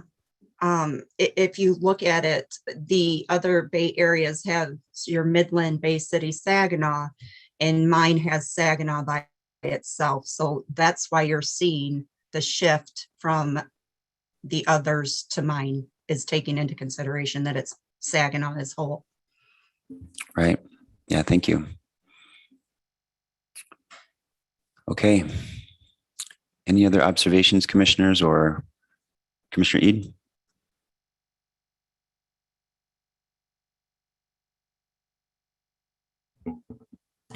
Well, the non-Hispanic Black population in Flint for the first 3, the first one Elm is 27.95. Second, Cherry is 27.27. AE is 27.81, and RL is 25.87. So I know we were talking about looking at that Flint district in particular. So I think it's important we note that. Mhm. And John, I think you're, I guess in your experience, how do we, I mean, when we're going to have to come up with a decision, and we're sort of figuring out how to combine maps. Can you help us walk through, like we're moving on, but what Commissioner Ede just said is we want to note it. Have you noted it, Commissioner Ede? I guess I'm just thinking about, like, yeah. We're on YouTube. We'll just replay it. Yep. Okay. So I think seeing no other comments, let's move on to the next one.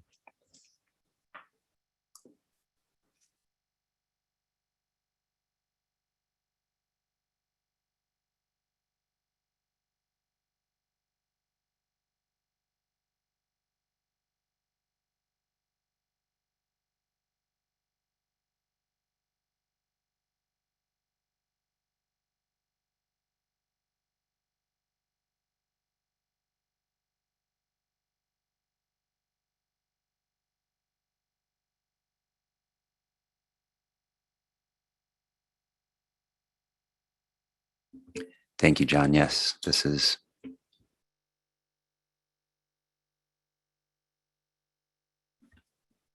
Okay, so next I'll do Oakland and Macomb. Okay.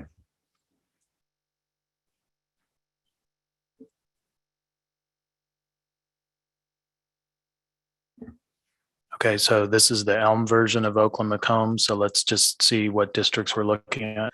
So 1, 2, 3 districts are primarily in Oakland County, and then to the south, there's one that's substantially Oakland, so maybe 4, and then there's 1, 2, 3, 4 districts that are coming in from Wayne.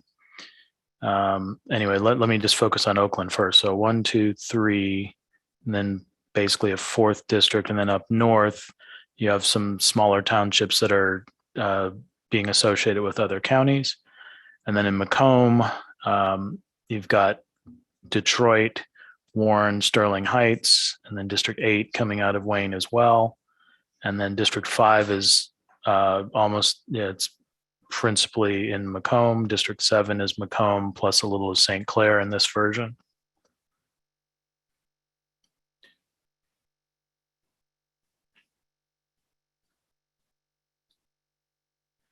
So maybe 8-ish districts, and then with several down below that are going into Wayne.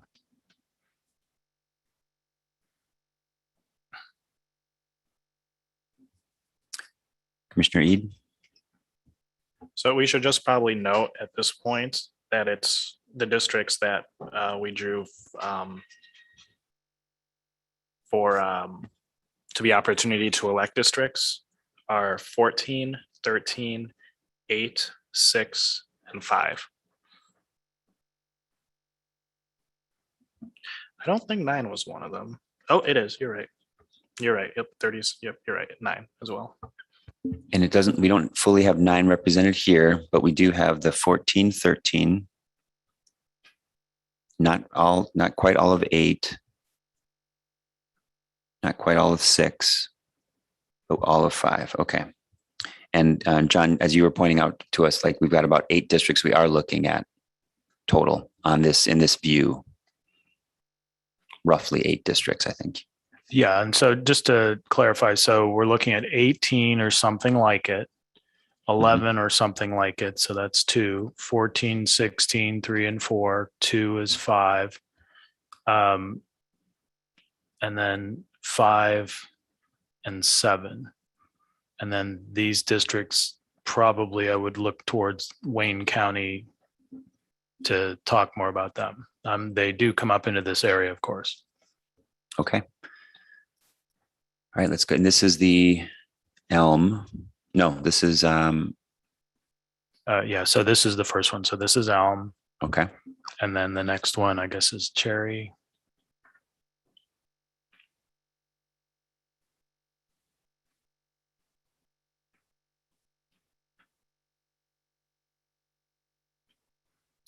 Okay, so it looks like 18, 14, and 16 are fairly similar, a little bit of a difference here on 18. And then District 2, it looks like, if I'm reading this right, District 2 does not go north in the Elm version, and it does go a little bit more north in the Cherry version.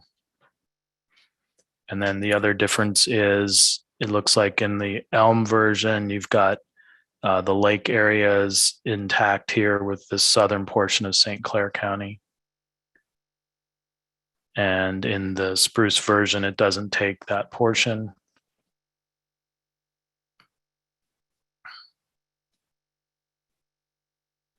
Okay, and then this is the Spruce version. Sorry, the previous one was Cherry. So this has District 7 is roughly the same. 5 is a different configuration on the top end.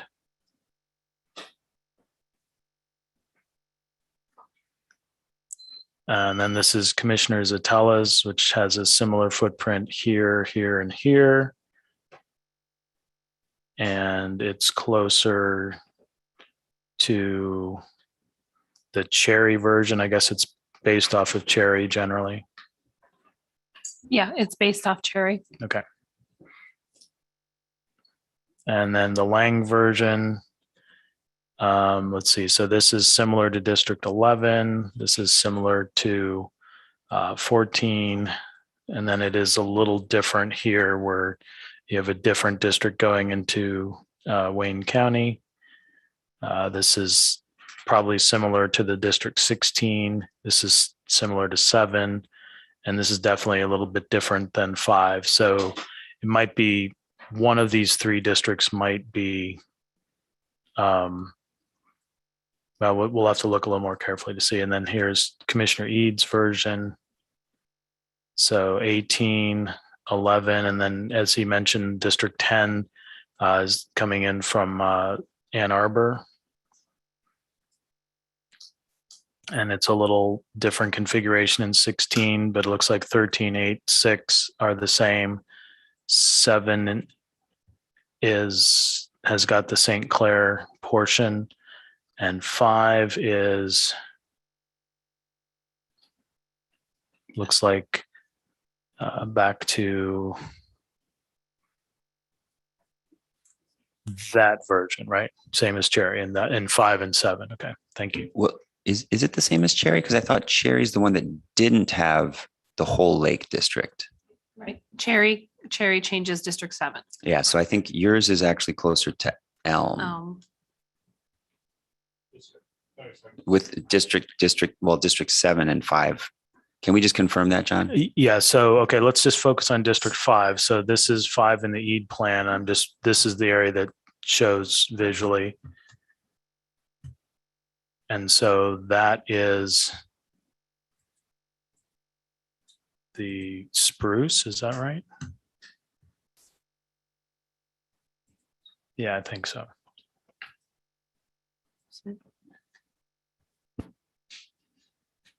Okay, so this is Elm, Cherry, Spruce. So District 5 is closer to Spruce, it looks like. And then District 7 in Spruce, it's the same. Okay, so it looks like 5 and 7 are from Spruce. Right, and Elm. So Spruce and Elm have been the same up to this point, and that's yes, these two seem to be roughly the same.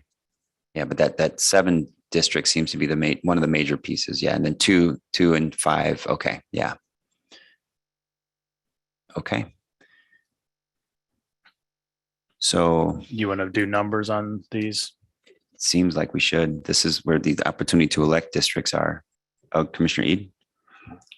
Yeah, so on on my Senate plan, I didn't want to touch any of the VRA districts that we had previously drawn, so I tried not to do that.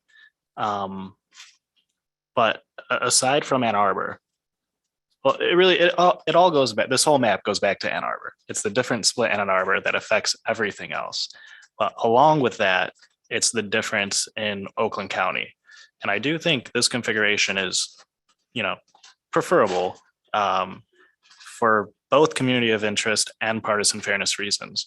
I mean, I like the collaborative Senate map. I really do. The only thing I don't like on it is where Oakland County is, how it's configured. And I think this kind of configuration corrects that issue. Again, you have the northern Oakland County townships being together. You have the ones that are closer to Detroit being put together, such as West Bloomfield with for most of Farmington Hills. Farmington Hills is put back together. And we have Commerce being with it as well, and Wixom and Wild Lake, which is something that we've heard over and over again. And was able to find a way to do that while keeping that District 14 the same.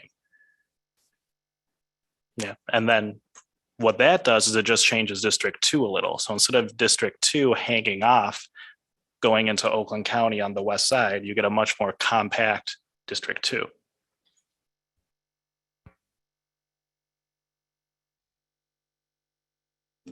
All right, thanks, Commissioner Ede. Commissioner Zatella or Commissioner Lang, would either of you like to sort of walk us through your maps before we go to the numbers? Yeah, so can you go to my map? Thank you. And can you go back to the main one? Because I need to kind of look at it for a second. Go back to Elm. Okay. Yeah. Or Cherry, either one, because it's built off of Cherry. So go to Cherry. Okay. All right, go back again to the other one. Yeah, so really the change here is just that change along 25, which is dividing 7 and 25. And when I was doing that, I was mostly just balancing for population, because this map, like I said, I brought down below 5%. Our other map is close to 9% on the plan deviation. So a lot of these small little changes that are made are just for that purpose. And then population deviation, right? Yeah, population deviation, because there was a very high population deviation on the plan. So that's why some of those, there's like little jigs and jags. That's to bring the population balance into specs. So nothing major changed here. Okay. Commissioner Lang?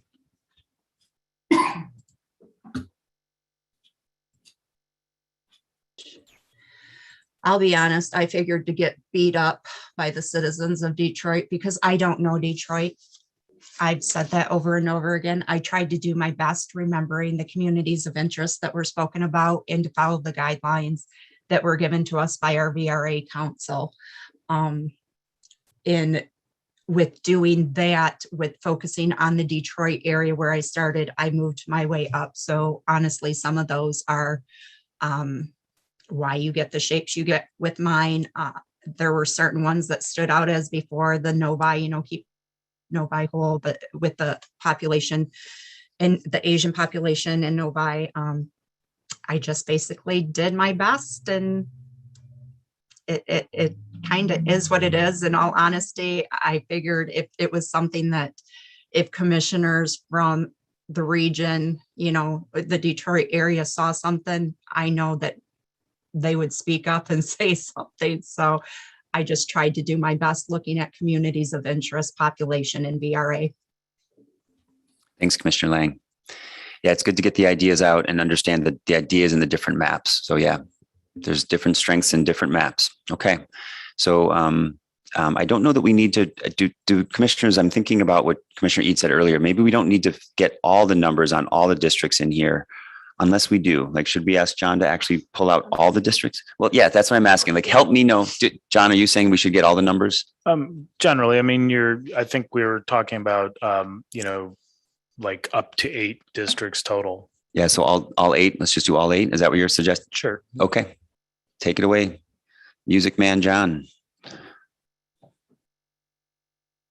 And thank you, John.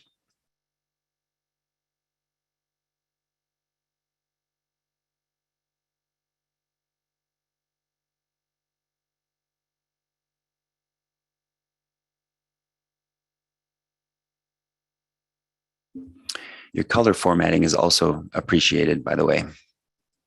Oh, and you called it Oak MC. Look at that.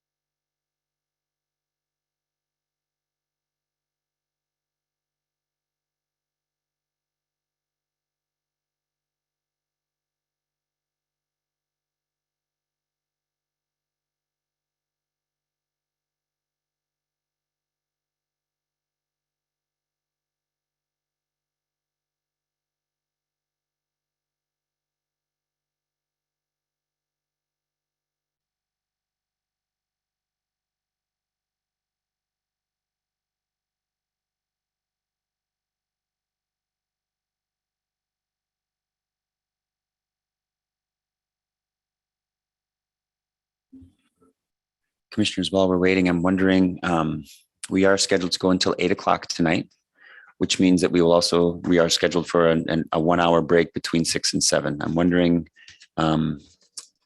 we took a lunch break at 1 o'clock. Do we want to take a break? We don't have to make a motion or do anything. I'm just looking for sort of rough ideas. Are we planning on working until 7 o'clock or do we want to actually go till 8? Looks like 7 o'clock is the, Yeah, I would rather push through that dinner break or take like a 10-15 minute break and push through till 7 And or that's what- even 7:15 versus taking an hour and then staying till 8. any other comments? That's what we've done in the past. I just want to make sure while we're trying to use our time well and I think that's helpful for our executive director who has to make these agendas. So in general, we want to just make that change and just make that a change for the rest of our time together until November 5th. Okay, I'm seeing some nodding heads. And and anyone online have any different thoughts that we would just move until 7, work until 7, not until all the way until 8 until with a break? I'm seeing Commissioner Eid and then Executive Director Hammersmith. Well, actually, I'm looking at the agenda. We don't have another long recess. It's got a typo on it. It says recess from 6 to 7, but then I it see says it. 10 Okay. minutes. So it's yeah, it's just typo. Director Hammersmith, did you want to weigh in? Because we moved to this room and we're going to be in this room on Tuesday, it's our intent to stay in this room. Given that on Tuesday, we could start an hour earlier if you wanted to, because we won't be moving into a different room.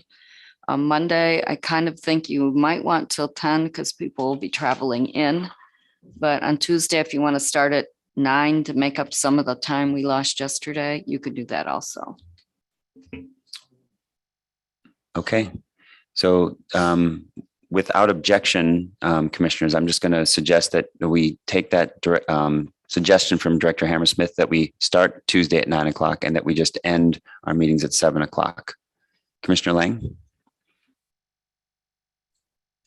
Just for clarification, the starting next week for 9 a.m. would be Tuesday only, right? The 10 a.m. would still be 10 a.m. for Wednesday. I asked because I have a doctor's appointment. That is correct, Commissioner Lang. Yep. Okay. All right. Thanks, commissioners.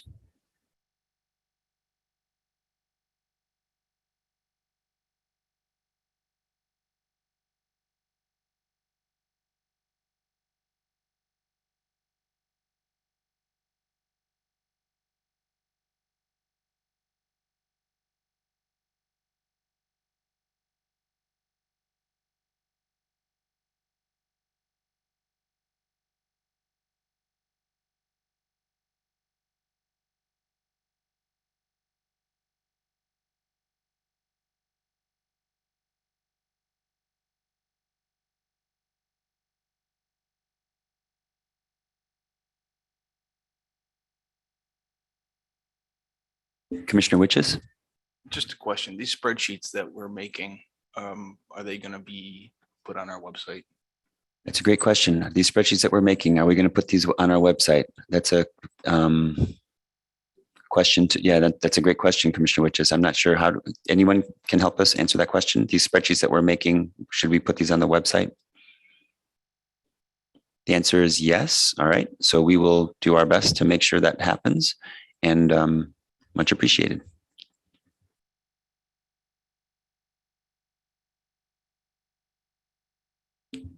Yeah, it does seem like it's an educational tool for us. It's been an educational tool, and therefore it's going to be educational for the public also, to help see how we're making our decisions and what we're comparing. Yeah.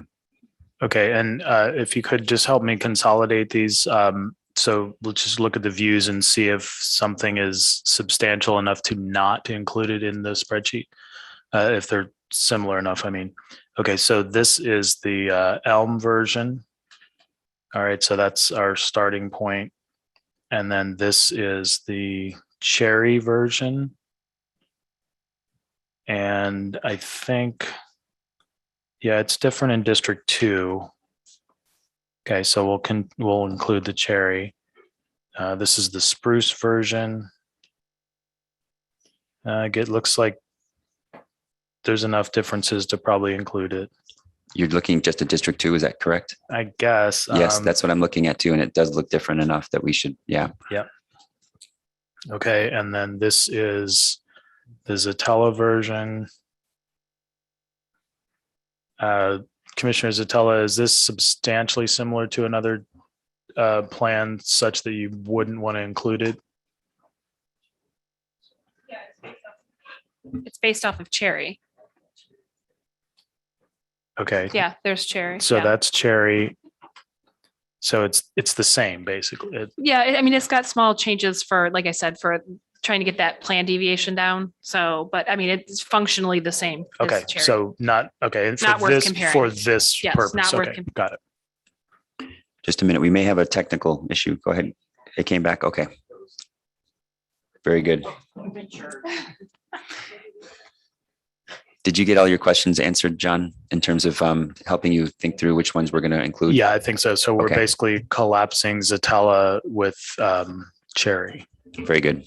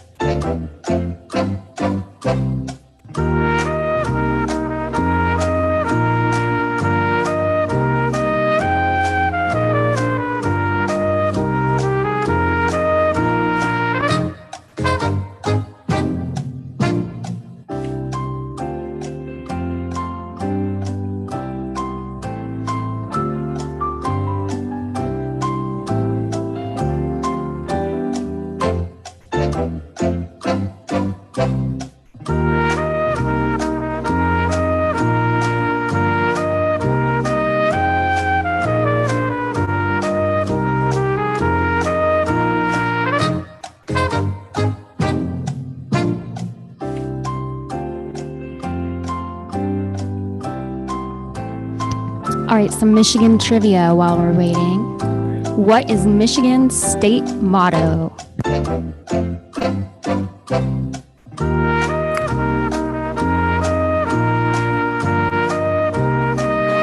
I thought it was hashtag show up, speak up.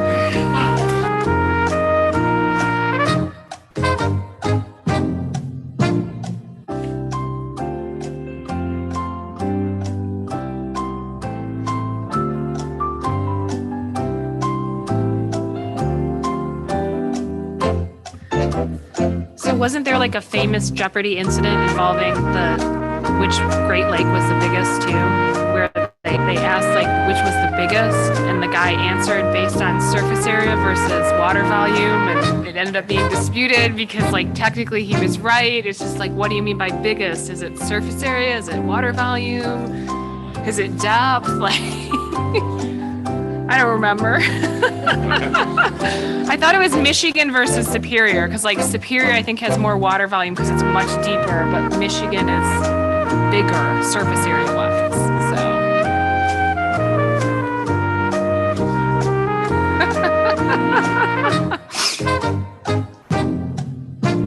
All right, next one. What is the only state that has more shoreline than Michigan?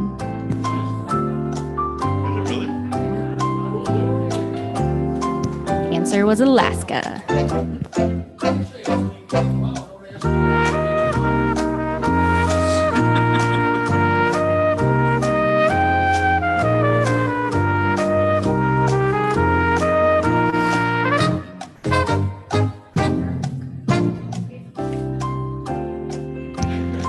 What is the Michigan state bird? Robin. Everybody knows that. Yeah, stone isn't the stone Petoskey?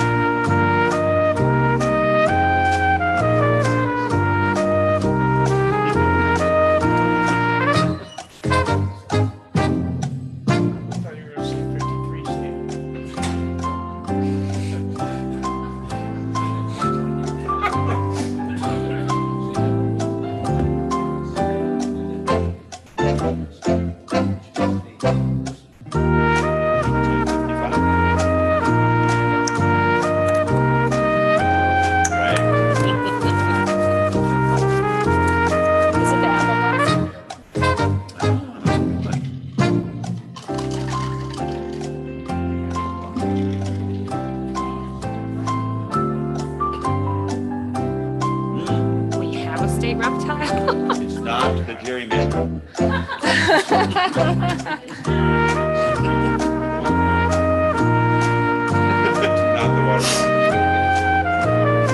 I was gonna say it's a turtle. I was just gonna say a turtle. That's about Madam Chair, you guys are having conversations. ASL is trying to hear those conversations over the music. Could we maybe lower the music a little bit so she can hear what's going on in the room? Thank you.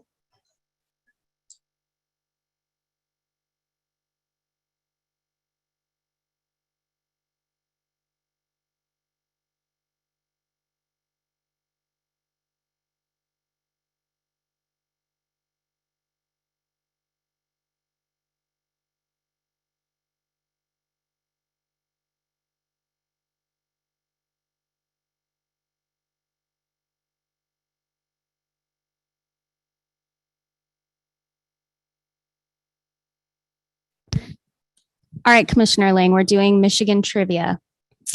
This one's for you. The Mackinac Bridge is how many miles in length? I'm going to pass. I'm not playing trivia. I'm sorry. All right, Steve, you know all the answers. What's the answer? The answer is 5. Good job.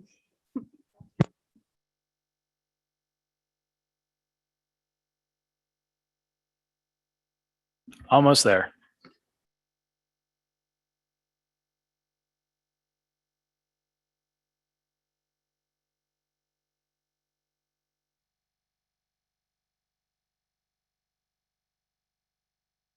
Port Huron.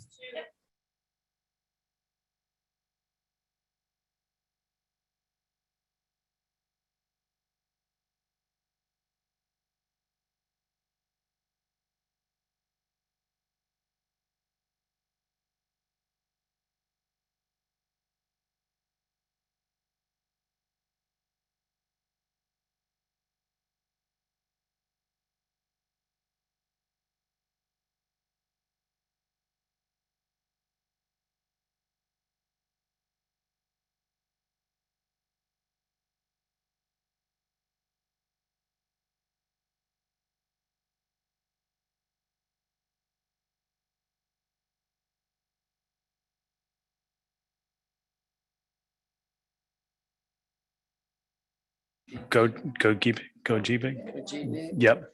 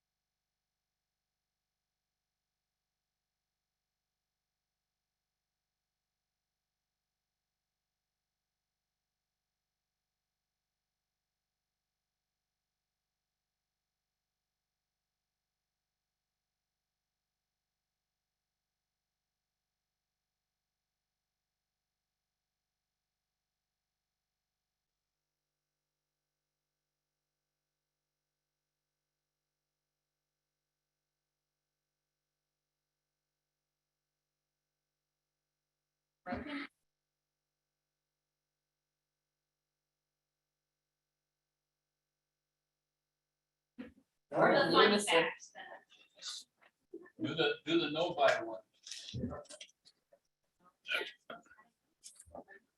Okay, I've got the spreadsheet here. And I'll leave one more question. What's the birthplace of professional hockey? What town is the birthplace of professional hockey in Michigan? Houghton. Yes. Yeah, don't you know? Strong finish. That's right, eh?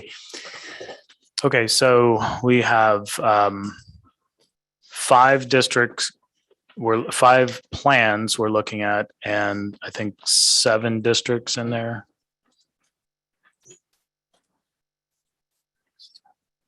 Yeah, 7 districts. So District 2 is generally up on the north side of Oakland and Macomb in most of the plans. Okay. So let's see if I can get the names here.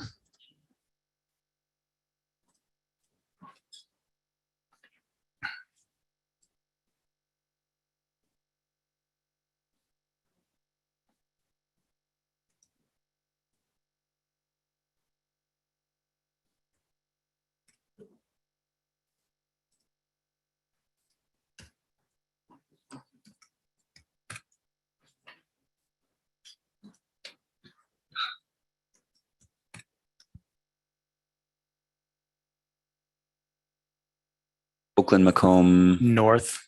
Thank you. Right. Okay. So let's see. Do we have a name or a constituency for this District 5? Mount Clemens is in 7, but any other? How about just near coast? Because it's not the coast, but it's near the coast. Does that work? Okay. Well, let's call it Mount Clemens? Clinton. It's not Mount Clemens because that's in 7. Sometimes it's in call 7. Call it Sometimes it's Clinton. 7. Clinton Clinton? Macomb. Clinton Macomb.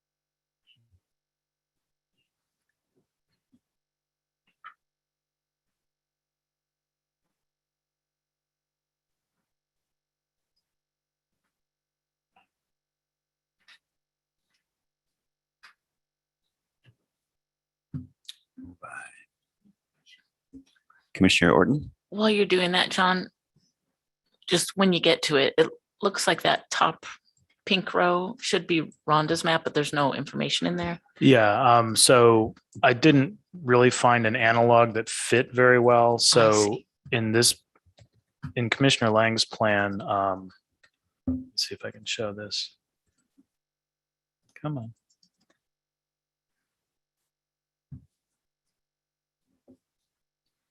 So there's not really an equivalent District 2 up here. You could argue 24 might be, but I basically said this is the analog to 7, this is the analog to 5, this is the analog to 16, 14, 18. So there's not quite an analog. So in the interest of time, I just skipped that one. I see. Thank you.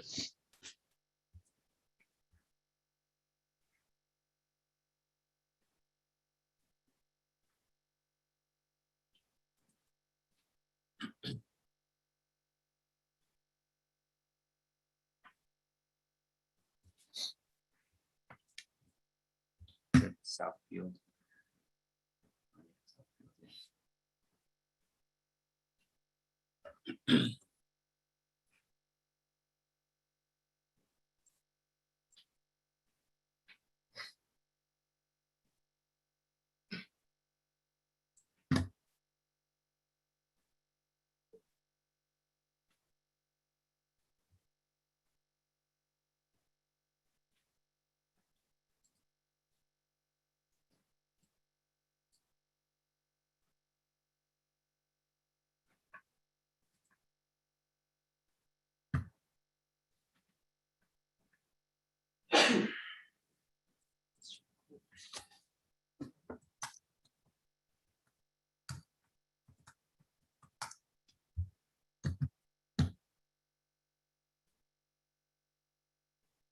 Is there another town in the Waterford area?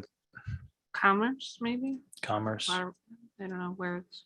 Waterford, Commerce. White Lake, Commerce, yeah, I don't know. Clarkston.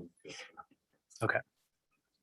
Ooh, We should call it, we should definitely call it Milford, though. Just in honor of our commissioner. well, she's Oh, Highland, Highlands. Was gonna say forgive she's me. Highlands.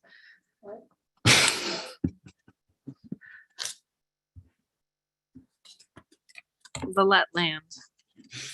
Yeah, we'll just call it the Valette District. How's that? We're all a little slap happy today. Okay, so again, these are just general constituencies. So Oakland, Macomb North is District 2, and then we didn't find a easy analog in Commissioner Lang's plan. Clinton, Macomb is the District 5, the St. Clair Lakeshore District 7 and 38, Farmington 11 and District 34, Pontiac Southfield 14 and 31, Troy Rochester 16 and 36, and then Waterford Commerce is 18 and 35. So which do we want to focus on first? Commissioner Lang, did you have a comment?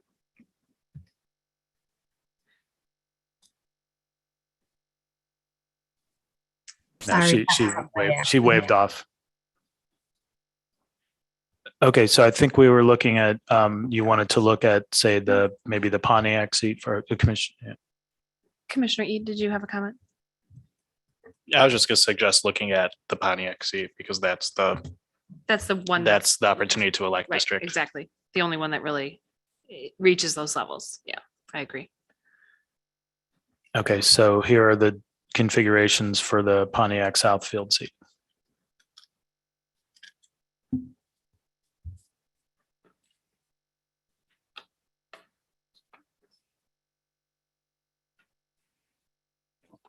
So no appreciable difference essentially is what it comes down to. Commissioner Orton? Well, I do see on Elm, the population deviation is out of the allowable amount. So if we change that, it could change the number. Mm-hmm. Yeah.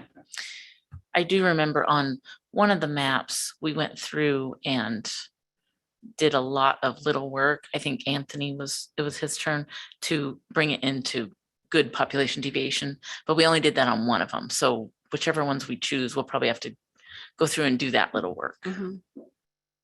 Yep. And I'll just offer that, Commissioner Lang, said that she didn't really recognize that the Detroit area was her strength. So I think what we've got, but it doesn't perform, her district doesn't perform poorly in that, the one that we've highlighted. But we should, unless there's other comments, we just keep going. Yeah. Commissioner Ede? Well, the Clinton Macomb one's a little interesting to me. You have minority populations on 4 of them that are about 10% higher. And then I think that's also the case for, okay, well, what are we showing now? Yeah, I was just getting the map. It is a slightly different configuration, right? So Commissioner Lang's District 38 goes much more to the north. So that's the difference. So they're not quite apples to apples, but I see your point there. Well, I mean, that explains why it's different, but yeah, that's the difference. And then I think that holds true in the Troy Rochester area as well, where it's lower as well. Yeah, so that's where we have a lot of the Asian American population as well in Troy. So those stick out to me as well. 36. Can we go back to the spreadsheet again? Commissioner Lang? I want to thank John for saying that. We're really not doing apples to apples and oranges to oranges on these maps. I'll just say I did my best, but my maps are not identical to yours, so I would expect there would be some deviation. I did look at the Troy area. I looked at the Novi area for the Asian population. again, adjustments could be made. And I think my overall plan deviations were good. So I'm not justifying this area. Like I said, I'm not familiar with Detroit, but I'm just going to say it, I'm seeing a real, a theme going on right now, and I don't appreciate it. That's all I've got. Thank you, Commissioner Lang.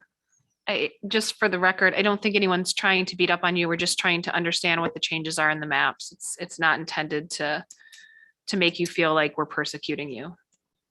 And I apologize if you feel that way. All right, let's, I think we're good with this section. Can we move on to another section? Okay, so the last section will be Wayne County. Yes.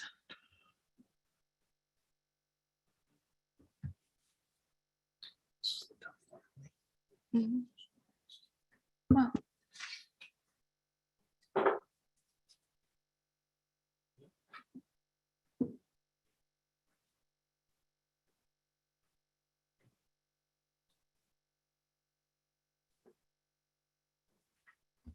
Okay, so this is the first version of Wayne. This is the Elm configuration 10.4. So let's just see how many districts we're dealing with. So we have District 12 is the river communities, downriver. District 17, Taylor, Allen Park, part of Detroit. District 19 is Dearborn, Dearborn Heights. District 10, and this is Canton. District 9 is Livonia and Detroit and Redford. And then you have, let's see, what do we still have here? So 7 is most of the gross points and going north. So we've kind of talked about that. So we have 6 is Detroit North, 8 Detroit North, 13 Detroit Royal Oak. We talked about 14. So we're looking at 1, 2, 3, 4, 5, 6. Sorry, let me try that again. 1, 2, 3, 4, 5, 6, 7, 8 districts basically.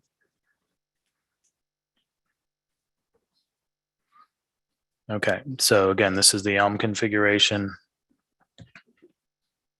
And this is the Cherry configuration. So let's see, same. Little different in 19. It's different in 17 here with Hamtramck, or is that Highland Park? Sorry.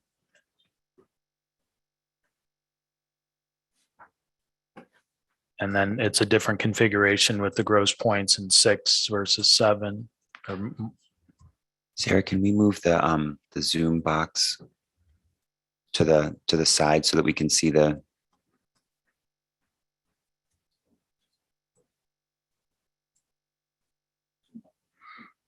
Okay, and then thank you. This is, all right, hang on, let me back up. So again, Elm, Cherry, this is the spruce version.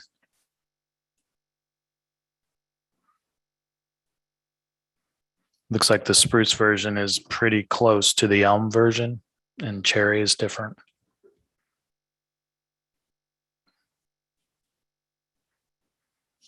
And this is Commissioner Zatella's. Can you back it out a little bit so we can see Ann Arbor, or zoom more in? So it's just making it hard without having Ann Arbor. Each one is just a snapshot, so Okay. I can zoom in a little bit. So No, that's fine. It's just the one map had Ann Arbor, and yeah, this one doesn't show Ann Arbor, Right. so it's hard to. It's like difficult to compare. So can you go back? Because I'm trying to. And then go back again. Yeah, that's more helpful. Thank you. Okay, so this is the 10.8, so that's the spruce version. Spruce, yeah.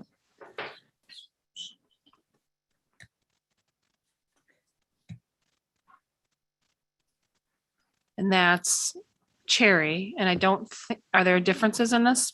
I don't think that's Cherry. Or is that my individual? That's my your individual individual map. map. Yeah. So what was that based on? Based on Cherry. It was based Okay. on Cherry. Okay, so do you think it's the same as Cherry or there's some difference? I think it's the same. There might be small differences for, again, population, but the Ann Arbor area is different. So, but this Detroit area should be the same. Okay. All right. So that takes care of that question. And then here's Commissioner Lang's version in that area.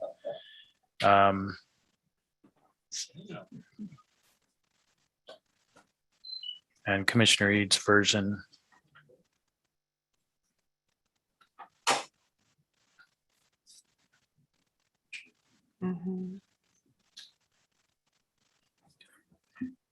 May I ask a question? Yes, Commissioner Curry? Yes, just wondering, John, if you can, there's no way that you can show any of these maps side by side to kind of see them on at one time, two of them. Yeah, I can do that. Give me a moment. I'll set something up for that. Okay. Can you give me two maps you want to look at? Maybe or the map, yeah, go ahead. possibly the last one and then this one together. Which map was that? I don't even know who. I think it was it Lane's map and then this one? Okay. Yeah, what I'll do is I'll bring these up in a PowerPoint in just a second. Okay, thank you.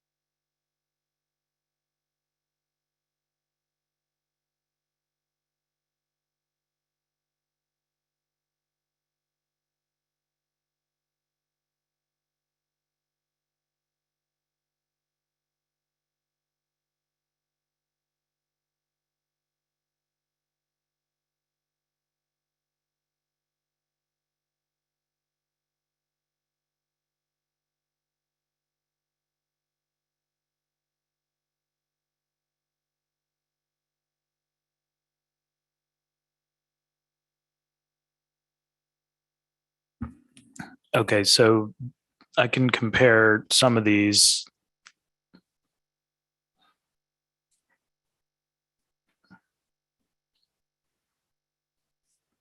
So this is comparing the Elm version to Commissioner Eads version.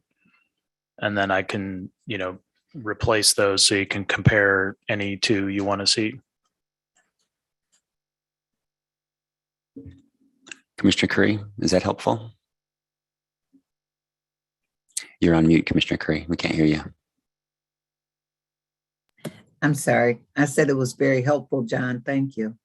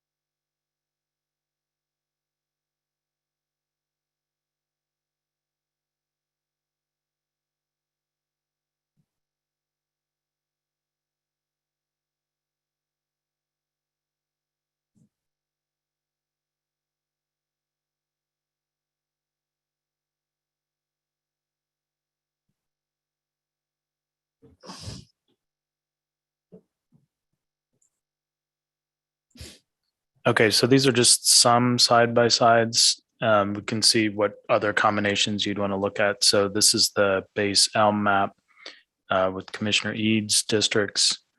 It looks Dearborn Heights are similarly configured. District 17 is pretty similar with the change of a little bit of Taylor is put into 12.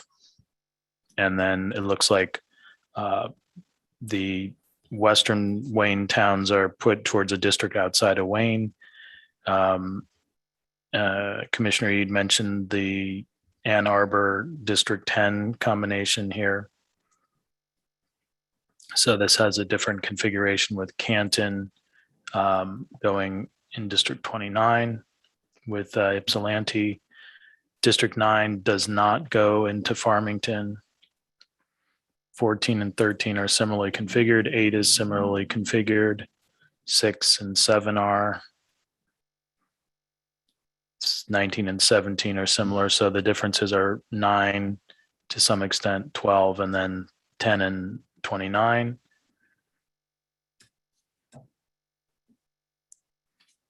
And then here's Commissioner Lang's plan. So in this case, the gross points are with a portion of Detroit, and then let's see, it's a little bit of Macomb. And then this 27 is similar to the District 6. 28 is close to District 8. 30 and 13 are similar. Yeah. And then 9 and 33. Yeah.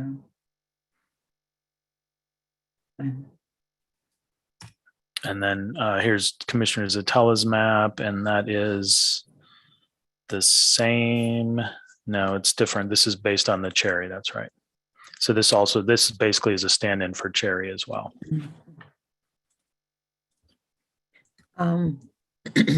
Is there any way, John, that say for instance, I could look at it later on too? Will I be able to pick this back up?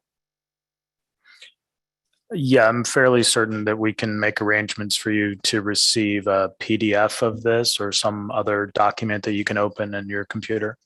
Oh, okay. Thank you. Okay. Very helpful. Thank you. So this is, I believe, this is the region we probably, and do we want to, I think Commissioner Lang has spoken about Detroit. I think Commissioner Zatella, I can't remember if we've each sort of had a turn, the individuals. So I think do we need to look at the numbers? I think John has helped us see a side by side here. What's next, Commissioner Eden?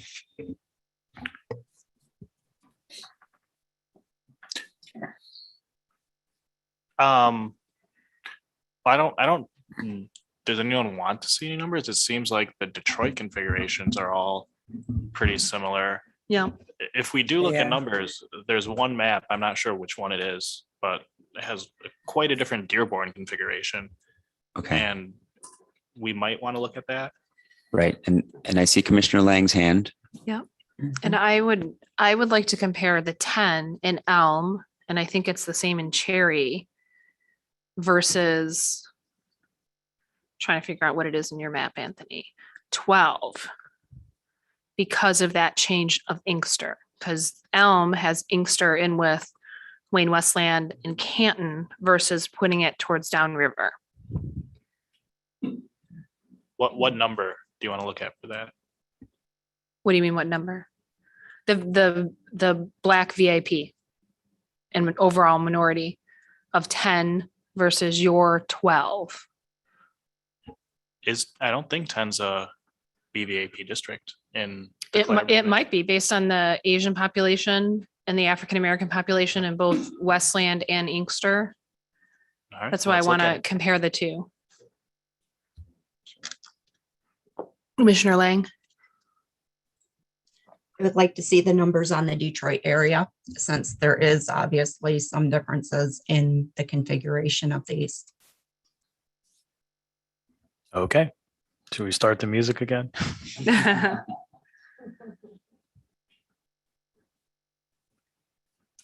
Now I lost track of what it was.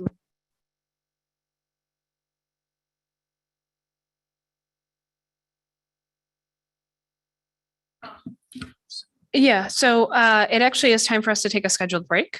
So hearing no objections, it is 4:00. We will take a break for, I'm going to say 15 minutes because we never get back if I say 10. But by 15, I do mean 15, not 20. So so please be back here at 4:15. Thank you, everybody.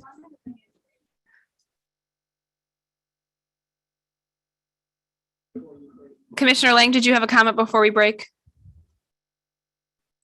Nope, just forgot to put my hand down, I guess. Okay, thank you.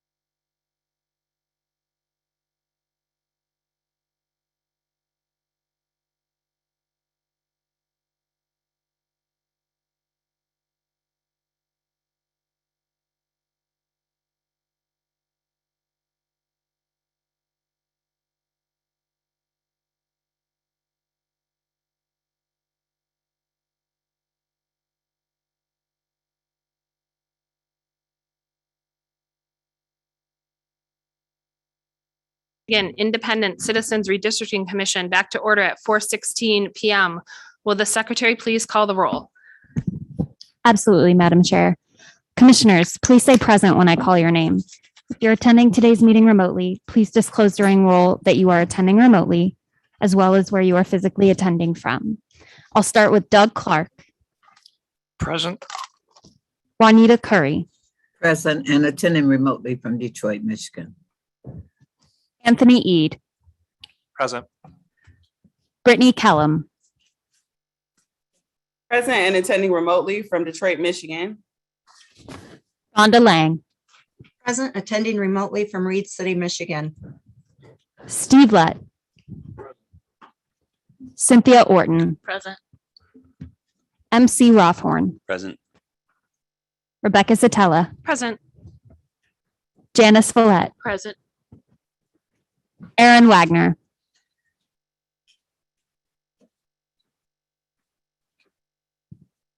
Richard Weiss, Present. Dustin Witches, Present.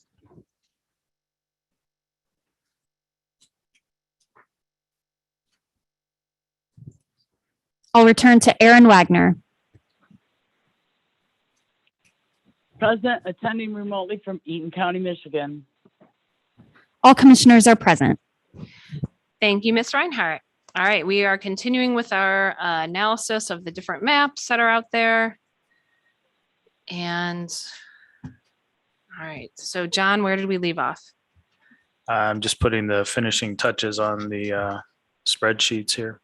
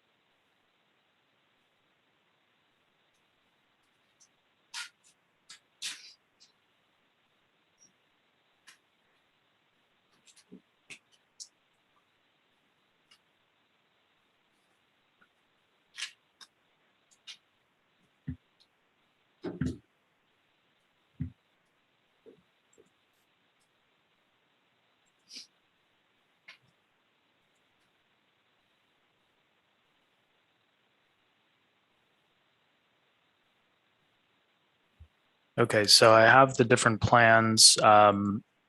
Do you want to give them a constituency name as we go through this, just roughly? So if we do District 6, I don't know if this is a particular area of Detroit.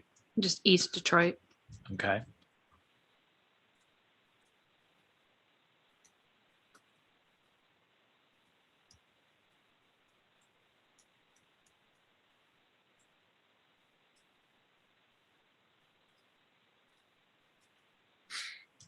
So 8 is, in this one, it's Hamtramck. And Just call it Hamtramck. That's easy.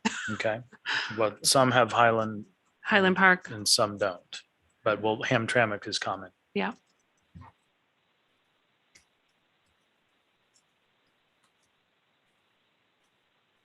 Someone want to help me with this?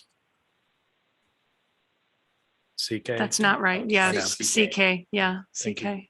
No, no A. Thank you. Hamtramck. Polish. Yeah. Yep. No, the Hamtra. Yeah, the A was right. It's not the Mac. That's what he's saying. TRA and then MCK. Got it. Hamtramck. Keep the MC together. Excellent.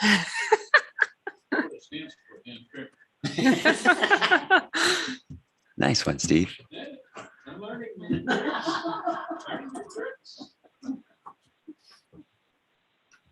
So 9 is Livonia, Redland, and West Detroit. Does that work? Which one? Was that 9 is Livonia, Redland, and West. Redford? Redford, sorry. Redford, West Detroit. Yeah. Yep. Okay.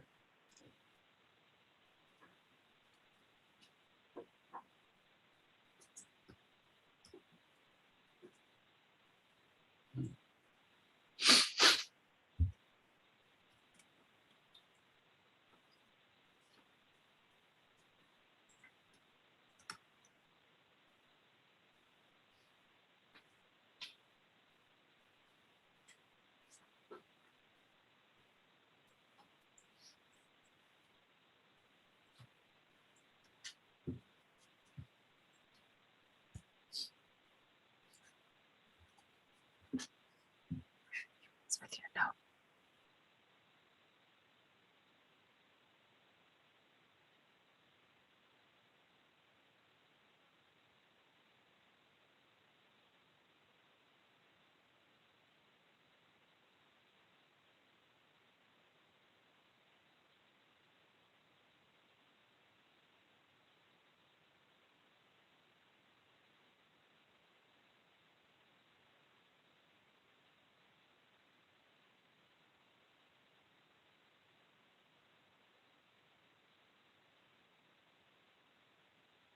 Do we have a name for 13?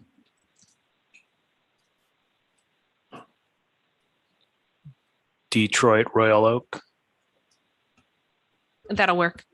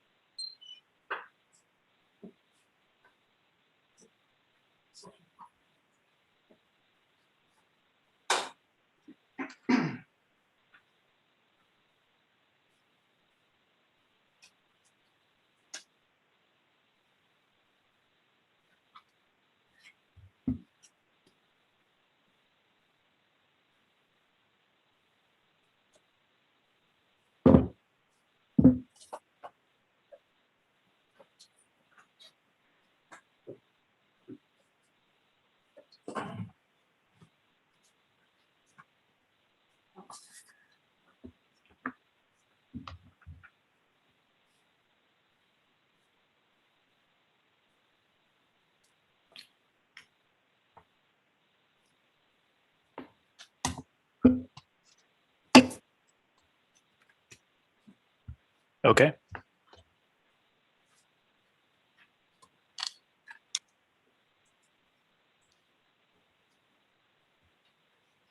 All right. So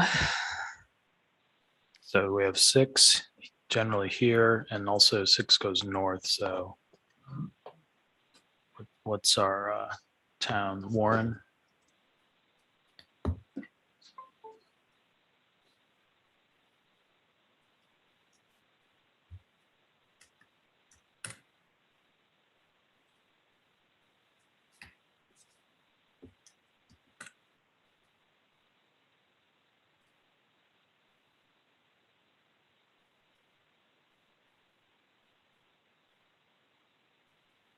And so this is also Asian population. Can we turn on the theme, John? Maybe that, I think that would help us. Well, maybe no, we've got the numbers here. That's what they're for. Yeah.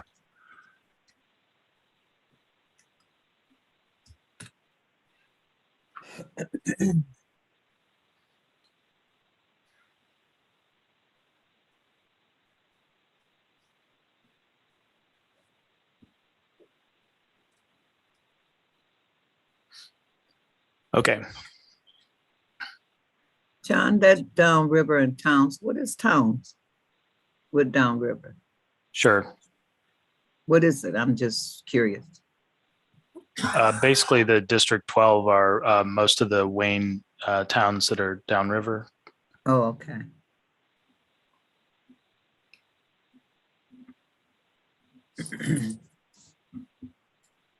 Okay. Yes, yes, that's fine.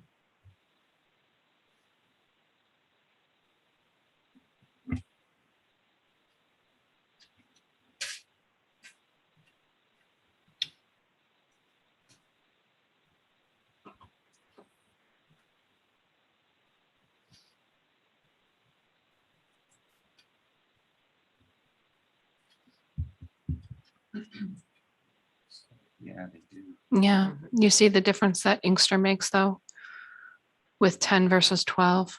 Where? So look at Canton Westland because it's almost 20% African American, and then you add in the almost 10% Asian as well, to bring it up to 35%, just about under 35%, which should make it a minority majority based on coalition voting in Wayne County, which is what we were considering when we drew that. But then if you look underneath at, I think Anthony's 12 is the downriver.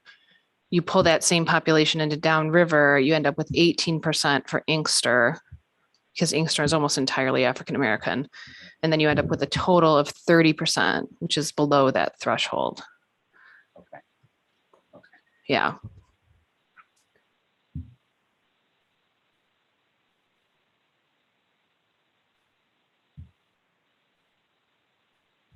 It's yeah, so you were comparing 12 in the downriver towns. Mhm. Anthony's 12. So 12, Anthony's 12. It's not the same as our 12. Yep. To our 10, because our 10, so the elm, cherry, spruce all include Inkster in with Wayne Westland area and Canton and a little bit of Livonia. Whereas Anthony's map, I'm not trying to single you out, Anthony, pulls Inkster down to Monroe. Yeah.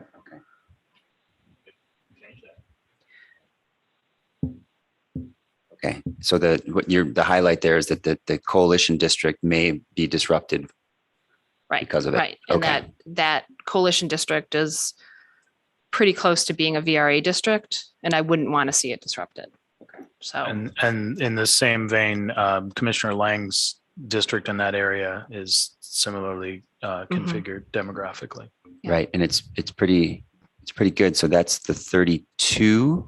her 32. Yeah, that's And that's configured Taylor, similarly, okay. Inkster, Westland. It doesn't have Canton.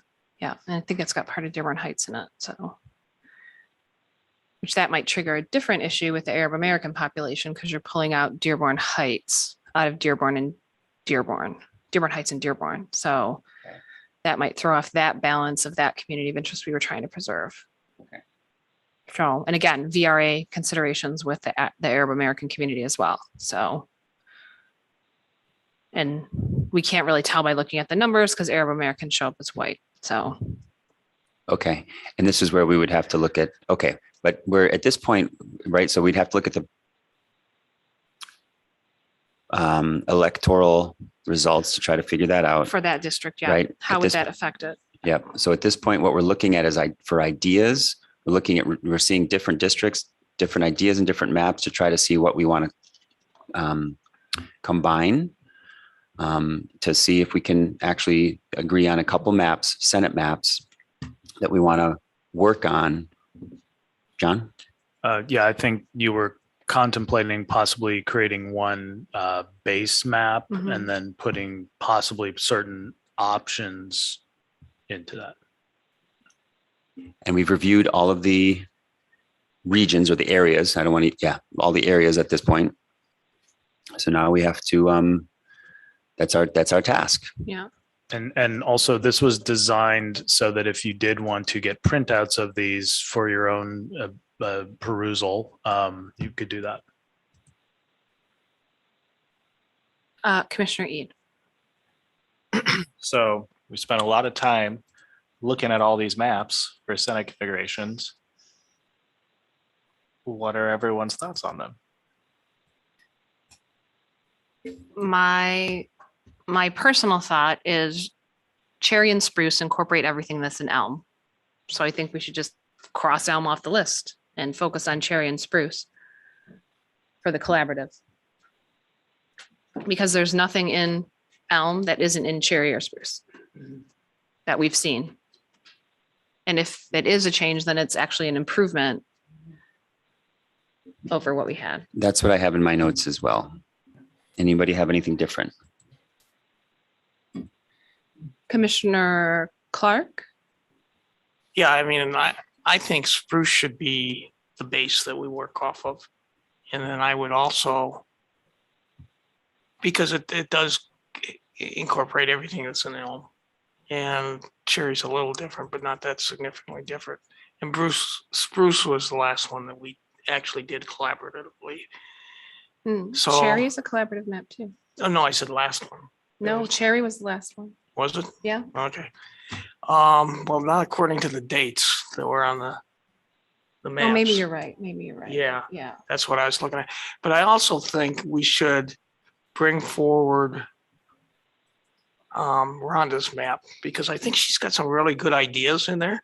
I don't agree with everything in her maps, but there's certain areas that I think we could use to incorporate into the spruce map. So that's my opinion on this.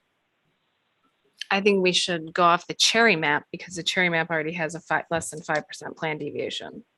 Whereas the spruce is going to require us to make all of those changes to bring down the plan deviation. Well, the plan deviation though is within spec. No, it's not. What is it? It's almost 9%. 8.58%. It's way off. Spruce, yeah. Commissioner Orton, and then Commissioner Kellum. Well, just looking at that bottom, the Dearborn Heights area, spruce and cherry, it looks like elm and spruce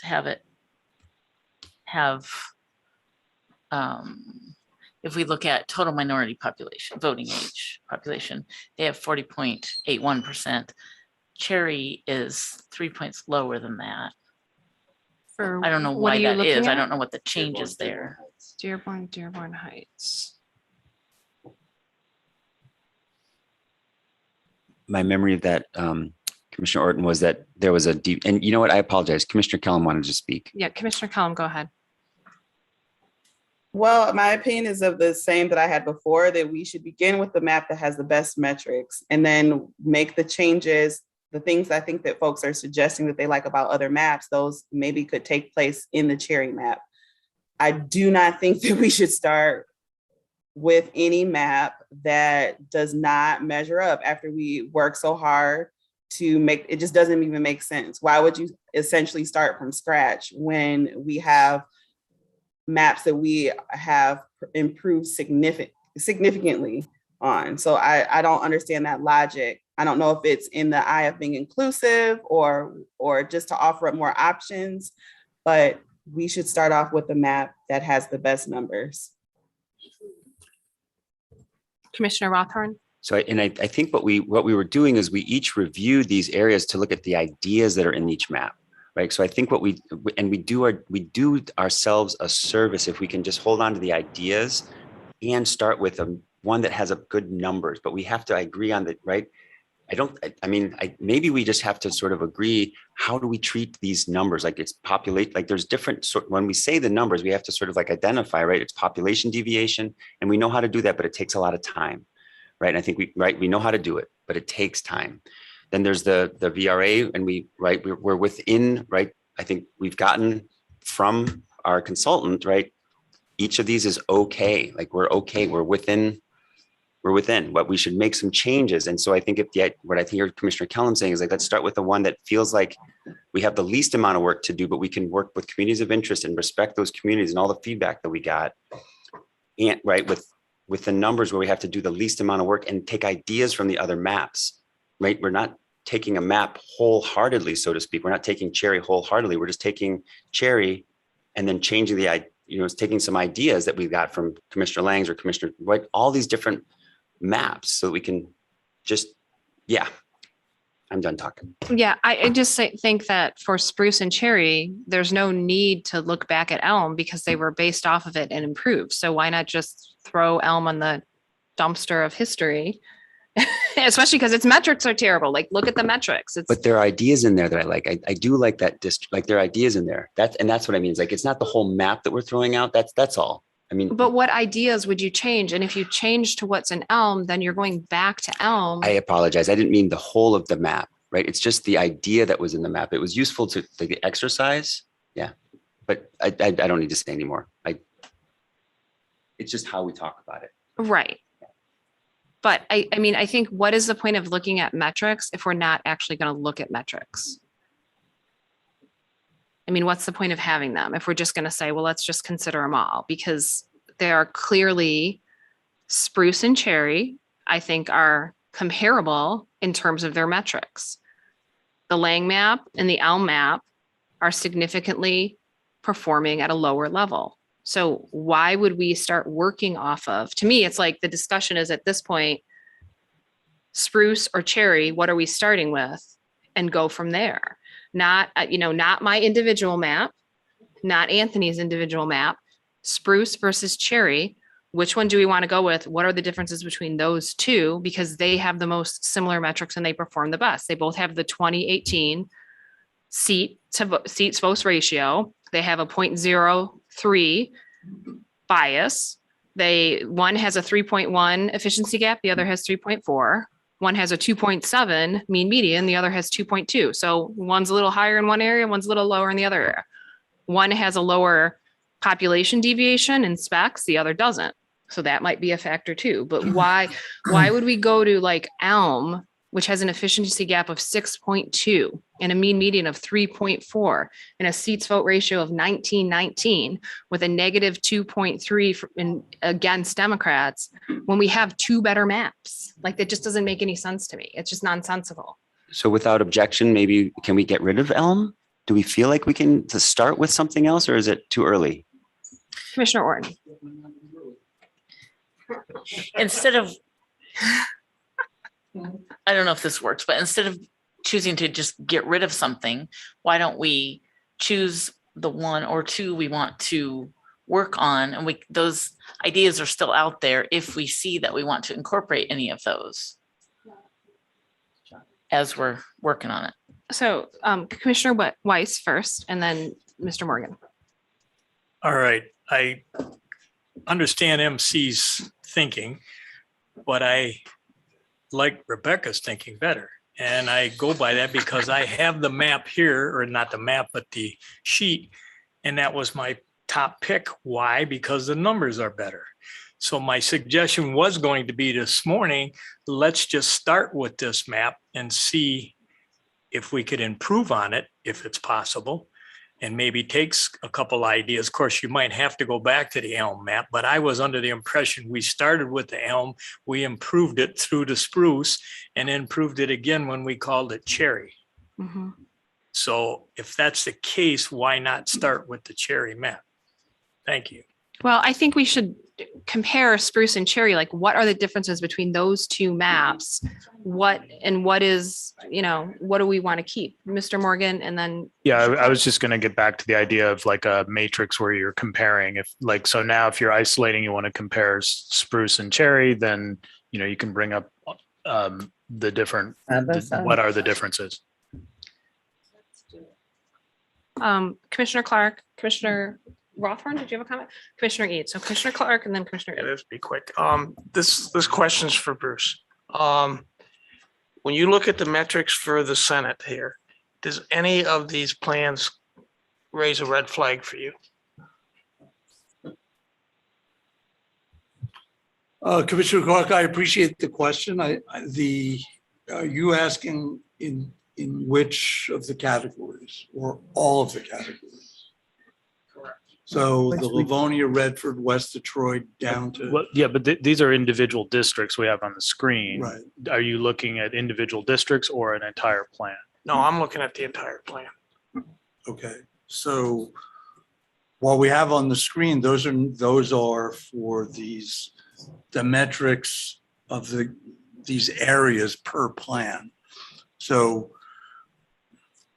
just looking at just these, it's difficult for me to say whether one is, and at this point, I'd be reluctant to say that one is off the table because you're just deciding which maps you want to move forward with in order to contemplate adjustments. And looking at the numbers in isolation is difficult to make a determination. What I would say though is as you go forward and as you contemplate changes, I would recommend that one of the more challenging metrics to meet is the plan deviation.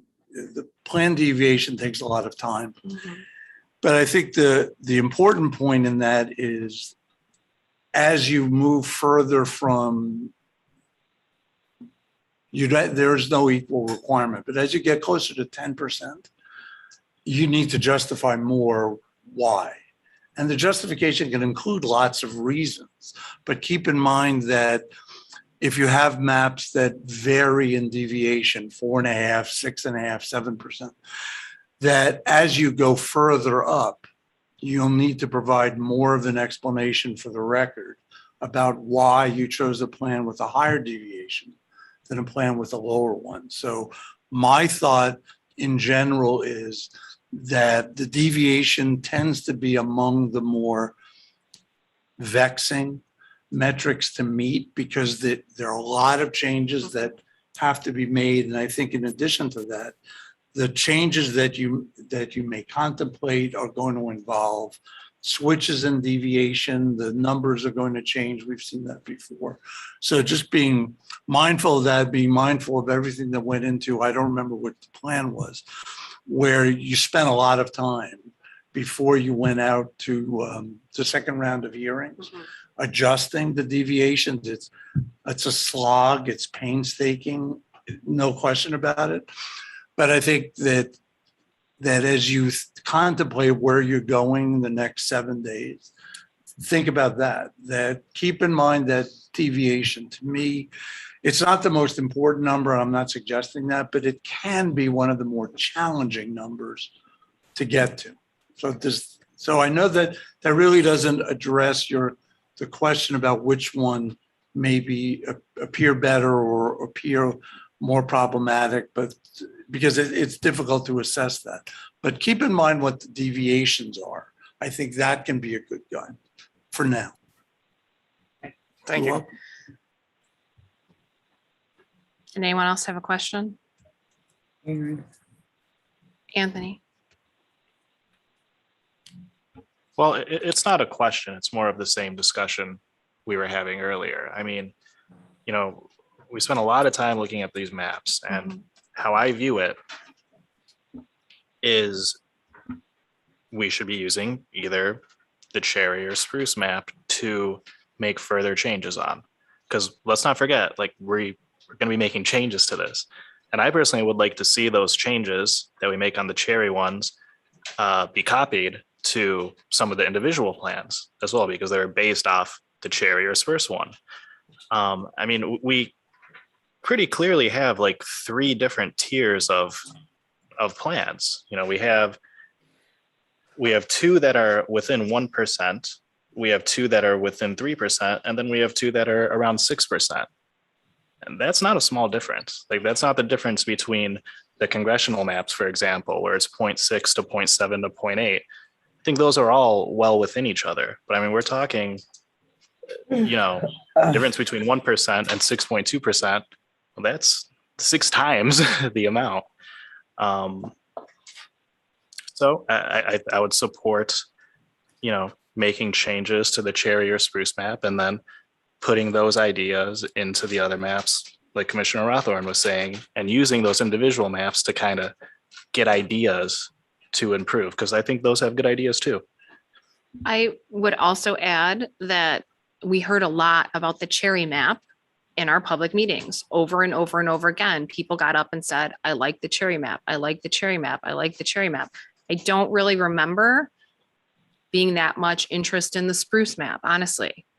And if it's got the lower plan deviation, we can certainly bring it up and then overlay spruce on top of it and see what the differences are and then see what we want to change. And then that's an easier slog than starting with spruce and trying to bring it to cherry because the cherry has the lower plan deviation. Commissioner Clark. Yeah, I mean, I agree with you saying, and I would really respect Bruce's opinion, and I think bringing the plan deviation down will be very difficult, and we've already got it down, so Cherry, in my opinion, now, based on his advice, I think is probably the better approach as a base, and I agree, let's overlay spruce and see what the differences are. Okay. Commissioner Weiss. Just happen to think, since I have a drawing expert here, Mr. Morgan. Mr. Morgan. Would it be possible to have him give us an opinion or show us maybe a possibility? And then if we decide to choose it, use it. Rather than sitting here trying to figure it out, he is an expert at it. In my book, I've watched him, he's good. Maybe it would help. What do you want him to show us? I'm not entirely clear. Maybe we can lower the deviation down, bring it down a little bit, or get it a little closer, if that's possible. I don't know. That's why I'm saying, we don't know how to do it that well, but he should. Yeah. Well, it just takes time to bring it down. Right. We've seen that. Or do we want to waste time doing that? I mean, Well, you don't need to with cherry. That's Right. the point. It's That's- already there. Right. That's what I was And we thinking. did that in an open meeting and it was a pain in the tuchus. So, Rhonda Lang. Erin had her hand up first. What the plan deviation is, the overall plan deviation is right now for Cherry? It's 4.93. Okay, if we're looking at plan deviation, I would just like to state that mine is 2.23%. Just wanted to throw that out there. Thank you. Commissioner Curry, did you say something? I thought you said someone. I was looking at Erin's hand's been up for the longest. Oh, we can't see her on our screen. Commissioner Wagner, I'm sorry, we can't see you on our screen. Quite all right. I understand. I was going to chime in and similar to what Commissioner Kellum and Commissioner Ede were saying, let's start with the ones with the best metrics and then let's compare them to individual maps because there's been quite a few of Commissioner Lang's that I have liked as well. So that was just my 2 cents. All right, Commissioner Orton, did you have your hand up as well? I was just gonna say, let's do the overlay and see Yeah. the difference. So John, can you bring up the cherry map and then bring in the shape file for spruce and overlay it? Yeah. Okay. And also, Madam Chair, I heard a lot of people say they liked the pine map too. So I don't know how we gonna. Yeah, pine is for the house. Oh, So it's a different it's different district. Yeah, it was Yeah. pine, birch, and cherry. People kept saying Okay. together, pine, birch, All and right. cherry. Great. And then there were also quite a few, I think, who liked apple. I heard apple a lot too, apple and possibly maple. Okay.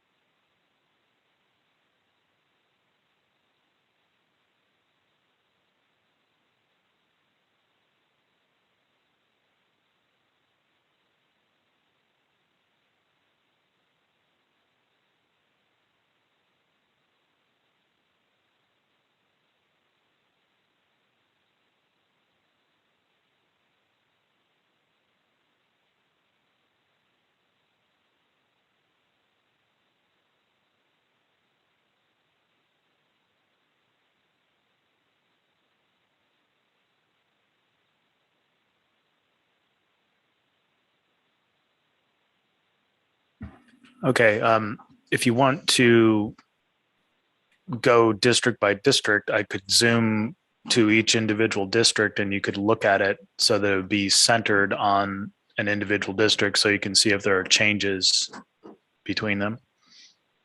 Commissioner Ede? John, the base on this is the cherry map? I believe so. Why is it showing an Yeah, 8.96 something's not plan making deviation? sense, because Okay. it shows an 8.96 Yeah. plan deviation. It's not the right map. Well, it might be the right map. It could be that the numbers are switched. Yeah. But let's open Spurs and see what that plan deviation is. Yeah.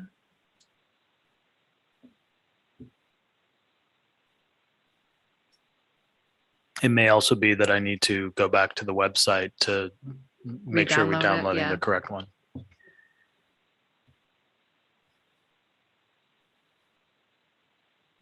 There's so many plans out there. It's like confusing as heck.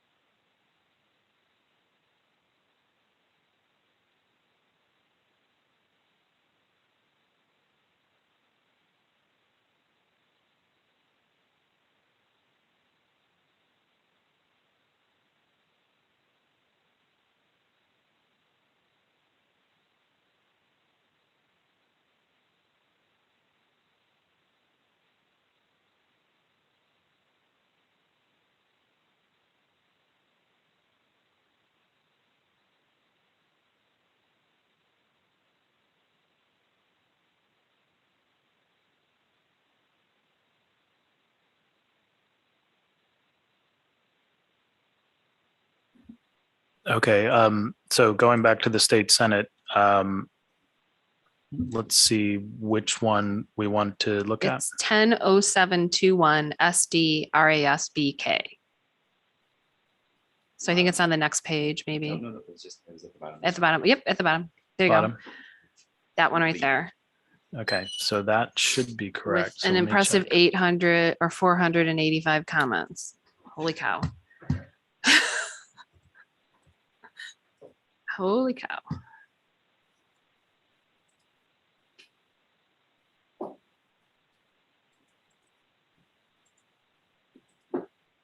Yeah, actually, that is the most commented on Senate plan, good and bad.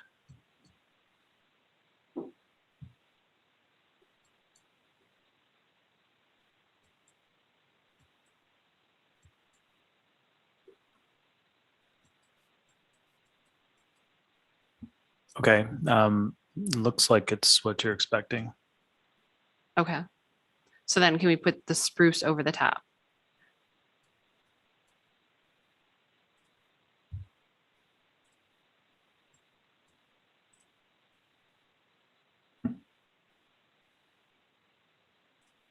And the spruce is, let me look. 100821 V1 SD.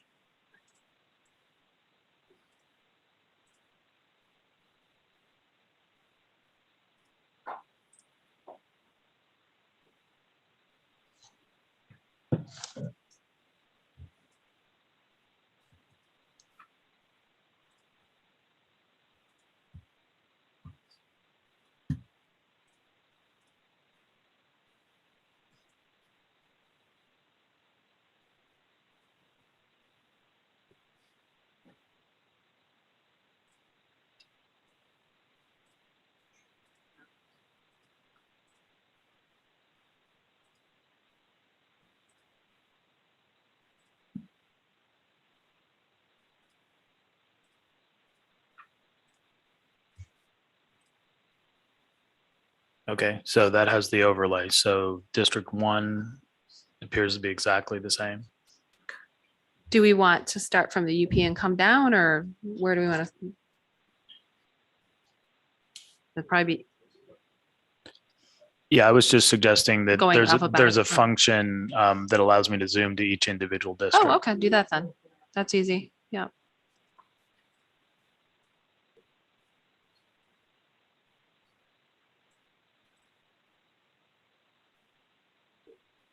Okay.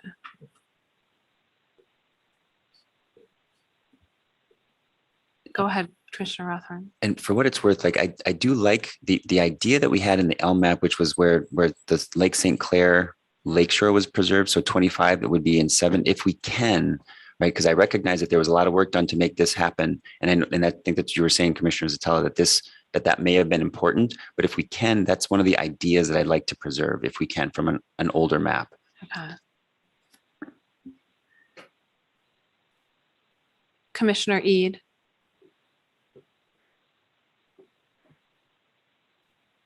So I'm trying to think of like a systematic way to do this. We all went over the debriefing that we did earlier today. And with that in mind, it seems like the biggest changes that need to be made might be in the Detroit area. And then if we do decide to make changes there, that's going to affect everything else. So we might want to look at Detroit first and then start moving up and looking at these other districts. Because I'm just thinking, like, we're looking at 2 right now, but like if we change 5 or if we change 6, then 2 is going to change as well. So I also think we need to look at Grand Rapids because Grand Rapids wanted that change of Fulton to Wealthy. And that's going to also push stuff out. But I mean, I think the broader question is the differences between Spruce and Cherry. So, I mean, we see some changes here. Can we look at the rest of the map to see where there's other changes? Okay, so if you're going to flag the differences in 2 or just note that there are differences. I'm just noting for right now, there's differences. I just want to see where else there's differences. Is it only kind of that metro area or is it elsewhere? Yeah. Well, some of those come out of the change to 7. So it looks like there's a slight difference in 3. yeah. And I'm going to guess that's population because it's so small. Same thing with that little bit near Kalamazoo.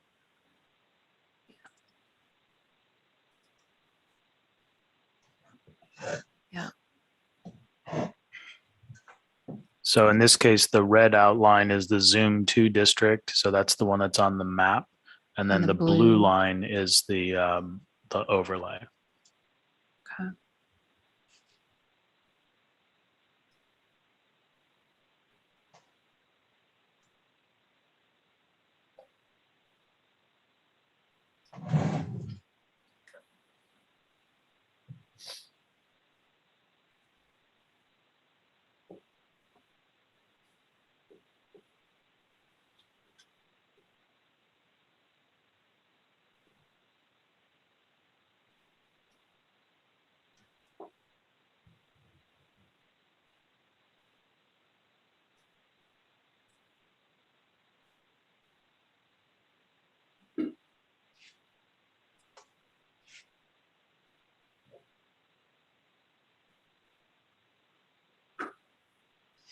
Okay, so District 4 right Okay. there. Yeah. All right. You can just keep going. So 5 here and here.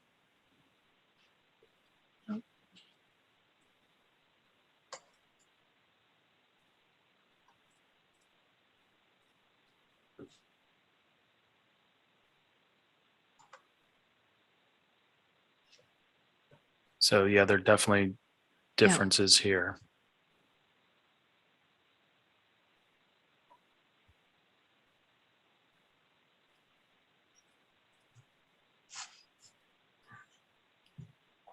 Seven is the one with the major change.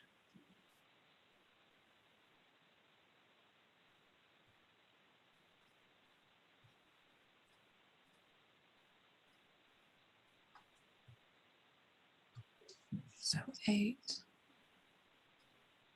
Looks like that's in just Yeah, including. well, as I recall, there were reasons you made certain changes. Mhm. So if you go back to those reasons, it might give you an explanation. This had to do with communities of interest, but also Yeah. the Black voting age population, if I'm Yep. not mistaken. Yep. Yeah. And that's just adjusting for population, just small changes to bring it into spec. That's no changes.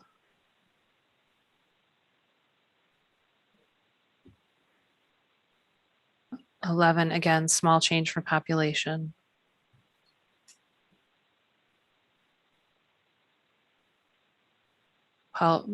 Again, population.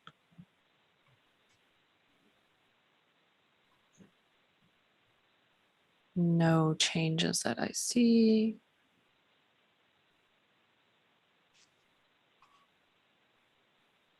Little change. Commissioner Orton. So some of these small changes that we're seeing, they actually do, like that one split up Taylor. One of them, Taylor was whole, one of them split up. So we might want to look at some of those and see if we can either bring them together or use the two different maps as possibly going forward. Yeah. Do we have someone who has a hand up? Aaron, Commissioner Wagner? Thank you, Madam Chair. I had a question, and I know Commissioner Rothorn had said something about it this morning as well. Is there a way that we can pull up Mr. Scannell's map and use that as an overlay to compare to our maps at the same time? There is, but his was congressional. His district was for the congressional districts. That's why there were only two. It was not a Senate map. Okay, thank you.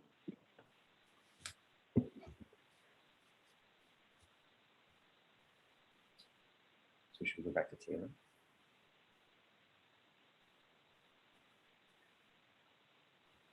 So 15 has some considerable differences, Yeah. but it could be that that relates to the District 7. Yeah, it does. Okay.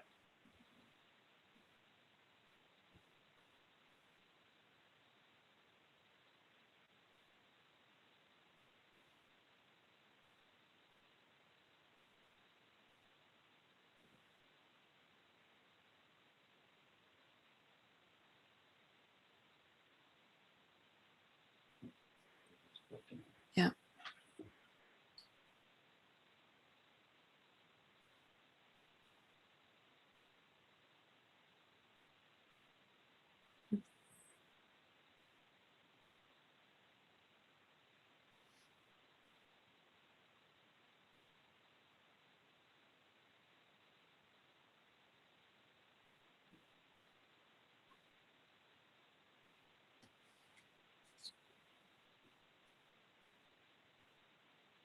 The same. It's the same. That's the same.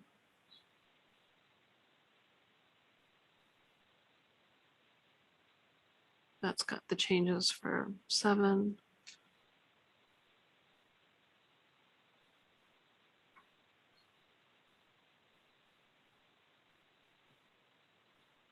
It's the same.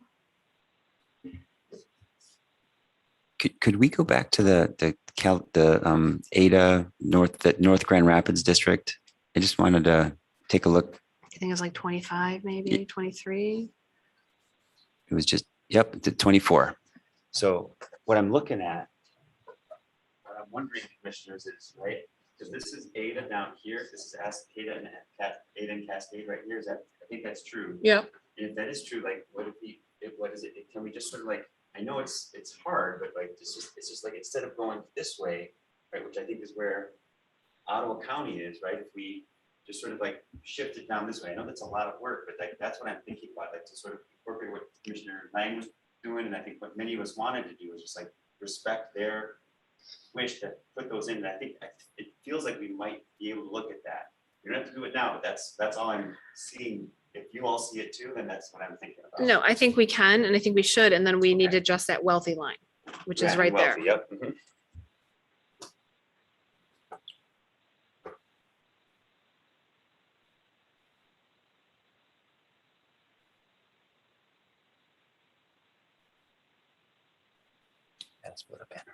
Uh-huh.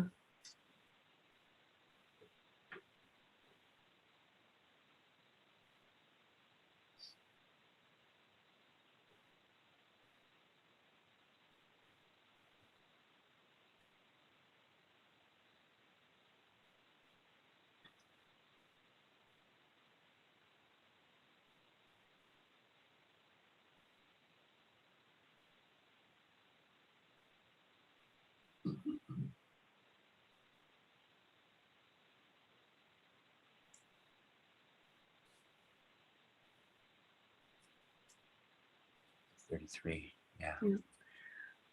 Because if we do 24, yeah, 30, okay. Yep.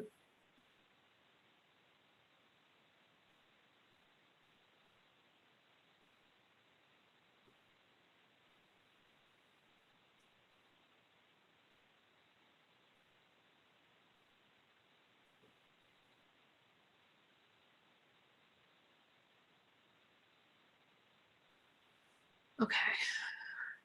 So most of the deviations between Spruce and Cherry are in the Metro Detroit area, right? That seems to be, and they drive off of this District 7. Can you scroll up on the active matrix so we can see what the metrics are on 7?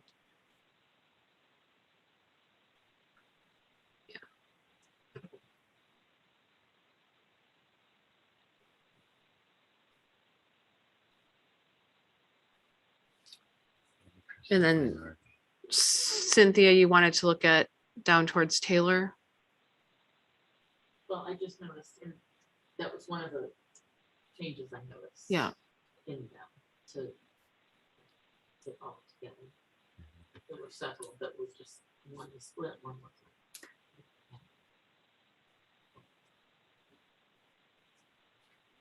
And then the other piece, so the 7 and then the 8, including Highland Park, right? Or not including Highland Park at 8, right? It's either in 17 or it's an 8. And trying to understand that, or remembering that, like, this is the improvement, I think, right? There's a reason that we moved to Cherry. There's a reason we moved Highland Park into District 8 out of 17. Yeah. And I think 8 was also where we're preserving the Bengali community Yeah. in particularly. And I think 17, if I remember correctly, has a lot of the Latin X community. Yes. And where's the LGBTQ community that we wanted to highlight? That I think it's the Palmer Palmer Park. Palmer Park, Yes. further north. Yeah. It's further, it's Like right on that. Northwest line. Detroit. Is that an 8? So it's right under Oak Park. So you see that diagonal line that comes down just below 13? I think in this map, we have most of it in except for that little jut out from 14. Can you zoom in a little bit more, John, and show us the name? Yeah, that's Palmer Park right there. The diagonal comes down. And I'm not sure if that little part of 14 is part of Palmer Park or not. I don't think it is. I thought it was between the two diagonals. Okay. Yeah. And I Palmer think Park I is apologize. is the 8 mile, I'm sorry, like 6 mile Woodward area. Yeah. So admittedly, my strong suit is not looking at a map like this and knowing. I will always have to have neighborhoods. So I'm going to say that loud and clear for everyone. Is it possible, John, to bring up the neighborhood map on top of this? Names, not just the outline of neighborhoods. And I think yeah, I'll do that. in terms of our process, we're still trying to understand Spruce and Cherry. Yeah. And do we feel like there's things, I think, and that may be what we were talking about, right? That keeping Taylor whole, for example, one did, the other didn't, and trying to understand it. Okay. So But I mean, I think most of that is just plan deviation, like trying to bring down the plan deviation and get it down. Okay. Because if it's almost half what the other plan is, and that's because of all those small changes. So It's not perhaps, even so I guess showing. what There I'm it is, asking, Palmer Park right there. Yep. Little to the east. Yep, right there. So it's included in this map. Palmer Woods, Palmer Park, Sherwood Forest. Commissioner Orton. So maybe there's a question about plan deviation being low versus communities of interest, because we have neighborhoods broken up and things.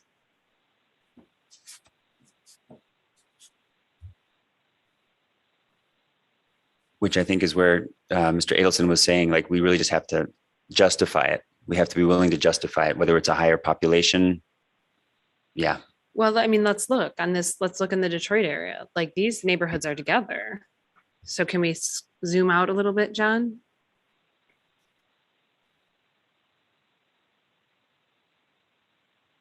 And so we have that Cornerstone Village, English Village down there where we need to maybe make a correction. It's hard with the names on it. I can turn the names off for the moment. Yeah, that would be helpful. Boston Edison is split. Yeah. And that might, But that's split. Yeah.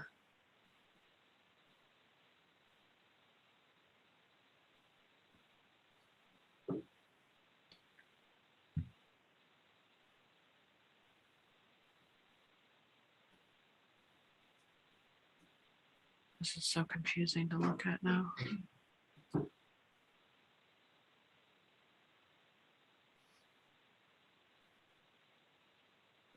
Okay, so does anyone find this confusing to look at as I do? Because I feel like I can't tell what's where with this on. Do you mind if we take the neighborhood lines back off and just focus on the differences between Spruce and Cherry and see if there's anything we want to incorporate? That's fine with me. I was only saying that for that specific moment. If when you're asking me a question about Detroit, then Commissioner Kellum would like the label of neighborhood, so I can make sure that I'm making number one the right choice, and also, well, yeah, that's all I want to say, that I'm making the right choice.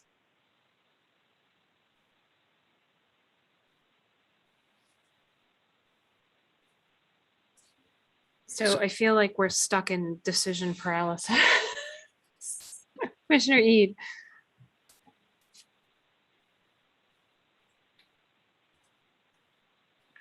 Okay. Well, how about we get out of that decision paralysis? Is everyone okay with continuing to go with Cherry as far as the collaborative map moving forward?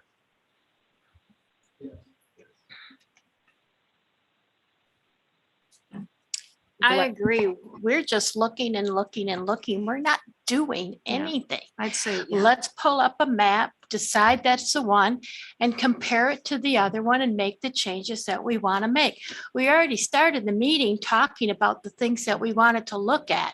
So why don't we just pull up a map, look at those things we talked about earlier today, and start like changing that street down to that, what was it, wealthy? I mean, that's a simple little thing. And there's a ton of simple little things that we can change. And then look at the bigger picture, but we're just sitting here staring at the screen and looking at these maps over and over and over again. Okay. Well, let's do that. Let's take off the Spruce. And since we're in Detroit, do we need to change anything for Bangletown? I think that this map incorporates those two precincts. Does someone have that map in front of them that we received public comment on? Yes. Okay. All right. So we've confirmed we have Palmer Woods and Park in the right place. So we're going to stay with the Cherry map. Yep. And we did get Make sure you confirmation. got the right Cherry map. Oh, you're making a copy? Point of order. Wait, go ahead, Commissioner Clark. So Cherry map's going to be our base. Yes. Okay, good.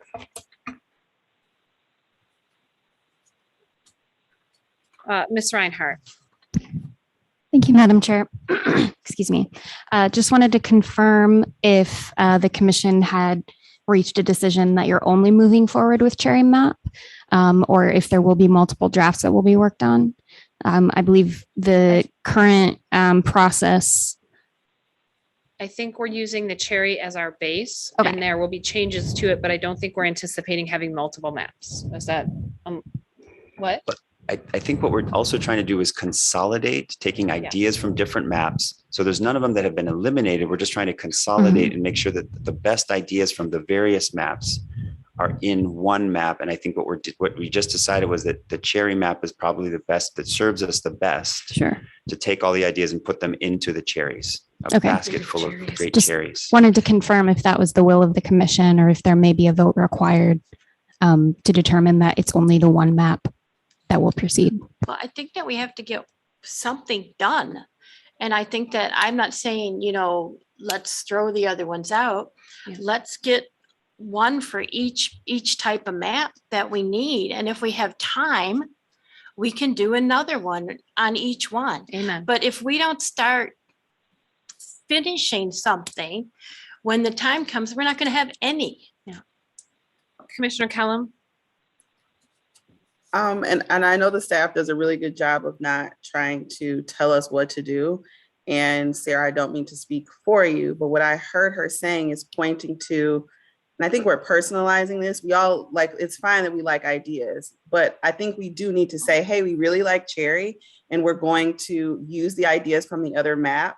So let's move forward with Cherry as the base. I think that's kind of what Sarah was trying to direct us into, basically saying what Janice is trying to articulate so that we're having a more focused discussion. I think we have to let go of this idea of we're not letting go any maps. We are, because we've worked hard to produce a strong map that serves as a basis. So I don't think there's anything wrong with the language of us saying we are letting go of those other maps, but keeping the best ideas of those and moving forward with Cherry. And I agree with Janice. I can't stare at another map. I'm ready to make some changes.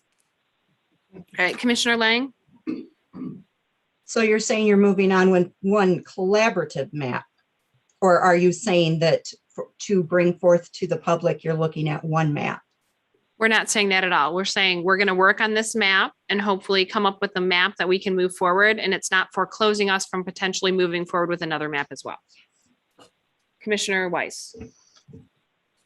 All right, Commissioner Lang had stated her deviation is better. Dustin and I did look it up and kind of checked that it is, but I guess I'd like to compare it with all the other things that are on this form here: lopsided margin, mean and median difference, efficiency gap, so on and so forth. Let's see where that falls in relation to the Cherry map. Okay, go ahead. John, can you do that for us? Well, we have it on the Well, spreadsheet. Yeah. I don't have it on, can you bring it up on yours? Or? Yeah, I have the one Okay. that I downloaded from our website. And then So- we can compare it and see if it is better or not. Yeah, John, can you bring it up too? Or I have a printed copy of it here. okay. Can I share my screen? Am I allowed to do that? I have it up, so. Hold on. I gotta log into this thing. Just download it from the I was gonna say John can do it real quick. Just download from the website where that. Where? Michigan.gov MICRC. This is the maps. Yeah, Maps. I gotta find. Hold on, I'm logging into. Cast. Wired cable. We have cable to do these. Done it before. Everything that's here. Yeah, so let's see if it's better or worse. I don't know. Yeah, I'm pretty good yet, but yours should be charged, aren't you?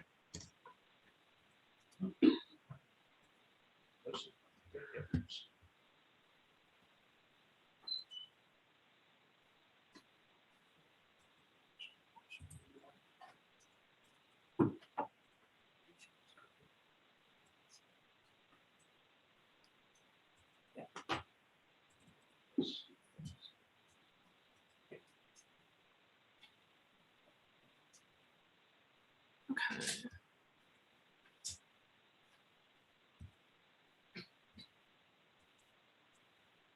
Screen.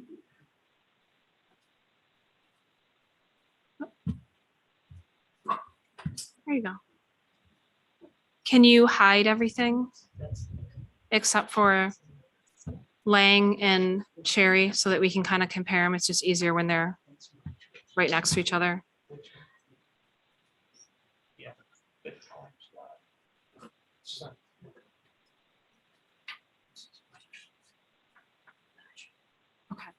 So we can see it on the screen. So right now, the Senate maps are in the blue. So the Cherry has a lopsided margin of 4.5. The Lang map has a lopsided margin of 5.6. The Cherry map has a mean median of 2.2. The Lang map has a mean median of 4.4. The Cherry has an efficiency gap of 3.4. The Lang has an efficiency gap of 6.1. The Democratic seats under the Cherry are 20 with a Democratic bias of 0.3%, and the Lang is 19 with a negative Democratic bias, so bias against Democrats of negative 2.3. Republican seats are 18 with a negative bias against Republicans of negative 0.3, and the Lang is 19 with a positive Republican balance of 2.3. Is that helpful? Yes. Okay. Plan deviations, basically. Yeah. So the plan deviations are within spec. Okay, so going back, I think to the Cherry map, which is what I think we want to do. We were in the Detroit area. And we've confirmed that Palmer Park is with Oak, Ferndale, Oak Park, Huntington Woods, which was requested. The other things we need to check in this map are the Windmere Park area, Dexter, Linwood, but that was actually for the house map. So I don't know if we need to worry about it in this map. So we'll save that for later. Banglatown, there was concern about 2 precincts, and I'm waiting to see if someone has that map. Someone have that map available to see if that impacts this map or if that's a house map concern. Does not impact it. Okay, it does not impact this map, so we'll save that for the house. Save Dexter Linwood for the house. Grandmont, Rosedale Gardens, are they preserved in this? That's another thing we need to look at. And then Cornerstone, Morningside, East English Village. So for that, we'd need those neighborhood maps again. So can you bring back up the neighborhood map?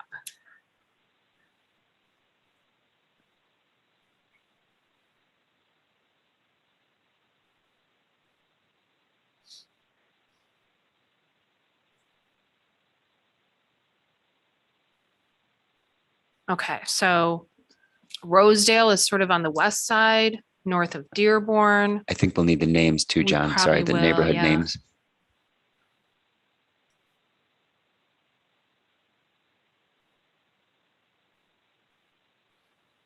All right, so there's Minnock Park. Can you scroll to the left?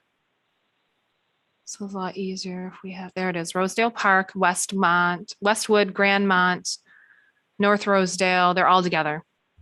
Okay, so that's good. We've got those taken care of. So if we could go to the east side of Detroit, scrolling a little bit. So whereas Morningside, East English Village, Cornerstone Village, those are currently split. So do we want to put them back together?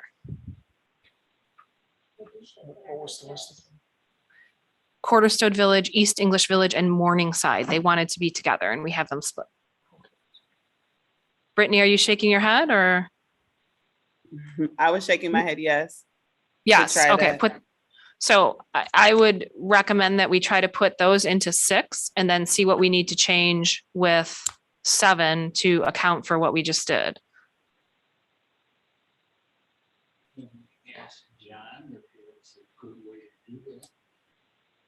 John, is there a quick and easy way to do that? Well, I mean, the other way is we could put it into 7 too. yeah, I think you're probably better off putting it into 6 because most of them are in 6, right? Okay, So you would just take these portions in and then see what happens to 7. But I think you're contemplating changing 7 anyway. possibly, yeah. So can you put Cornerstone Village and the rest of East English Village into 6?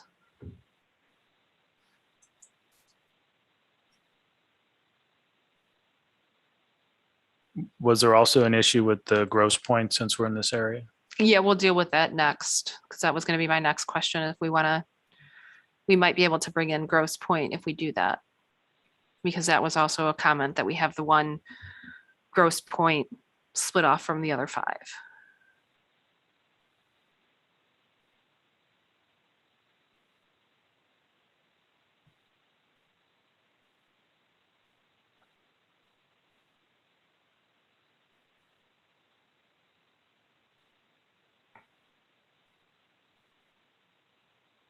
Okay, so those are selecting by voting precincts. Okay. So are you wanting to align exactly with the neighborhood boundaries? Yeah, I think so. So we would put Yorkshire, that portion of Yorkshire Woods back.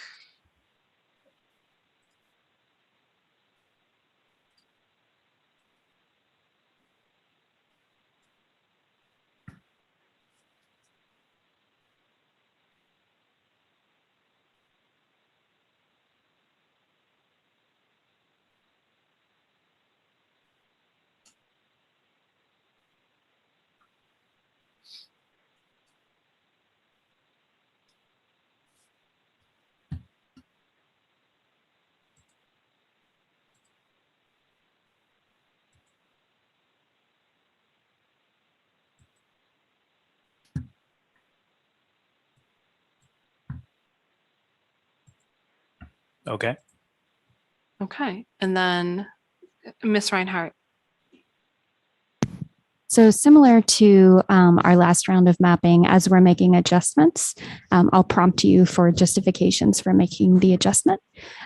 So Commissioner Satella, could you explain why you moved that area into the other districts? Yeah, so we're not done. We need to do Cornerstone Village too.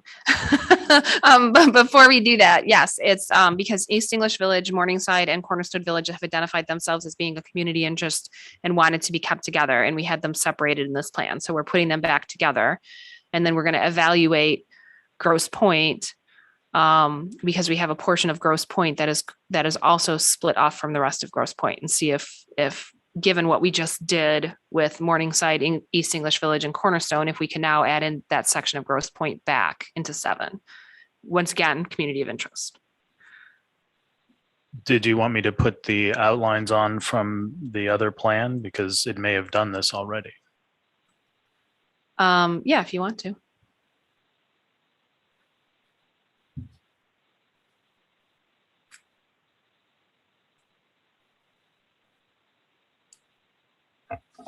Madam Chair? Yes. Yeah, I don't see which part of Grosse Pointe is not part of all the rest Grosse of Pointe Park. Park. It's Okay. the most southern. Yeah. Okay, thanks. Yeah, right there, Grosse Pointe Park. So what is the population of Grosse Pointe Park?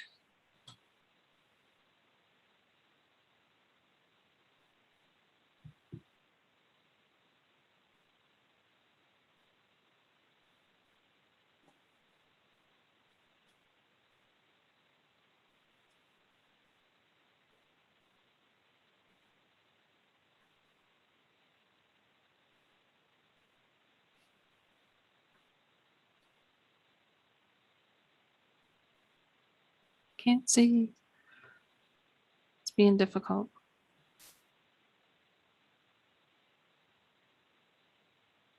$11,000. Okay.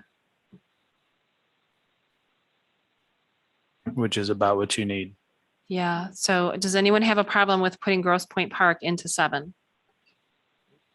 I don't. I think that's where it should go. Yeah, let's put Grosse Pointe Park into 7. We'll kill 2 birds with 1 stone. We made a change, Janice.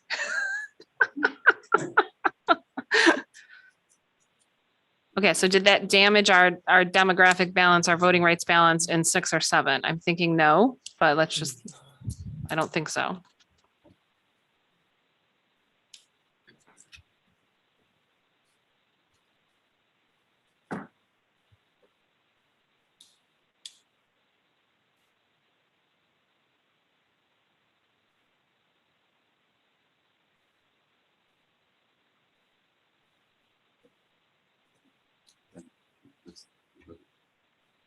What, Commissioner Rothman? Right, we're looking at I mean, I think John's brought it up for us, right? Yeah. The So non-Hispanic. the non-Hispanic population in 6 is 38.62 and 7 is now 16.65%. Right, so we wanted to, yeah, so I think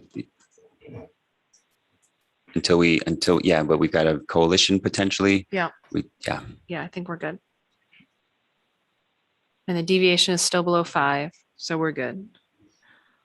Okay, so there was some comment about the Latino community in some area that we had split. Does anyone know specifically what those comments were addressing in Detroit? So the Latino community was, I believe, in 17. Okay. So that is mostly where and then I think, Brittany, you and I had talked about this, maybe Tireman Road was a reference. And if we I say it because I'm not sure which district. I'll see if I can find it exactly, but moving it north to Tireman Road was I think the small change that was requested at the hearing. Is that, and I'm asking you, Commissioner Kellum, because I'm not familiar enough. Yes, I do believe that was a suggestion that was made. I was just Ms. over there Reinhardt. today. Ms. Reinhardt, I'm sorry. Sorry, go ahead, Commissioner Kellum. I mean, I don't know if we're going to move to other areas because I had some thoughts regarding Oak Park, Ferndale, referencing the comment in that area to go horizontal rather than shoots. But I don't know how we would like as a commission to navigate because it seems like we're just shouting out very poignant areas. So there were some other things that I just noticed on our map by looking at it. Yeah, I'm actually following the list of what we talked about earlier. So that's why I'm calling out these areas. Clarity. Okay. Yeah. Just making sure that those things are on the No, list. I'm just going down the list. So Okay, cool. So this is Sarah with the Department of State. I guess I'm the process person today. So as usual, the commission can conduct its business as you all want and edit your process in any way that you see fit. But just pointing to your current process as it is outlined for map adjustments during deliberations, it operates in the collaborative way that previous map adjustments have been performed, which is in rotating alphabetical order. So Commissioner Zatella, after your turn concludes, it would be Commissioner Villette's turn. Do we want to do that, guys? Because I don't. I heard a lot of comments that we did not want to do that. So we did not want to take turns. That was. I do not think we should take turns. Take too Commissioner long. Rothhorn. I just want to acknowledge though too, I think we need to have it more than just one person. So I think I'm not disagreeing. I just want to make sure that we somehow mix it up.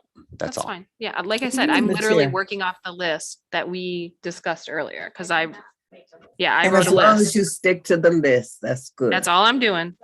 I'm literally, Doug's sitting next to me. I'm literally checking things off as we go down the list. And I think people will naturally participate because some commissioners will be more quiet or, more vocal depending on the area. So I don't think we should force turns. Yeah. Commissioner Lett. Yeah, I think that in our process where we have gone around from person to person previously, those were appropriate. But as we got further into the weeds, it became less appropriate. And I think as long as everybody is satisfied with 1 or 2 or 3 people, there's no reason that any of us can't speak up. And I don't think any of us are shy, quiet, and unassuming. And therefore, I think the way we're doing it right now is working pretty well. And I would suggest we continue making progress. Yeah, I agree. So with that, we do have, so it's from Central. I was wrong about Tireman Street. I apologize. This move the Latino with relation to the Latino community into 17. So we're moving from out of 19 into 17 districts into District 17, and we're moving the line from Central. From Central. So if we can see Is that Central. Central right there? If you zoom in, it looks like that's Central. Yep. So right under St. Stephen's, Central, no, farther down underneath, right there, that little block. Is that what they're talking about? This Oh, is- yeah, Lanyo, and they mentioned Lanyo too, yes. Okay, great. So, yes, that definitely is a known Hispanic community. Can we do we have theme dots that we can put on there so we make sure we're grabbing the right thing for Hispanic community? I don't think Commissioner there's too Orton? many. Madam Chair, I don't think there's Yes. too many near Lanyo. There Um, is. I'm sorry. There is, yeah. I don't want to confuse Bethany. I'm sorry. I'm just saying, I mean, that was, my mother used to stay right there at Lanyo, and I didn't ever see any.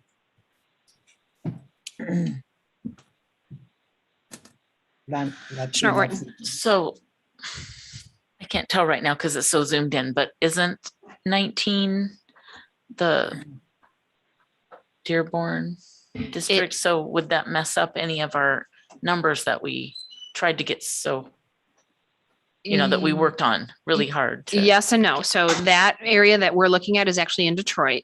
And there is a mix. So that's why I want the thematic dots brought up. I think closer south of Michigan Avenue, immediately on the Dearborn border, is more of the Arab American areas. If you move farther towards Lanyo, that's where you start to get into more of the Hispanic area. So I think we might be okay, but we definitely need to see the thematic dots. And they were specifically talking about Center Street, which is pretty far east on that border. And I think one of the other comments was that Melvindale, which I believe is currently in 17, has a large Yemeni population that could be included in the Arab district. So I think we might just be swapping. Yeah, that's a balance issue there.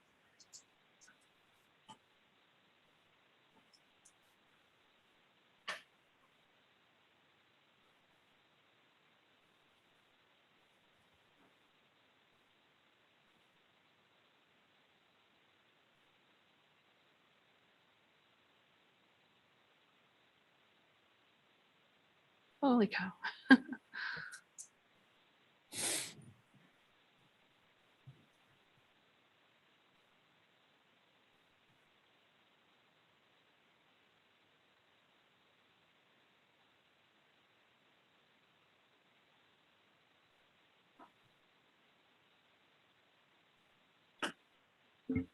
What are we seeing, John? What's the theme here? The theme is voting age Hispanic. Thank you. Yeah, that's a lot. So for reference, this is the town line for Dearborn. And the area that you were looking at moving were these two precincts here, it looks like. Yeah. The number is the population. If I click on the bubble, it tells you the percentage. 73% in that area? That's what it That's says. pretty high, yeah.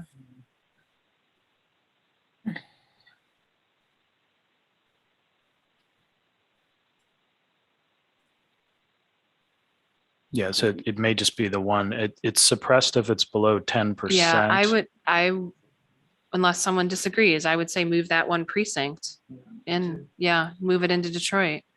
Okay, the next one over is 47%. Yep, and that would be mostly Middle Eastern through there. So we'd be taking out of Dearborn if we did that. So I'd prefer to go with the 1599 unless someone has an objection. No objection.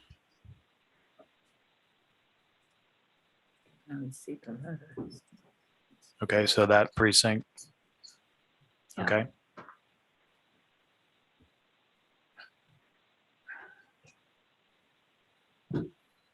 If you wanted to do a 1-for-1 population exchange, you could look at the border to the north between 19 and 17.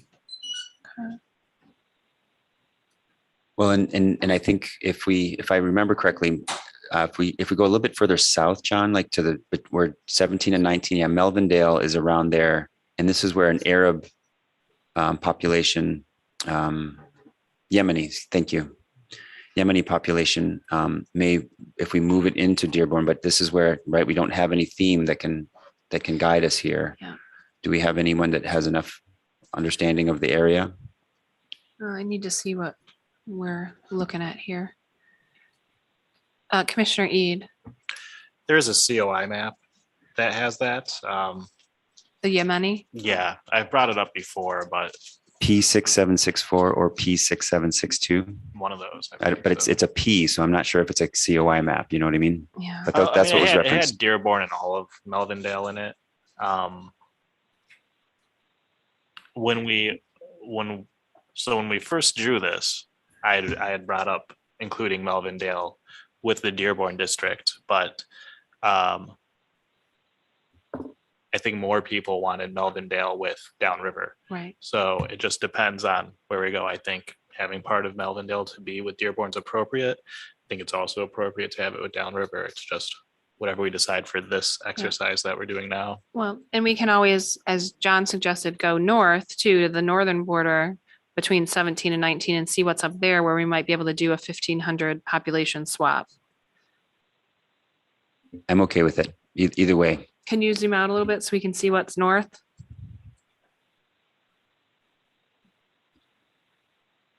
And I would want to put on the. This is Detroit. Yeah, here. I would want to put on the neighborhood maps to just make sure we're not breaking up a neighborhood to fix this. So what about that little small neighborhood right there? How many is in that? The little block? Yep, right there.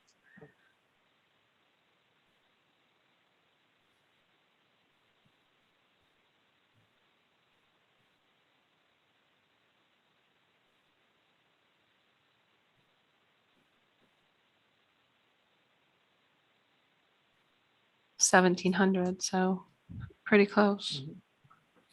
Is everyone all right with moving that into 19? I do, but 19 is our largest deviation. We're 8,000 under. So we would also get improve our plan deviation if we moved more than just 1,700.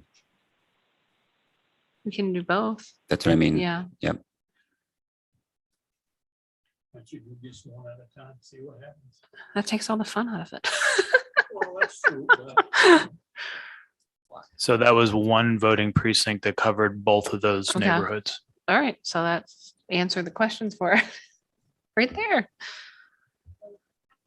Commissioner Orton. But then should we clean it up because it took some blocks into the other? Yeah, can we neighborhood? put those four little blocks back into 17? And before we do that, I wonder if we even might take one more because 19 Yeah, is still we're our still largest under, deviation. yeah. Yep. Commissioner Eid. Well, interestingly, 19 still needs about 6,000 more people, but Yeah. when we made that change, we dropped the BVAP of 17 below 35%. So, No, it's back up now. oh, okay. It's back up now. Cool. Yeah, so we need to be careful then what we're grabbing. If we go into Melvindale, that might not be an issue. Yeah. Mr. Morgan. Yeah, and you were contemplating that 17 was a Hispanic focused district as well. Yes, yep. 16% Hispanic, yeah. All right, well, can we zoom out so we can see what's around Dearborn? Where else we might go? Go down to kind of Melvindale area. I'm wondering too what the population. Can we go down a little to the southern edge of Dearborn or the southern edge of 19? I'm just trying to see what's along there. Yeah, that strip down there is what I'm looking at. South of Dearborn Heights, getting into Taylor.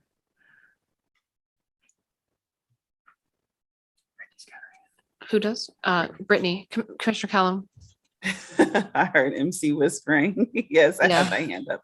So, I mean, this would kind of be tearing things apart, and it's just like a brainstorm idea, which, I mean, Commissioner Eid, you can definitely throw your shoe at me. You can do maybe, it's an idea, like a Dearborn, Allen Park, Taylor situation, leaving Melvindale in with the downriver area, and then maybe do like a Dearborn Heights, Garden City, Inkster configuration, just so you would have a little bit more to work with. So it's, again, introducing this idea of going more wide than what we have here.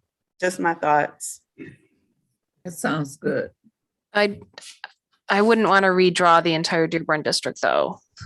I mean, it looks like we can just take that little corner of Melvindale that's east of Oakman, that's jutting up into Dearborn. It doesn't have a lot of Hispanic population, so we're not pulling out of the District 17's Hispanic population. And there's no Hispanic hardly over there. So like if you zoom in a little bit, John, not there, a little farther. Yeah. See where the 1922 is? Right there. That's Allen Park. That's Allen Park. Okay. Okay, so do you want to put that in 19? Thoughts, opinions? All right, let's give it a try. Commissioner Eid. I mean, the community submitted the map to us of Melvindale, not Allen Park. So if we're gonna add to this, I think it should be in Melvindale. But then Even if it's just a couple of precincts in Melvindale for population deviation, since it supports the community of interest, I think it is justified. But then you're breaking up the community of interest of the Hispanic population of Melvindale, which also asked to stay with Southwest Detroit. Well, we could try it and see what it does to the Hispanic population, how much it changes it. Let's just see what we've got right now, right? Because we've got Allen Park added. And at this point, we're adding an potentially Arab community. So we want to make sure that we're not diluting that voice. So we want to, I guess we have to look at election results at this point in order to understand whether we made a choice that's affirming that community. Is that accurate? Yeah, I think so. I mean, I don't think adding 2,000 people out of 20 Agreed. is going to make any change whatsoever to the election results. And we need another 2,000 if we're going to get the population deviation. No, it's, oh no, it's good. okay. It's good. Yeah, it's as long as it's below 2.5, then we stay below 5%. So it's good in terms of population. Okay.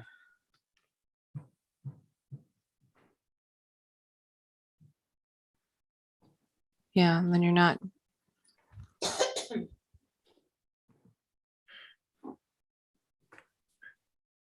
I do. I mean, your words are persuasive, Anthony. I'm struggling here, but yeah, we've got two.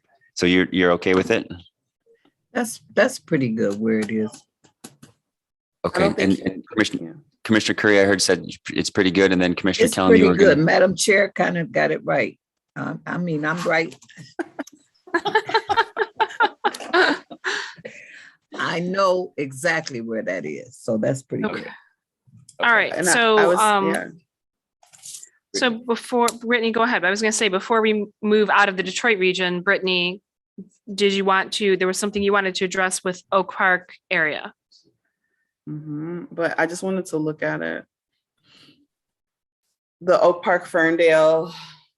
I don't know. I'm not opposed to ripping things apart if it means it's better, but I know my fellow commissioners don't like doing. But what, I mean, what are you looking to make better? That's what I'm trying to understand. Yeah, it's fine. So I was looking at, can we zoom in? I don't think that's 9 and 13, that area. Like zoom in on. Yeah, right there. Okay, can you put the neighborhood overlay just for a few seconds? I know it makes people dizzy, but I like to look at it actually.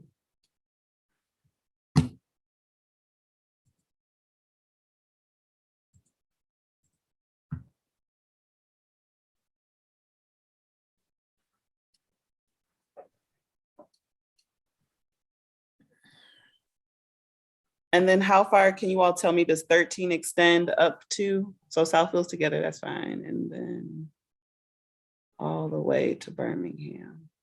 Okay. I'll save my thoughts. Maybe I'll just I'll wait till we get to the house. Okay. All right. Go ahead, Commissioner Clark. Yeah, one item that I had on my list, I don't think we've gone through is, I think we should walk through the neighborhoods and make sure they're not specifically in two different districts. I'm sorry, walk through the neighborhoods so that they're not split between two districts. I think we should do a quick scan of that. And And that's got to be a visual scan. one of them was Boston Edison that was split. And I remember that coming up earlier. Oh. Hi, Kent. Hey, Kent, how are you? Do you have a comment? Kent, you're on mute. You're on mute, Kent. We can't hear you. I saw something a little while ago in these maps, and I was curious, somebody had an explanation for it. John, could you zoom into Highland Park, the northwest corner right there of Highland Park? Yep. Zoom in on that right there, a little up to your left and up, right there. Cut on your aerial photography. That Highland Park boundary cuts right through houses. Can you put the layer view on that shows the aerial photography? Now understand that this is the township boundary as they have it. Number 2. That might show it, but it was number 2. Yeah. If you zoom in right there, Brighton and Geneva Street right there, you see that line? That goes through houses and neighborhoods.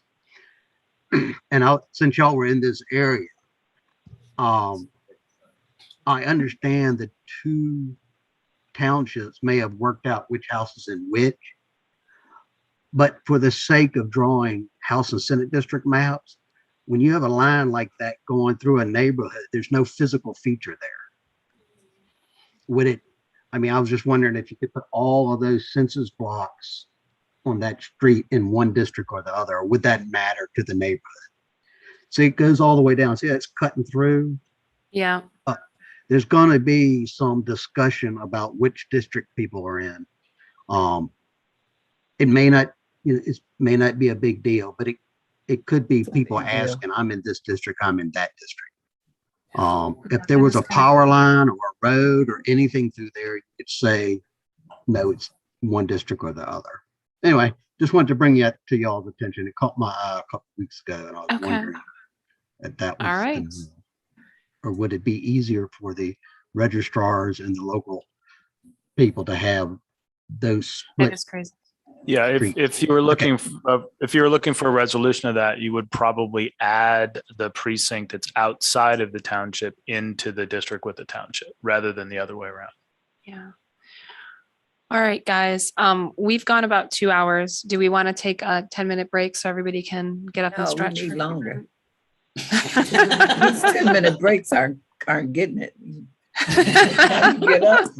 By the time I get up and walk, it's time for me to come back. All right. So without objection, it's 5:54. We're going to take a 10-minute break and we will reconvene at 6:05 p.m.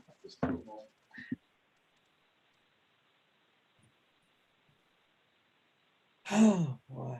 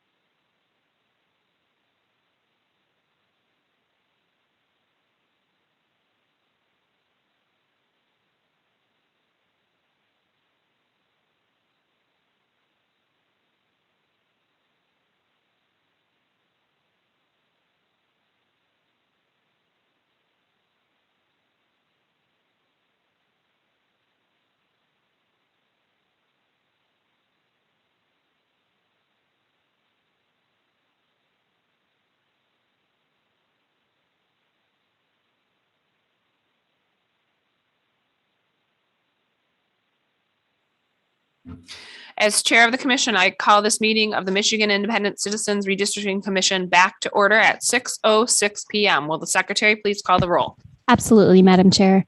Commissioners, please say present when I call your name. If you're attending today's meeting remotely, please announce during roll call that you are attending remotely, as well as your physical location. I'll start with Doug Clark. Present. Juanita Curry. Present and attending remotely from Detroit, Michigan. Anthony Eid. Present. Brittany Kellum. Present and attending remotely from Wayne County, Michigan. Rhonda Lang. Present, attending remotely from Reed City, Michigan. Steve Lett. Cynthia Orton. Present. MC Rothorn. Present. Rebecca Zatella. Present. Janice Follett. Present. Aaron Wagner. Present, attending remotely from Eaton County, Michigan. Richard Weiss. Present. Dustin Witches. Present. All commissioners are present. Thank you, Ms. Reinhardt. Okay, so we're working through our Detroit area on the Cherry as the launching off point. We've covered Banglatown, Dexter, Linwood, where Banglatown and Dexter, Linwood, where we're dealing with in the house map, because that addresses the house map. We've addressed the Latino community. We've addressed the neighborhoods of Grandmont, Rosedale, Cornerstone, Morningside, and East English Village. Other items we have on our list are South Lyon, Northville, which that affects the congressional map, so not an issue with this map. We had a bunch of comments about the Asian Pacific Islander community in Novi, so I think that should probably be the next place to look and see if there's any concerns with this particular map. I think those concerns were in the house map, but I'm not 100% certain. So let's take a look at Novi area. Oh, yeah. Before we do that, we have a suggestion from Commissioner Clark to put on the neighborhood map in Detroit and take a look at the neighborhoods to try to minimize any neighborhood splits. And just in that housing split that because of Highland Park that we were working on, that Mr. Stegall brought our attention to.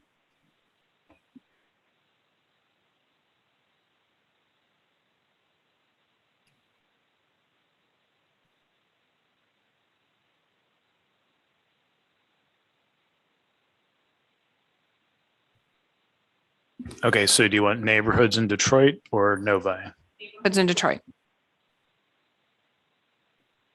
I mean, I guess we can take a peek at Novi really quick because I don't think it affects this map. Any preference? Okay. Let's bring back up Cherry and take a look at Detroit with the Detroit neighborhood overlay.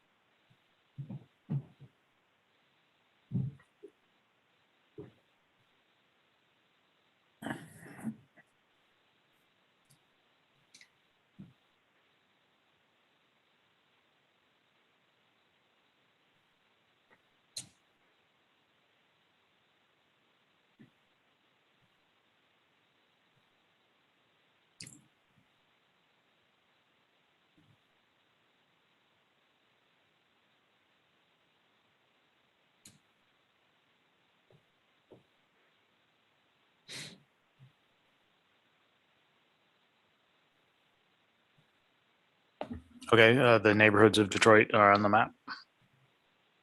We're not seeing your screen. Okay. Well, they're still there.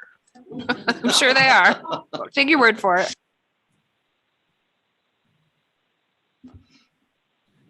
Commissioner Kellum, or do you want to lead this? Look and see if there's anything you want to change. Well, you know, I'm gonna ask for what you all don't like, and that's the labels. Thank you, John.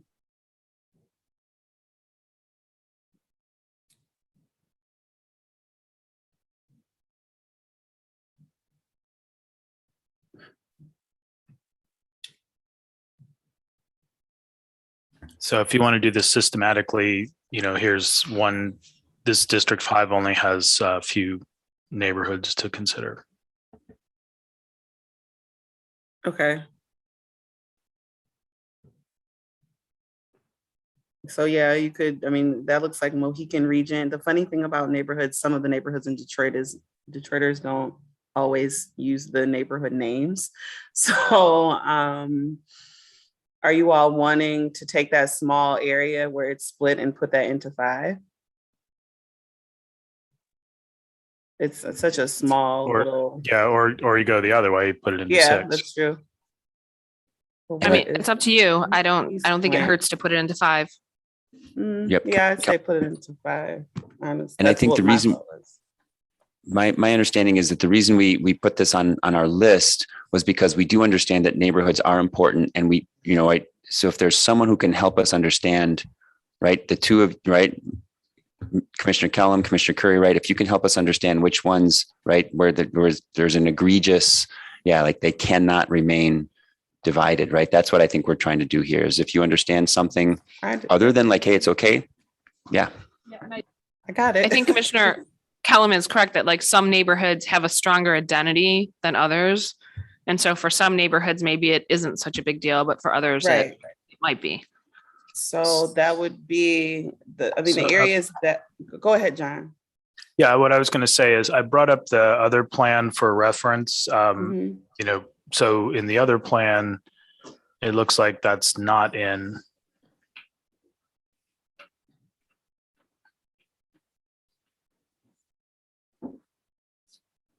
I don't think it would make a huge difference. I haven't really heard anyone reference that area. They've been more like large scale suggestions as it relates to like the East Point, Harper Woods, like that whole east side. So we can kind of scan around. Okay. The ones go ahead. Yeah, so just hold the decision on this for the moment, and let's scan and see other options. Okay, so this is a maybe, maybe not, but there's one. Yep, and Erin has a hand because I know you all can't see her. Commissioner Wagner.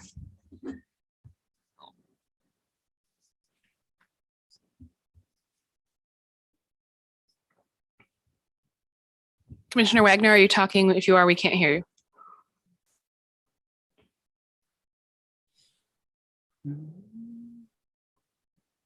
Thank you. I am trying to juggle the phone and the computer.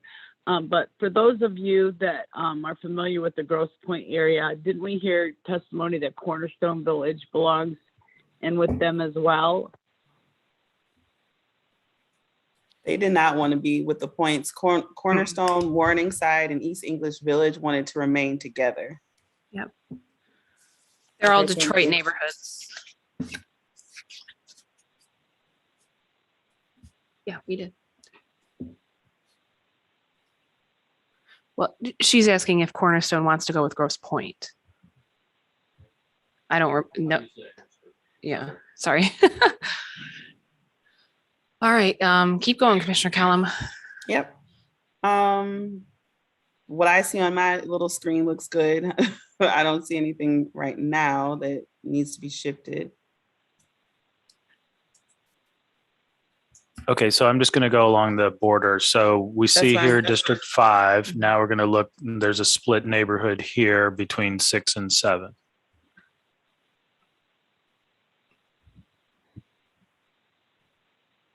I don't think that would make much of a different outer drive haze. Commissioner Curry, do you have any thoughts on that?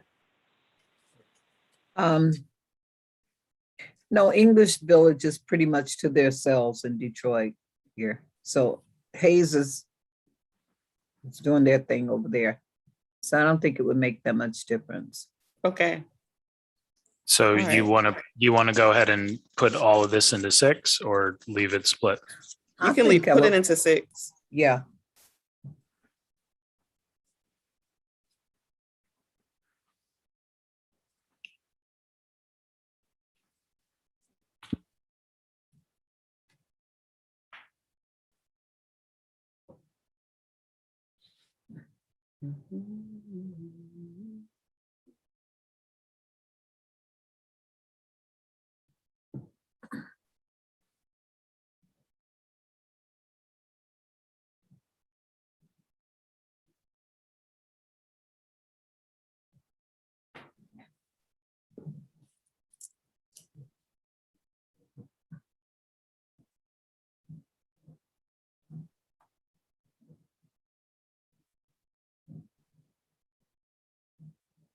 Okay, so that puts that neighborhood whole.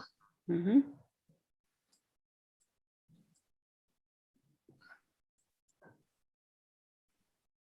What's that little curious piece? That's following the precinct boundary instead of a Okay. block boundary. Okay.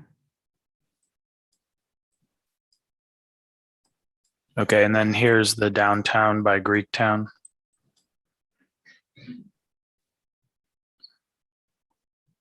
That looks fine to me. So leave it split.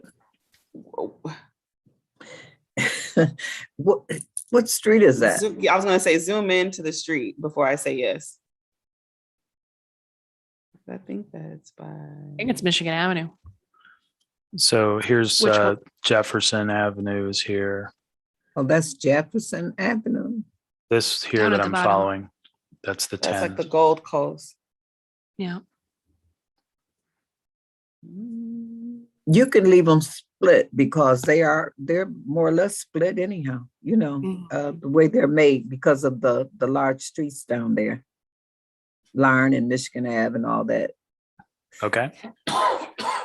So we got Right, right, Brittany, don't you think? You could call me Sister Kellum, that's fine, because that's what I was gonna say. Yes, that'd be great. Okay, there's a split neighborhood between 8 and 17. I'm not familiar. Piety Hill, don't Yeah. split that. Nope.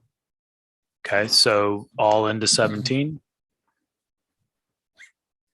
Or this into 8? What's the Put it population? into 8. Yeah, versus I'm sorry, 8. go ahead. Okay, 8 from 17. Okay, So 17's 2,000 over. So yeah, definitely put it to 8. Put an 8, yep. Yeah.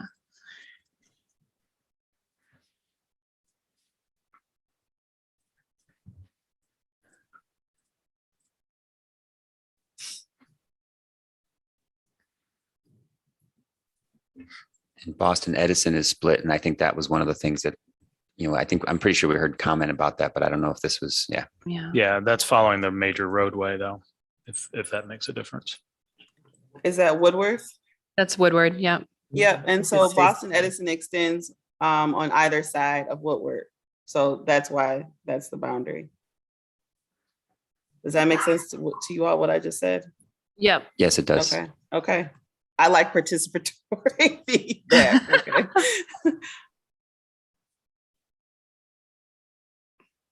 And how are populations? That was Okay. fine after that change. Okay. You could keep Oakman separate from Dexter and Finkel. Mm-hmm. Okay, so Oakman is in 17 and Dexter Finkel's in 13. There's just a little difference here if you want to adjust that. I think I would keep Oakman separate from Dexter and Finkel as far as the district, the House rather. What is this, the Senate? Senate. This is the Senate. Yeah. Yeah. So do we want to take Really? that little bit of Dexter Finkel that's blue and turn it to 13 along with that little bit of Pilgrim Village? Put those into 13 and then maybe Yeah, take I that would say part so. of, Oakman that's currently in 13 and put it into 17. Okay, but after we do this, I promise I'm going to save the plan. That's a good choice on your part. And for my beloved Sarah Reinhardt's benefit, we are doing this to reunify communities and that have existed forever, and communities and cultures that are sacred to the city of Detroit. Thank you, Commissioner Kellum. You're welcome. Well said.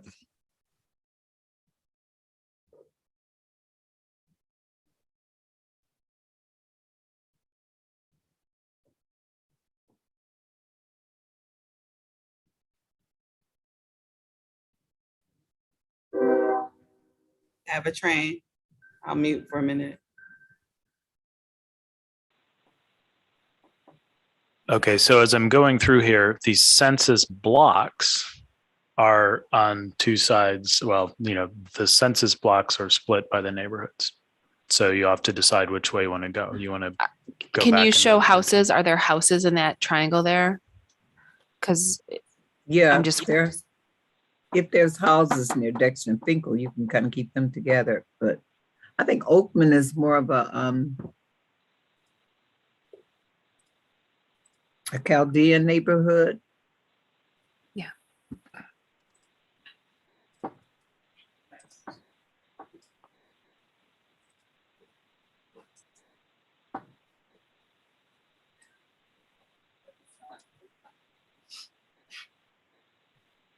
Come on, Sister Brittany. You wouldn't have been able to hear me over the train. I didn't have anything to say. I do Oh, realize okay. when we were in Boston, the Boston Edison neighborhood, that was the Lodge. I don't think that was Woodward. So Okay, No, so that's can we not what, can we yeah. zoom in? What are those buildings there? Because I feel like those aren't houses. Is that a Zoom out. school? Hospital that's processing. probably, Linwood something supply? probably a you give- linen, Linwood something supply? Pipe and supply to business. yeah. Those Okay, are so those are businesses. businesses. And then Robinson Academy. And those are So schools. yeah, it's a school. So is that okay to have them into 17? Because they're not houses, or do we want to put them You back could- the other way? What Okay, are I'm you gonna go asking? To back to put the this. businesses into 17 or the how, which ones? No, I think what he's doing is good. So put Yeah, put I was like, everything that's north fine. of Oakman Boulevard. Okay. Okay, and Everything again, north of Oakman Boulevard. Mm-hmm. Is there a little triangle we have left out right now? Yeah, right there. Mhm. What is that? What is that? Yeah. Anthony, you would probably know. What is that? No, he filled it in. I think when she wasn't literally asking what is it, like, let's fix it. I think that's what Chair Satella was saying. it looks like it's a median between two highways. Okay.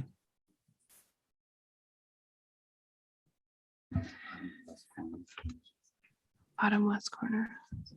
Oh yeah. So can we go back to the non-satellite map? It's good. And can we grab that last area? Well, it's part of Dexter Finkel, so I'd say leave it where it is. All right, so zoom back out again. Yeah, that's part of Dexter Finkel, so I'd say leave it. All right, anything else in that area? We got a little bit. Where are we? Looks like Davison Schoolcraft and the Littlefield community are, Yeah. They're pretty good together. The Davison community, Littlefield community, they're pretty good. Everything else looks pretty good. Yeah. so Davison is in 13, Davison Schoolcraft is in 13, and Littlefield is in 17. So they're not necessarily together. So what do you think? They're okay the way they're They're okay. drawn? Okay. Yeah. Yep. I know. Happy homes. And Northwest community.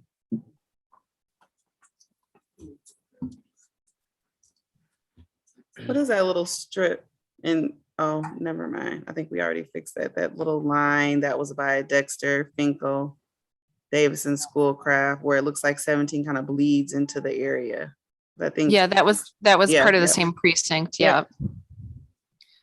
Do we want to fix that part just below where it says Davison Schoolcraft, where it's part of Oakman? Yeah, those three little precincts. Do we want to move those into 17? I would like to. Along with that little blurb that's going into Littlefield. Yeah. I mean, John, can we put those into 17?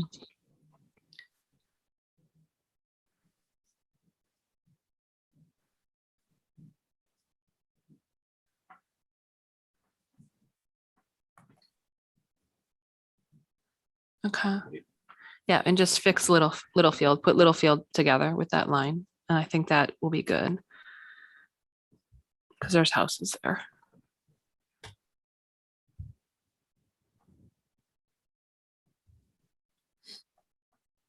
All right. Yay, we're saving. Dude, why did you say that, Steve? It won't happen, right? Okay, all right. Anything else?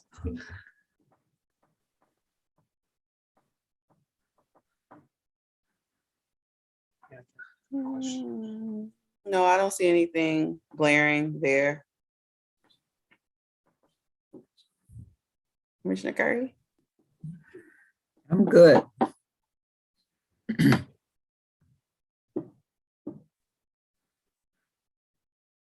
Yeah, write more together. I think everything else looked pretty good.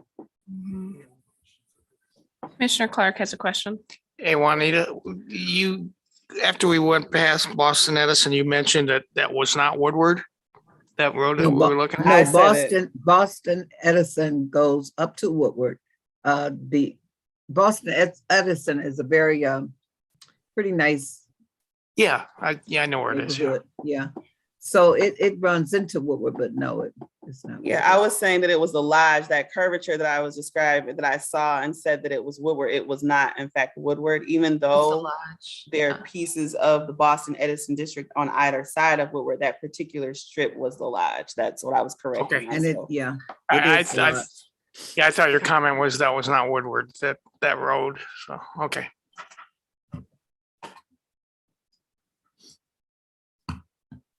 This is another split neighborhood if you want to adjust this or not. That's what Plymouth and what? Plymouth and Hubble. What are Plymouth those? Hubble.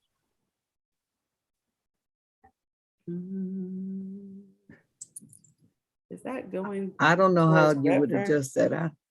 Well, he could put it into 19. Yep. You could Yeah. assign it to 19. That's what he's asking. Oh, okay. That'll be good. How many people are in there though? That's what I was about to say. Yeah, I feel like there's, 19 is 5,000 under, so it's So okay. that would help it. Yeah. Okay. Thank you, Commissioner Rothorn.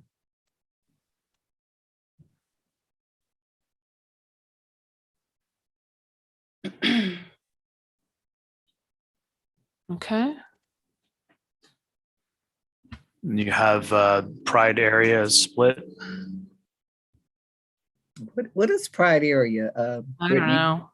So that's what I was That's a new explaining. name. Yeah, it's a new name. I'm not familiar with that name. What Yeah. streets are around there? What streets You'd are have to around see, there? yeah. John? Does Commissioner Wagner have her hand up? I think she just left it up, but you can check. Commissioner Wagner, did you have a comment or question? No, I left my hand up. Sorry about that. Okay, okay. I think Pride area is an area that they built into, the new Myers and whatever. I think that's over near Pride area. So, Like, are you saying You know, close to the- Brightmoor and to where? Grand River, yeah, Yep, and those mhm. places, yeah, that's that new little area they building up. This Good look like business. Fullerton, maybe? That's it, yeah. It's on the other side of what, Grand River or somewhere? I don't know if that's that area. But it's, yeah, there's Grand River. That's it. Yeah, Okay. yeah. All right, Commissioner Curry. All right. If I don't know anything else, I know. You know that area, Detroit. okay. No, I know Detroit, period. Yeah, I've yeah. been here all my life. Yeah. All over Detroit. So do you Okay, want to so- grab the rest of that triangle and put it into the Pride area community? Do we want to put that triangle into 17? I think it probably makes sense. I think so, yes. Okay, so grab that triangle, cut off triangle and put it into 17.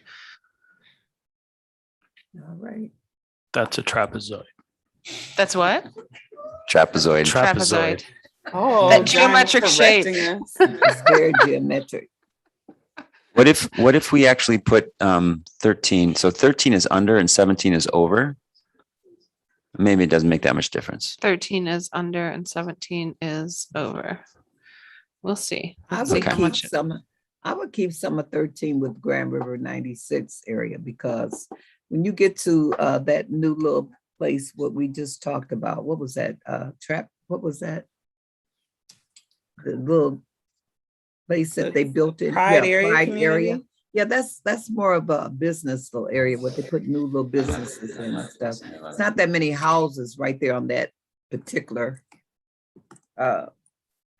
triangle. All right, anywhere else? Well, they want to keep Grandmont and what else was that together? They want to keep Grandmont and Yep, and we check that. They're together. Grandmont, Yeah. Rosedale Park, Westwood, Yeah. Grandmont 1. yeah. And I think it's North Rosedale and Minnock Yeah. Park, and they're all together. Okay. So we're good there. Okay. So you have a neighborhood split into 3 districts here. Okay. Yeah. What's a 9? How much 9 is? Under? That's the Brightmore area. 19 is Yeah. under.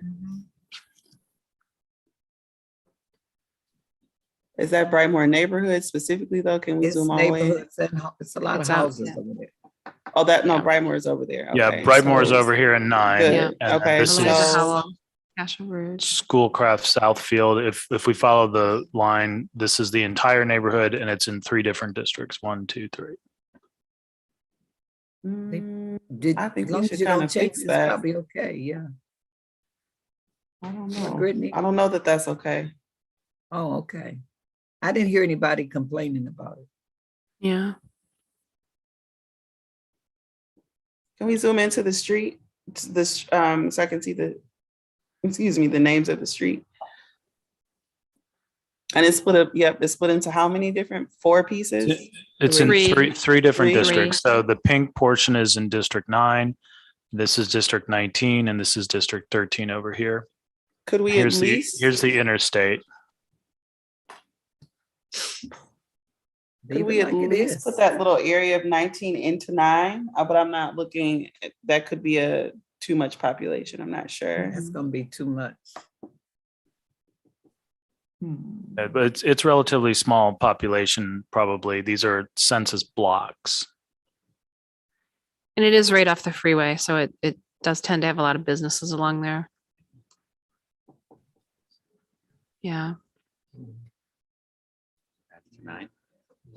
Yeah, I say put it into 9. Yeah, let's just add that to 9, see what it does. Hopefully we'll still be within specs.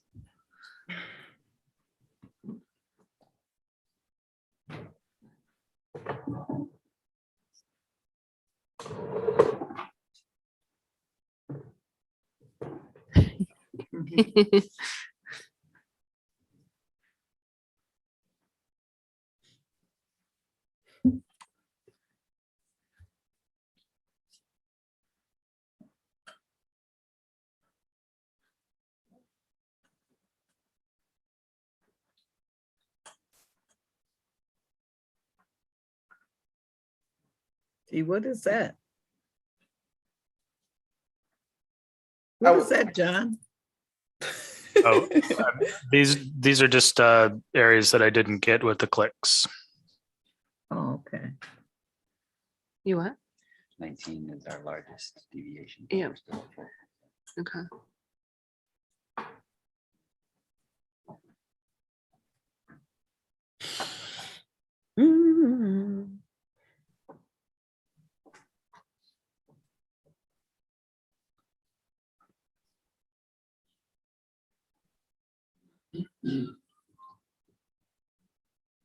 All right. Thank you for saving, as always.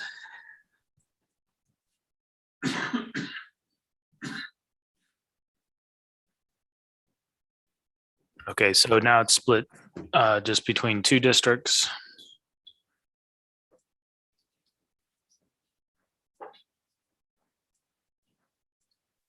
Well, Over here, you have Holcomb Community is split and Berg-Lotzer is split.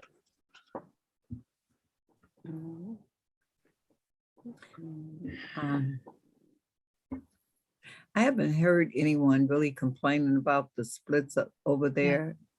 I know that there are a lot of businesses kind of around that area, so maybe that's probably why they're split, because of the businesses. I don't know. don't have a strong opinion about that. I mean, it looks funky because it looks like a stair step, but what's happening at 14?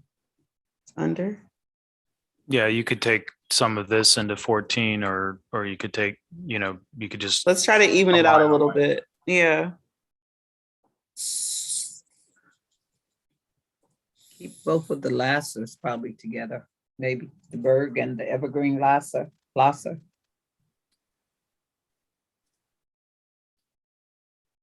What were you saying, Commissioner Curry? What was your suggestion? I was looking at Berg and Lasser. Oh, and, okay. Then the Evergreen and Mhm. Lasser. So work with that a little bit or whatever. And John, are you going to assign that other little? Yep. Okay. Like that. Yeah. Okay. Like that, John. Like that. And then do you want to put the Holcomb community in 9? Yes, I would, but I want Commissioner Curry to say. I would too. Yeah. It would make it look a little bit more neater. Oh my God, what happened to that? A little snag or two, but it's okay. He just pulled his tooth out.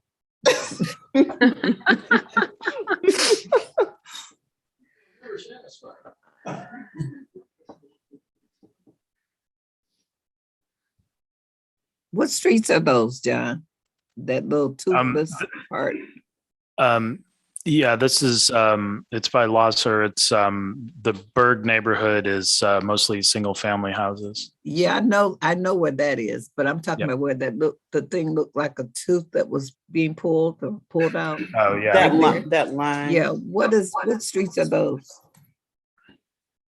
Can't see the streets. Yeah, just a moment. Okay, sorry.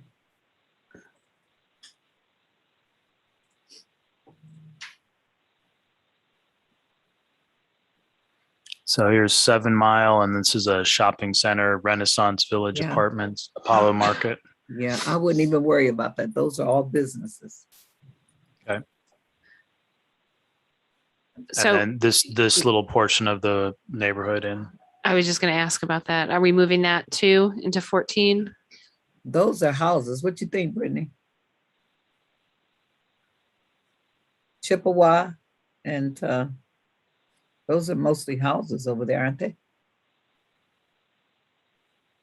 All of that is. Yeah, you can move that into 14. 14. That's it. I've driven through. I bike through this neighborhood, and yeah, that's just kind of like the back end is wilderness. Mm-hmm. I was going to say nothing past that because then it wouldn't make it's sense. parkland. Yeah. Start to get into park. Yeah, that's where the river Rouge runs through. Yep. Okay. It's the wild lands.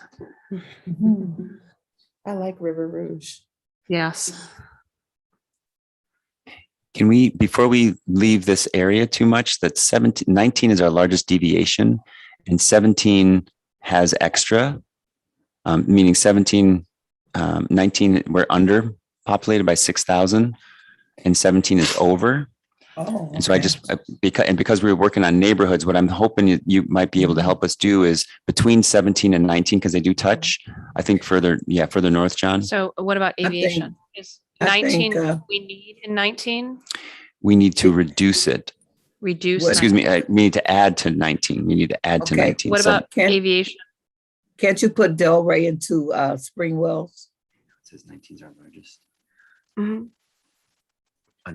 Yeah, Delray and Spring Wells are in the same district. I think. Okay. I missed that. I'm sorry. See that aviation sub right there? Yeah. You can put that in. Yep. Put that into 19. Yeah. No, aviation. It's a neighborhood. Yes, aviation subdivision has a particular style of houses. And yeah, that's where Brittany, they've kind of changed the looks of some of those houses over there. Mm-hmm. In fact, they're building up that neighborhood. There's Oakman Boulevard, by the way. And Oakman goes a long ways. It does. It goes from One area is a totally different culture than Yep. another area. So where are we at on that? I can't hardly read this thing. I need my glasses on. No, Commissioner Curry Commissioner- wouldn't help. It's just small. Okay. Commissioner Ede.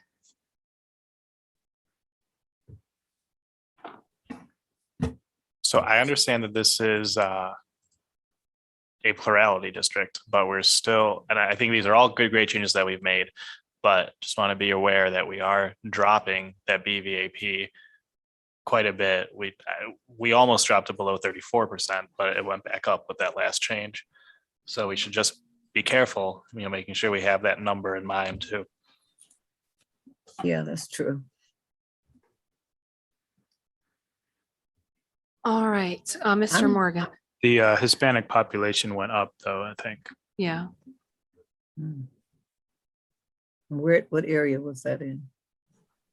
In 17. Yeah. Okay. All right. Anything else that we're seeing along here that we need to adjust?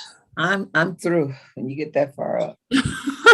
Commissioner Curry, you better sit back up in your chair.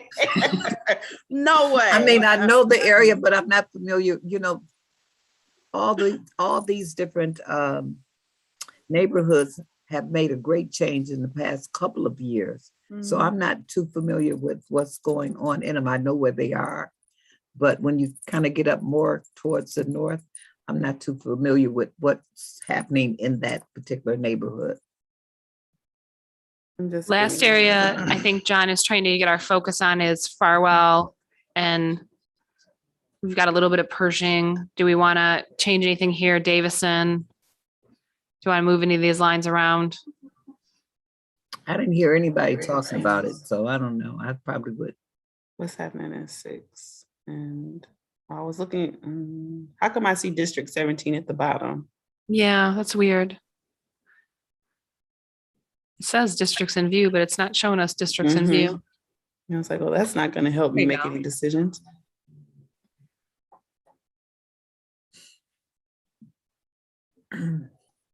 Maybe just move that little 2 or 3 blocks in Pershing. I know they're Yeah. all, those Into are all 6. homes over there, yeah.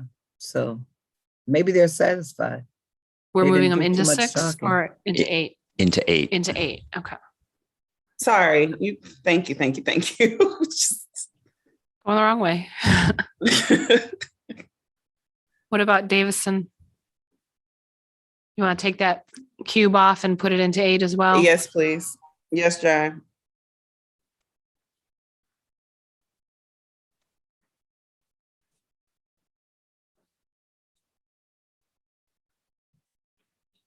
And is that subdivision, is that neighborhood divided? Is that Krantz Woods? I'm not familiar with that at all.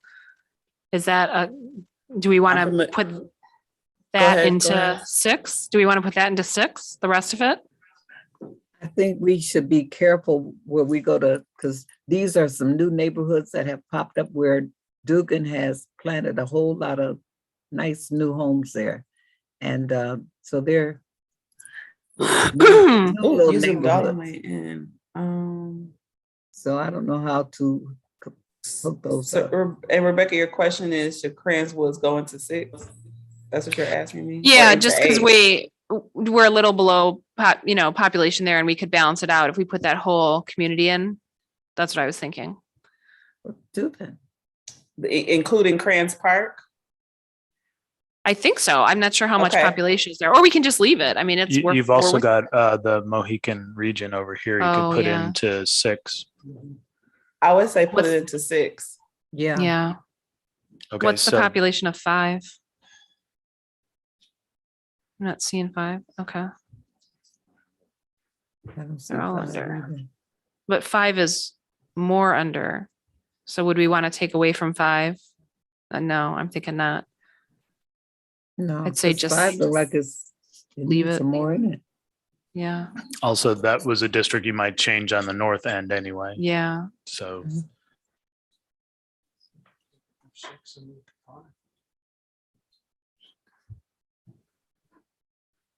I really wanted 5 to come down lower, like almost into Hamtramck, but that's just a out loud confession. Yeah. Didn't have What if Tammy we- Moore Southwest? Can we add to 5 in that Mohican Regent neighborhood? Are you against taking that little sliver and just adding it to 5? So Mohican taking it out of 6 and into 5. So Mohican Region is total, or excuse me, is complete and all in That's fine. District 5. I know what you meant. It Okay. can be Because totally those- complete. MC, those names have changed in the past few years. I'm not familiar with Mohegan Regent and Is it okay if we do it just because of the population? Yeah. yeah. Yeah, go Okay. ahead. Add those blocks in just we're adding into 5, right? Yeah. Yes. Those ones that are currently in 6 and that, yeah, add those blocks in. Mhm. No, 6 is 2%. 6 is 2% what? Under. Under. So now do you want to add the Krantz Woods to 6? Yeah, I would think so. Yes.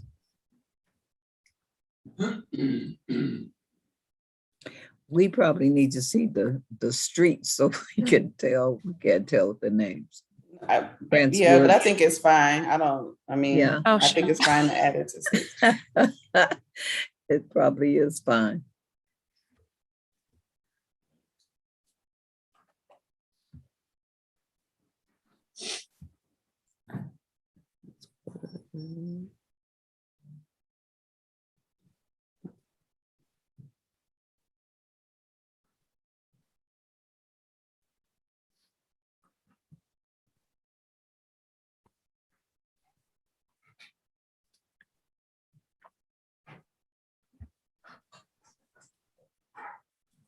I'm stepping back. You guys.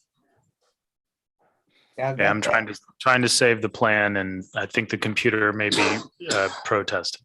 Oh. Just give it a second. Yep. Okay, we got what, 12 more minutes and then we can go home. Just Commissioner about- Curry. You are home. Commissioner Curry, you are home. I'm not comfortable. I'm just sitting in the chair all day like you guys. I feel like I'm Our right hearts there are with you bleeding. guys. You feel trapped. Will you want to stand? Stand for. No, Stand while we finish. I'm good. It's time to go home. It's time for us to close. Commissioner Curry, I'm gonna mute your mic.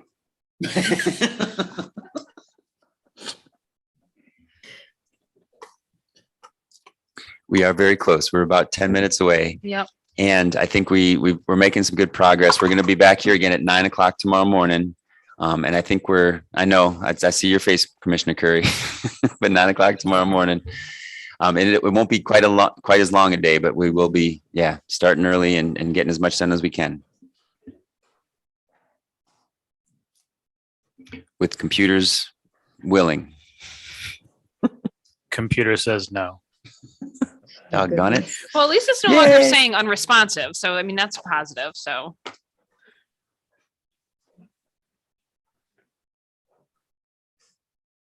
Now this is a what map? The Bruce map? No, this is Cherry Cherry. map. We're in the Cherry Senate. map. Okay. I know it's Can the we, Senate, this but is it's the Cherry. a kind of like a going back question. Can we review why we chose Melvindale over Allen Park for that little switch up? because the Hispanic population was greater in Melvindale and we were trying not to pull that Hispanic population off from the district we had specifically created for the Hispanic population and instead grabbed from an area of Allen Park where it was not as Hispanic. So we're trying not to break up that community of interest. There might be some Hello? opinion on that, but this is It's just a our big first opinion because I'm pass. like 2 blocks from Melvindale. I'm trying to see where you're seeing all this at. Everybody's leaving us.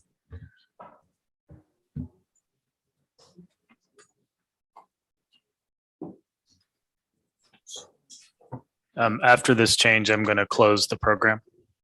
I think that's a wise choice. Yeah. There's, Wait, we got there's comment. one area over in Regent Park, southeast end, it looks like it's unassigned. There's a little square down there. Okay.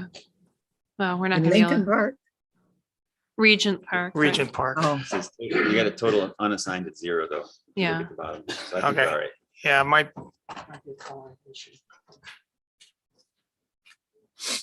All right. So are you just waiting on it? I think so. I don't know. You what? I've been I, shut down. I think I'm waiting. I'm not sure. Yeah, because if you could just assign that area, if you can, if not, I'm just, trying to. oh, and it's just, all right, then, Oh, machine is tired. well, at least you My got to Zoom- save it. My Zoom is tired. I'm losing buttons. Yeah, I'm gonna close it at this point. Okay. All right.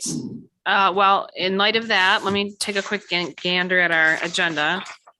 We don't have any minutes to approve. We don't have any staff reports. Department of State, do you have any updates for us? No updates. Correspondence received in advance of the meeting is provided to commissioners in our meeting materials. Future agenda items, do we have any announcements? Commissioner Eid. So just to prepare for tomorrow, where do we see us starting with and going to as far as this map and the next group of maps? Do we have any idea what's going to be happening? I'd say let's just continue to follow the list of what we talked about earlier and just go down it and address everything that we brought up. And then I think at that point, evaluate the map, and then at that point, we can decide whether we want to do more with it. So. It's the only thing you can do. Cool. Are we gonna, what I meant was after we're done with the Senate map, are we going to the congressional map or the House map? Congressional. Gotcha. So, yes, the plan is, even though our process document calls for us to go to the House next, we have decided it would be more, or there was suggestion that it would be more efficient to go to the congressional maps because it's 13 districts and it's easier to compare. And that will give our vendors some additional time to prepare those PDFs that were so helpful for us earlier today. So it's in part to accommodate the additional time it will take to prepare House maps for all of those districts that we have. So yes, the plan is once we are completed with the Senate, we will move on to Congress. All right, now. So we had a motion by Commissioner Lett, seconded by Commissioner Witches to adjourn. Any discussion or debate on the motion? All in favor, please raise your hand and say aye. Aye. For the record, because MC is off camera, you can see him in the corner. He said aye and he has his hand up. The ayes, all opposed, raise your hand and say nay. The ayes